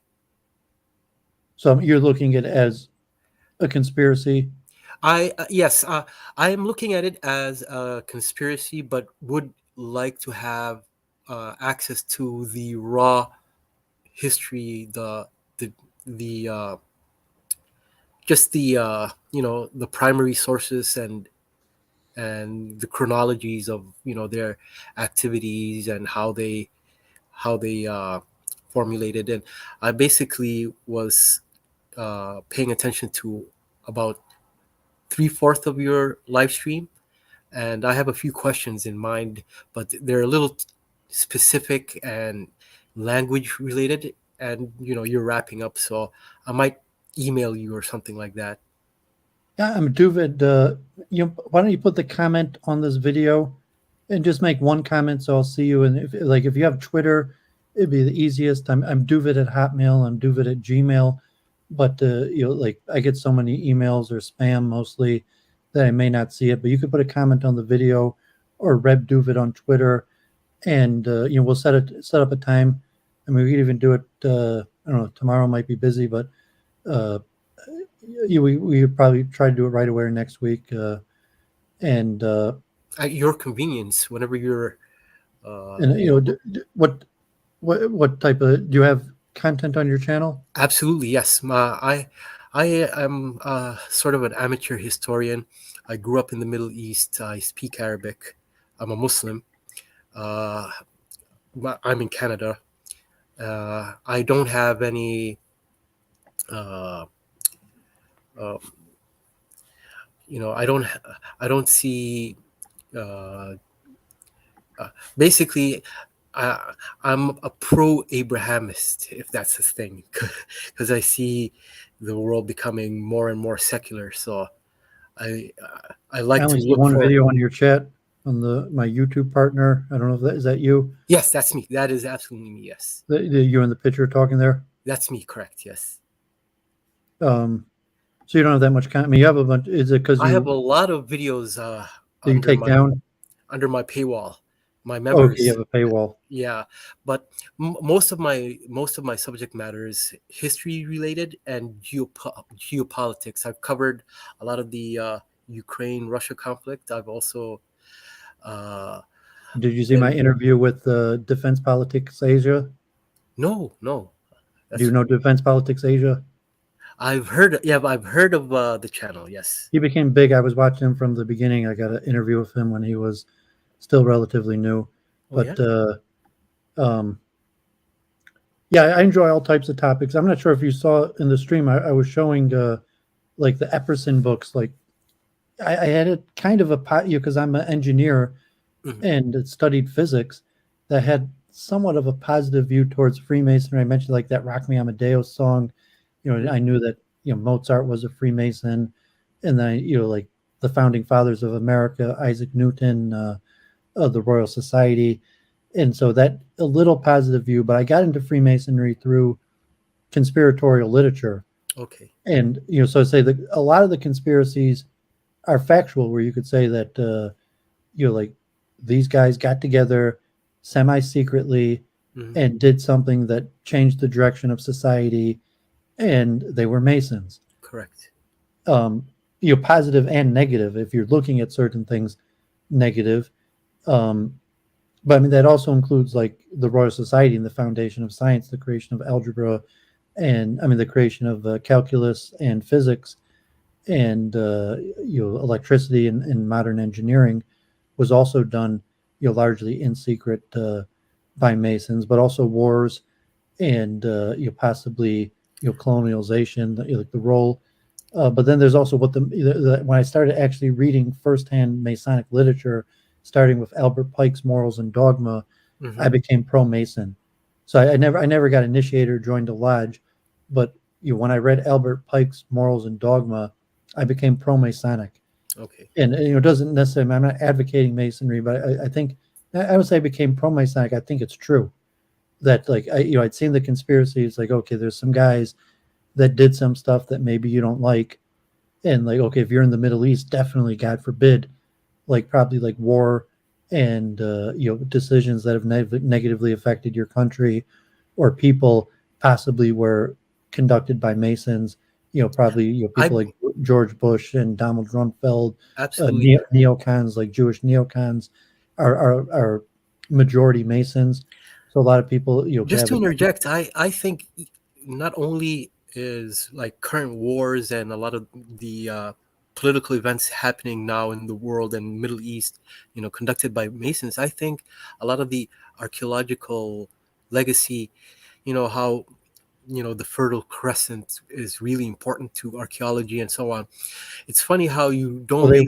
they robbed those countries. I would say the British Museum, Masonry was the Egyptologist and the Babylonian. Like the Absolutely. British Museum, if you go there, they robbed the treasures of Mesopotamia, Arabia Egypt, yeah. and took it to the British Museum, and they were basically all Masons. Yep.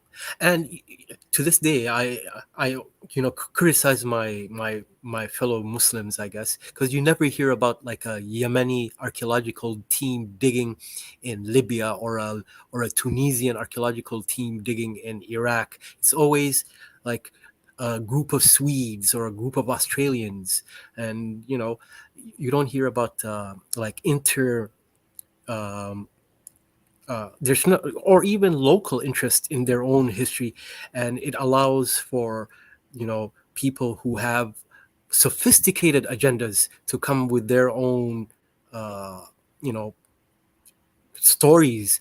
And one video I wanted to make today, but I had some technical issues, was Petra. I don't know if you know about the ruins in Jordan, Petra, Jordan. I think Well, yeah, that I mean, that's a I'm not complete. expert, but I mean, most famous for among Jews for King Herod, who was half Nubian and is Nabatean. yeah, and I believe came from Petra. From Petra, correct. The actual ruin, the main feature that's always posted on, posters, that little sandstone carving that's like a huge tourist destination in Jordan. I think it's a modern forgery from the 1800s, because if you look at it, they claim it was, constructed in 100 AD, and by Herod's people, the Nabateans and so on, who lived in Jordan. If you look at it, it looks pretty pristine for a building, and you're an engineer, for a building that is supposedly in the middle of the desert, exposed to the desert wind, should be eroded as much as the other buildings in the area. I'm not saying the Nabatean civilization is fake, because there are ruins in Saudi Arabia, in northwestern Saudi Arabia, near the Jordanian border, that I believe are authentic, and they're actually getting media attention now. One of them is called Al Ula. Al Ula is becoming a huge tourist spot, and I don't know. It's almost like a coincidence, because I made a video back in 2019.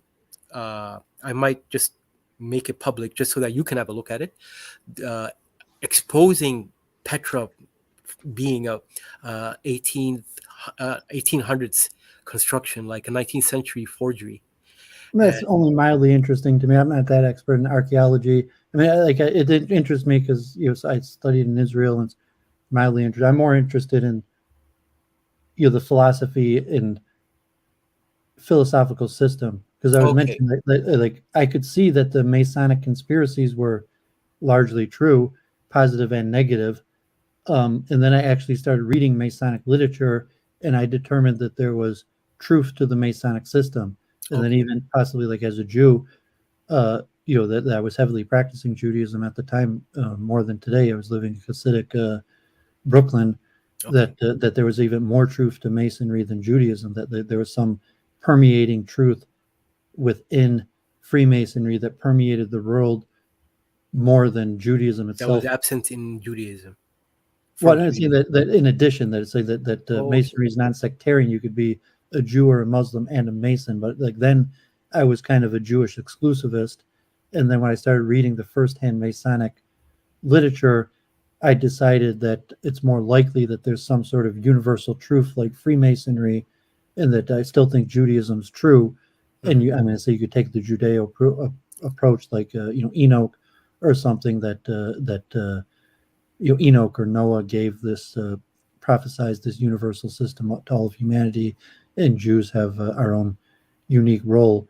But it was from reading the firsthand Masonic literature that I think like the conspiracies could only be true, and Masonry could have only became so powerful with their God being the force behind Masonry.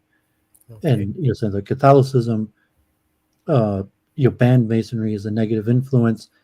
I think a lot of Muslims are neutral. Like I said, that just what I was reading of the history of Masonry in India, that Muslims were initiated into Masonry before Hindus, and Masonry is semi-popular in the Middle East. I'm not sure if the official doctrine, like if like the Saudi Arabian royalty, or like the I know there was Jordan, or the King of Jordan, I believe, is a Freemason. Correct, and the Bahraini king as well. The king of Bahrain. So I'm not sure if there's disputes like among Catholics where there's some Muslims who say it's neutral, you can join if you want, or some even endorse it, or others oppose it and say it's forbidden. It's a mix. The majority oppose it. I've heard of people claiming the Muslim. Oops. Sorry about that. That's an Amber Alert. Some child is missing. I've heard people in Egypt accuse the Muslim Brotherhood being a Masonic sort of creation, or something that came out of Masonry, Freemasonry, and say it's Qutb, who was the philosophical inspiration for Osama bin Laden and those guys, was part of. I've seen the evidence, but I mean, say whether those people were initiated Masons, there would be evidence of it.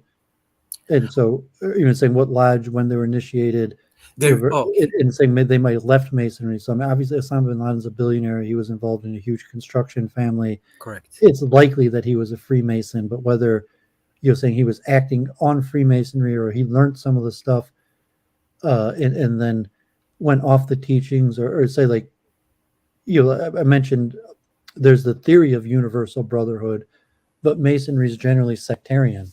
And even Albert Pike, I was showing his literature in Yes. America, was talking about just in the American Masonic systems, like the sectarianism in just the American rites, let alone the global rites.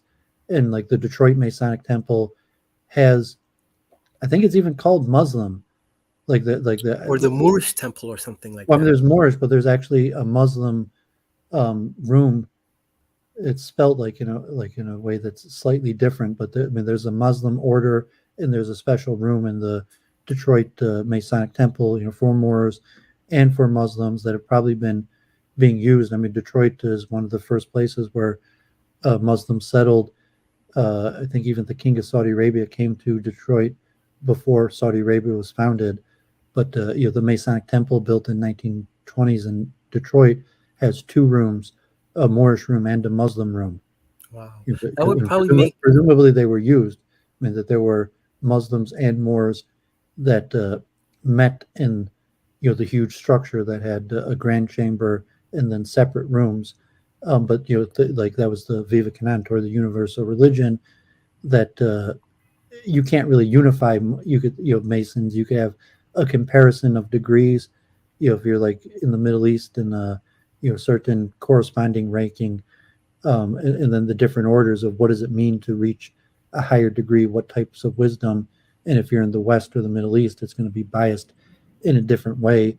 And if you have a Muslim based Masonry, it could include like memorizing the Quran, as where someone in the West might have to learn like a handful of things about the Quran, but it'd be like elementary school level Correct. of just like what are the basic tenets of Islam, in order to and as you become a higher ranking Mason in the West, you would slowly have to learn more and more about Islam and all world traditions. Mm-hmm.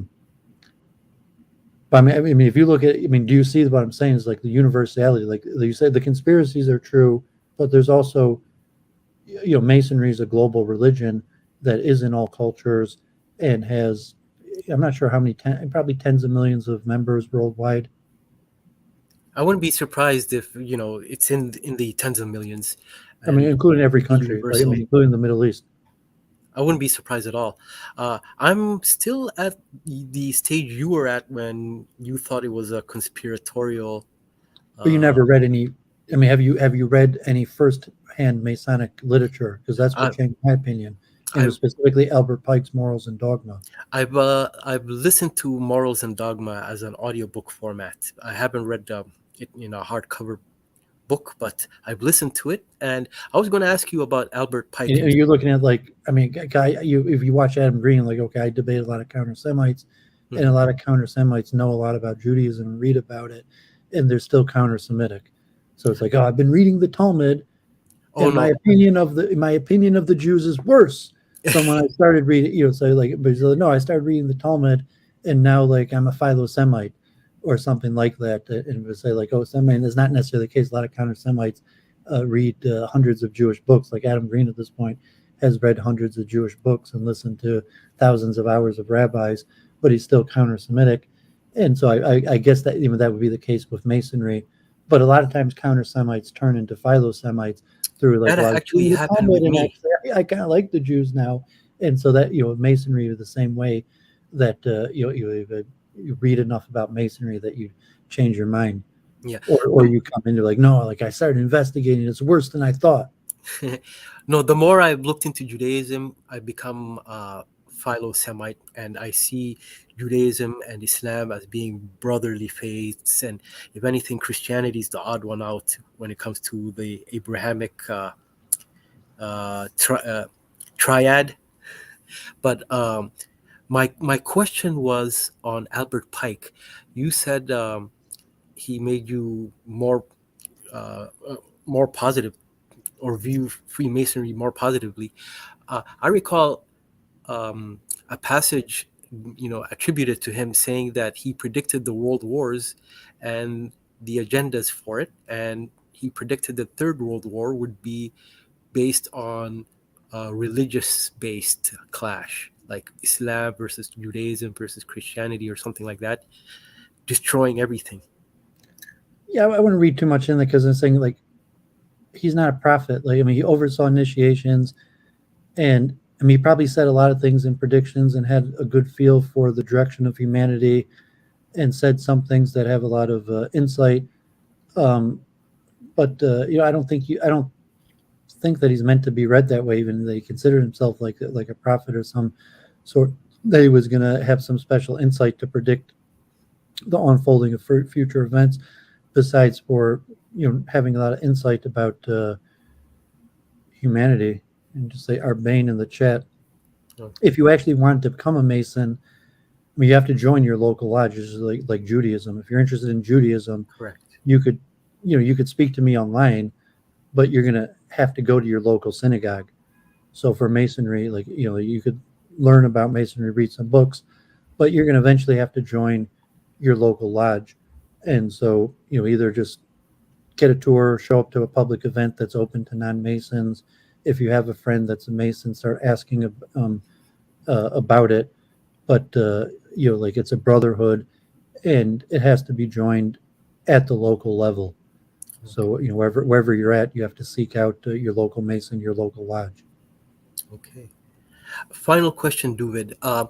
Is it possible I post this interaction we had on my channel and share Yeah, no problem. with my subscribers? No problem. If you want to schedule a date to talk, or if you want to, I don't know how if you have a paywall or subs, and if you want to leave out like a week or something to organize, to publicize it for like next week, or Correct. outsource questions or interest. I like history, but I'm more a man of ideas. I can tell, yes.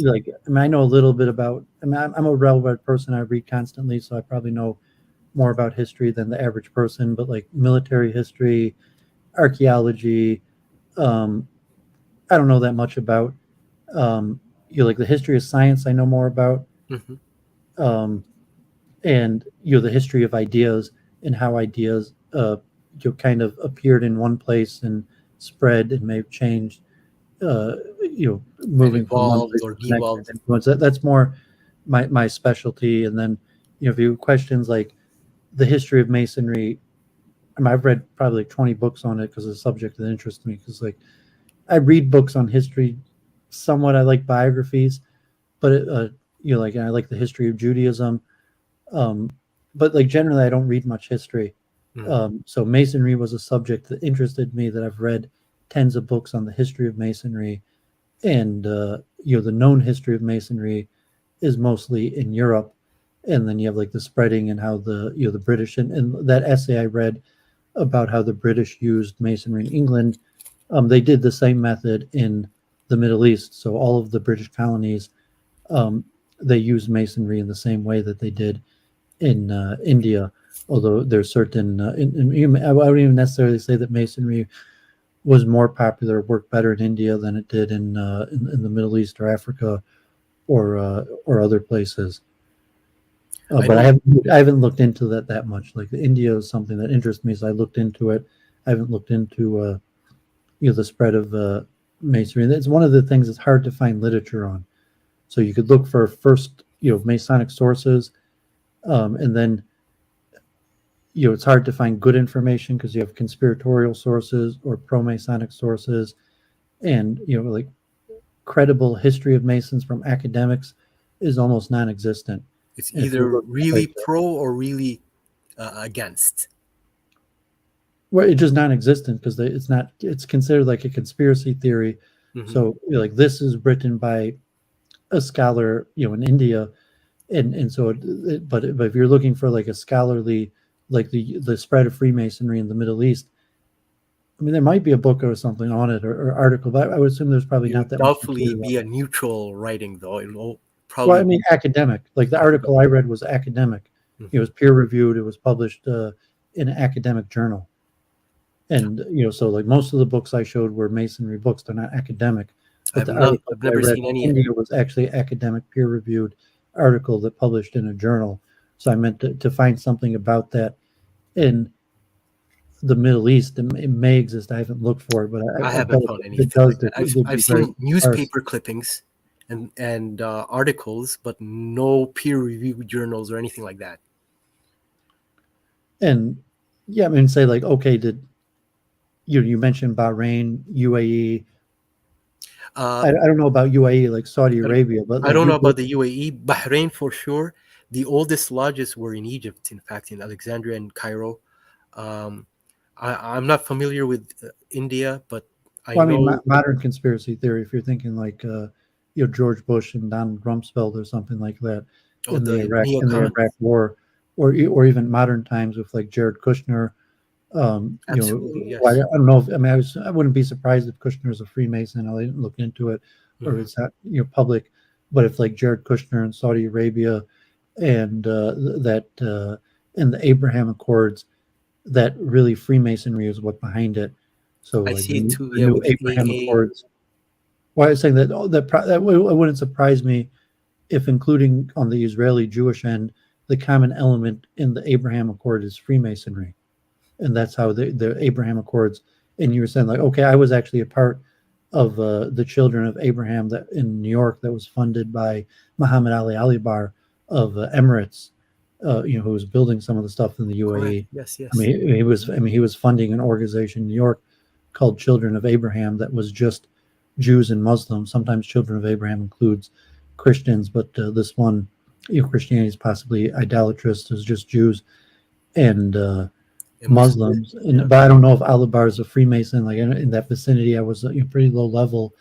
Uh, but it wouldn't surprise me at the higher level of like Kushner and the MVS that in Tunisia, UAE, all the countries that signed on for the Abraham Accords was done through some sort of And the Abraham Accords itself, it's a very just the philosophy of it. It's very Masonic, right? The way they want to synthesize and like almost yeah. like So have it. if they are Masons, they're not going to reveal it till tens, hundreds of years later, Mhm. and maybe there'll be a conspiracy book. So a lot of conspiracies focus on anti-Semitism and say that they believe that Masonry is basically the tool of the Jews, Correct. Yes, which I've is read that a lot.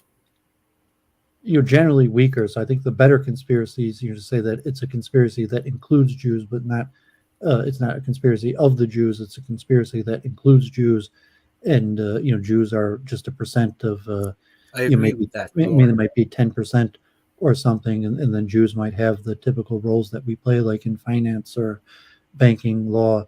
But if you're thinking like construction or like of all the players, oil, that Jews are probably at most 10% of the conspiracy. Even in the Abraham Accords, where that involves Israel, Jews maybe are only 10-20%. And even if you're looking at like Iran and the cooperation between U.S. intelligence, Saudi, UAE, and Israel, Absolutely. and maybe like Azerbaijan Hmm.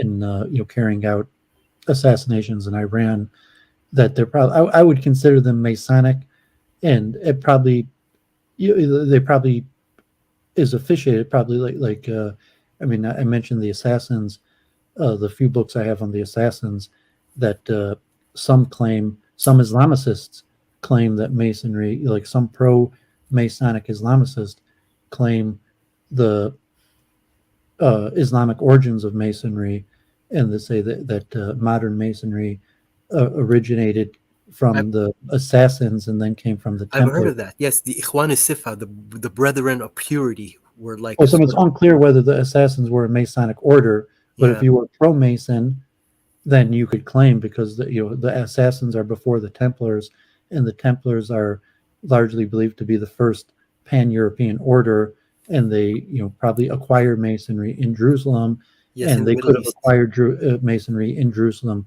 from the assassins. But I mean, if you're a pro Masonic Muslim, or even anti-Islam, if you're anti, say that the conspiracy of Masonry, comes from the Muslims.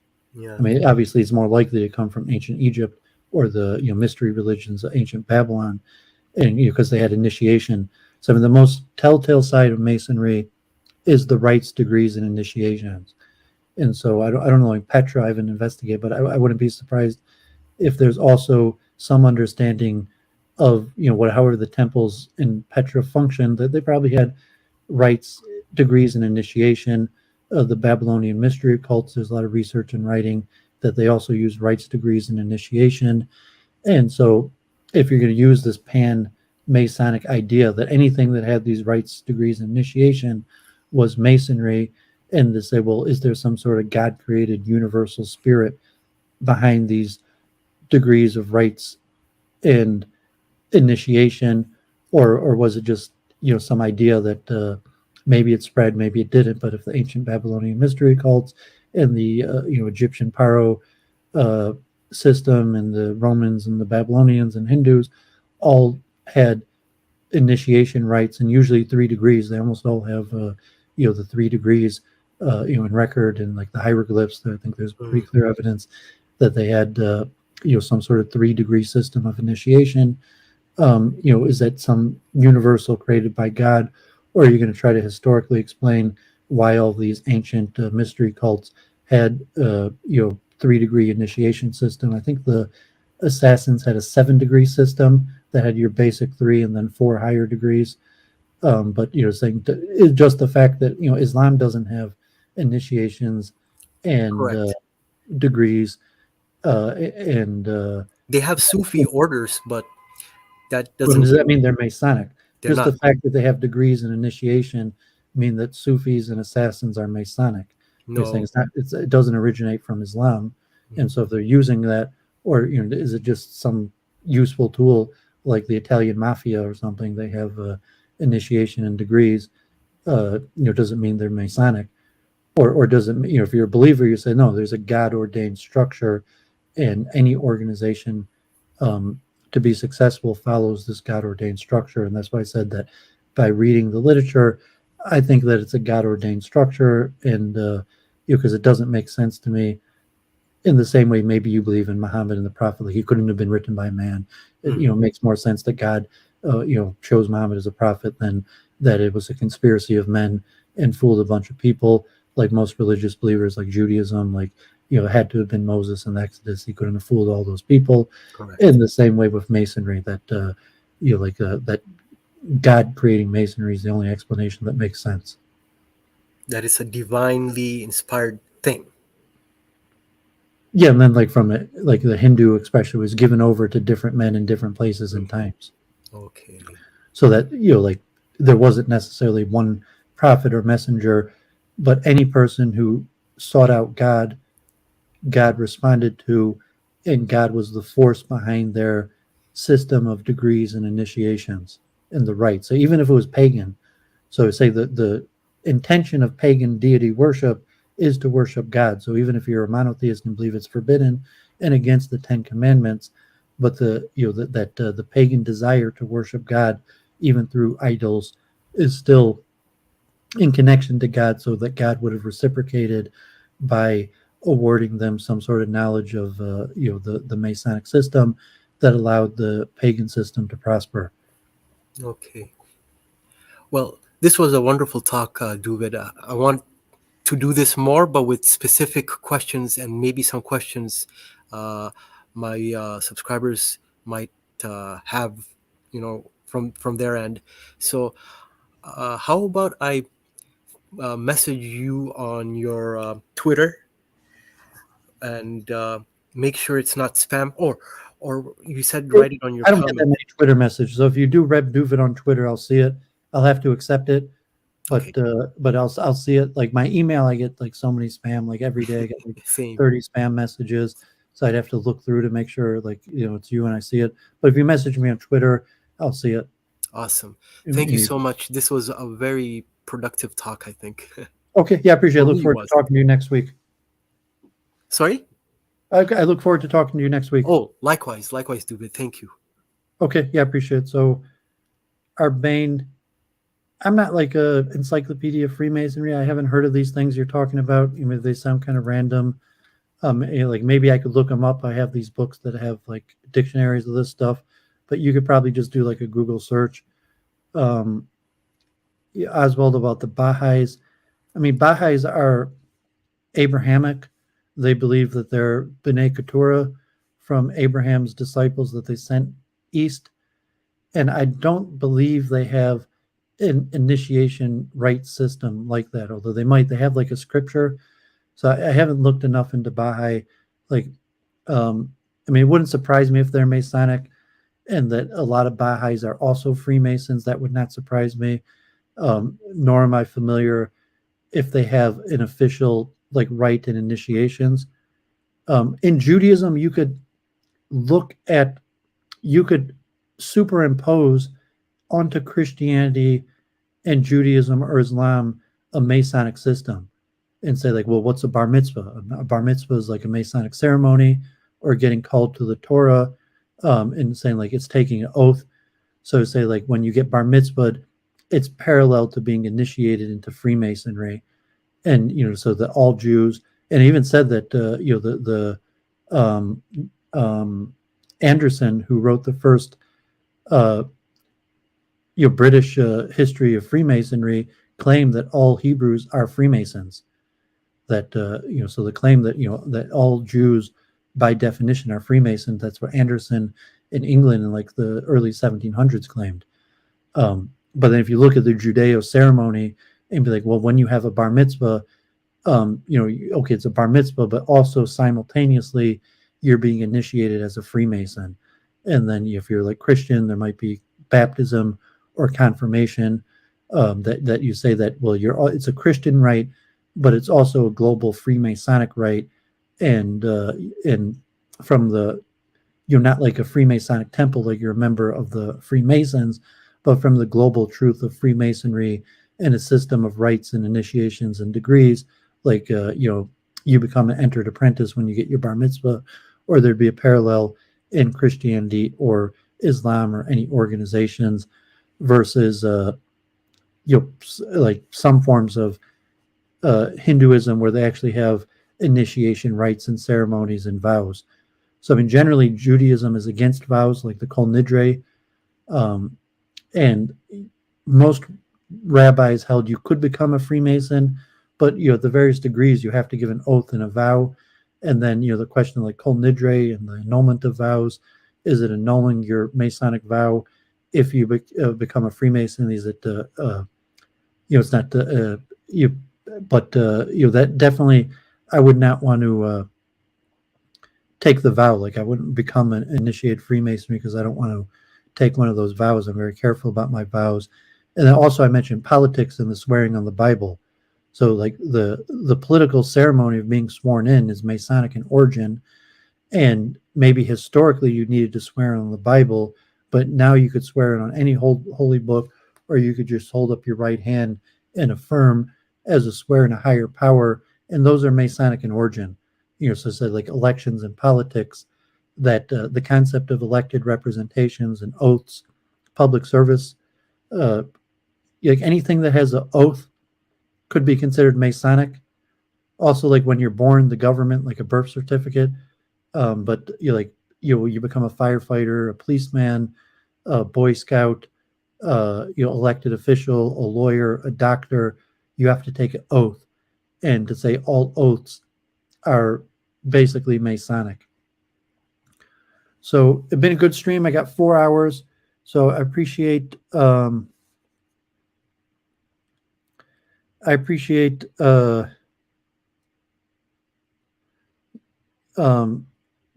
Precision coming on. Saigon Green, sorry I timed you out. You know, you probably, if you're still here, you're back in the chat, but you know, try to keep it a little positive. You know, just like bashing other people in the chat, you know, it's not worth it for me. Try to keep a positive energy on topic. Yeah, I mean, talking Sufism has Gnostic origin. Sufism, I believe, also has these initiations and degrees. So that makes it intrinsically more Masonic if it has initiation and degrees and levels. I only have like 10 books on Gurdjieff, but I think Gurdjieff is interesting enough that I'm going to do a whole series on Gurdjieff. Maybe as I speak to Boqoreh, I have a lot of Islamic books, so I'm not sure what I'm going to do next week. And some of my books aren't all together. Maybe I'll do my Holocaust World War II books next week. I actually have more books. I have 2 shelves, but then I have like probably like 20 other books that I haven't read yet in shelves. So maybe I'll go through the ones I read and then the other ones that I have and I haven't read. And like I showed, I have Veronica Kuzniar. I have some books that are kind of, like even in my Freemasonry, I have 2 books that are kind of like Holocaust books, but I have them together in my Freemasonry books. But the Veronica Kuzniar book and the other book on the Weimar Republic and Nazi regime. So I'm not quite sure what I'm going to do my next Wednesday. Hopefully keep at it. Charles Moskowitz, I'm coaching chess next week. Tomorrow. So I messaged Charles Moskowitz if he wanted to do it earlier. So I'm not sure if I'm going to be talking to Charles tomorrow. If so, it might be earlier. You check my Twitter. So thanks, Skyworks, Arbane, Oswald, everyone tuned in. And thanks to Aquarian for the super chats. Appreciate that. God bless. So I'm gonna end the stream and reach out if anyone wants to talk more. And I'll try. I still haven't added timestamps to the last 2 weeks, so I've been a little slow on that. So I'm gonna, this video I'll definitely have the timestamps on. It's so long. And if anyone has comments in the chat, and the John Wolfe mob talks on Monday. Week in review Sunday night, Charles Moskowitz on Thursday, although tomorrow might have to cancel or check for a different time. So signing off. God bless.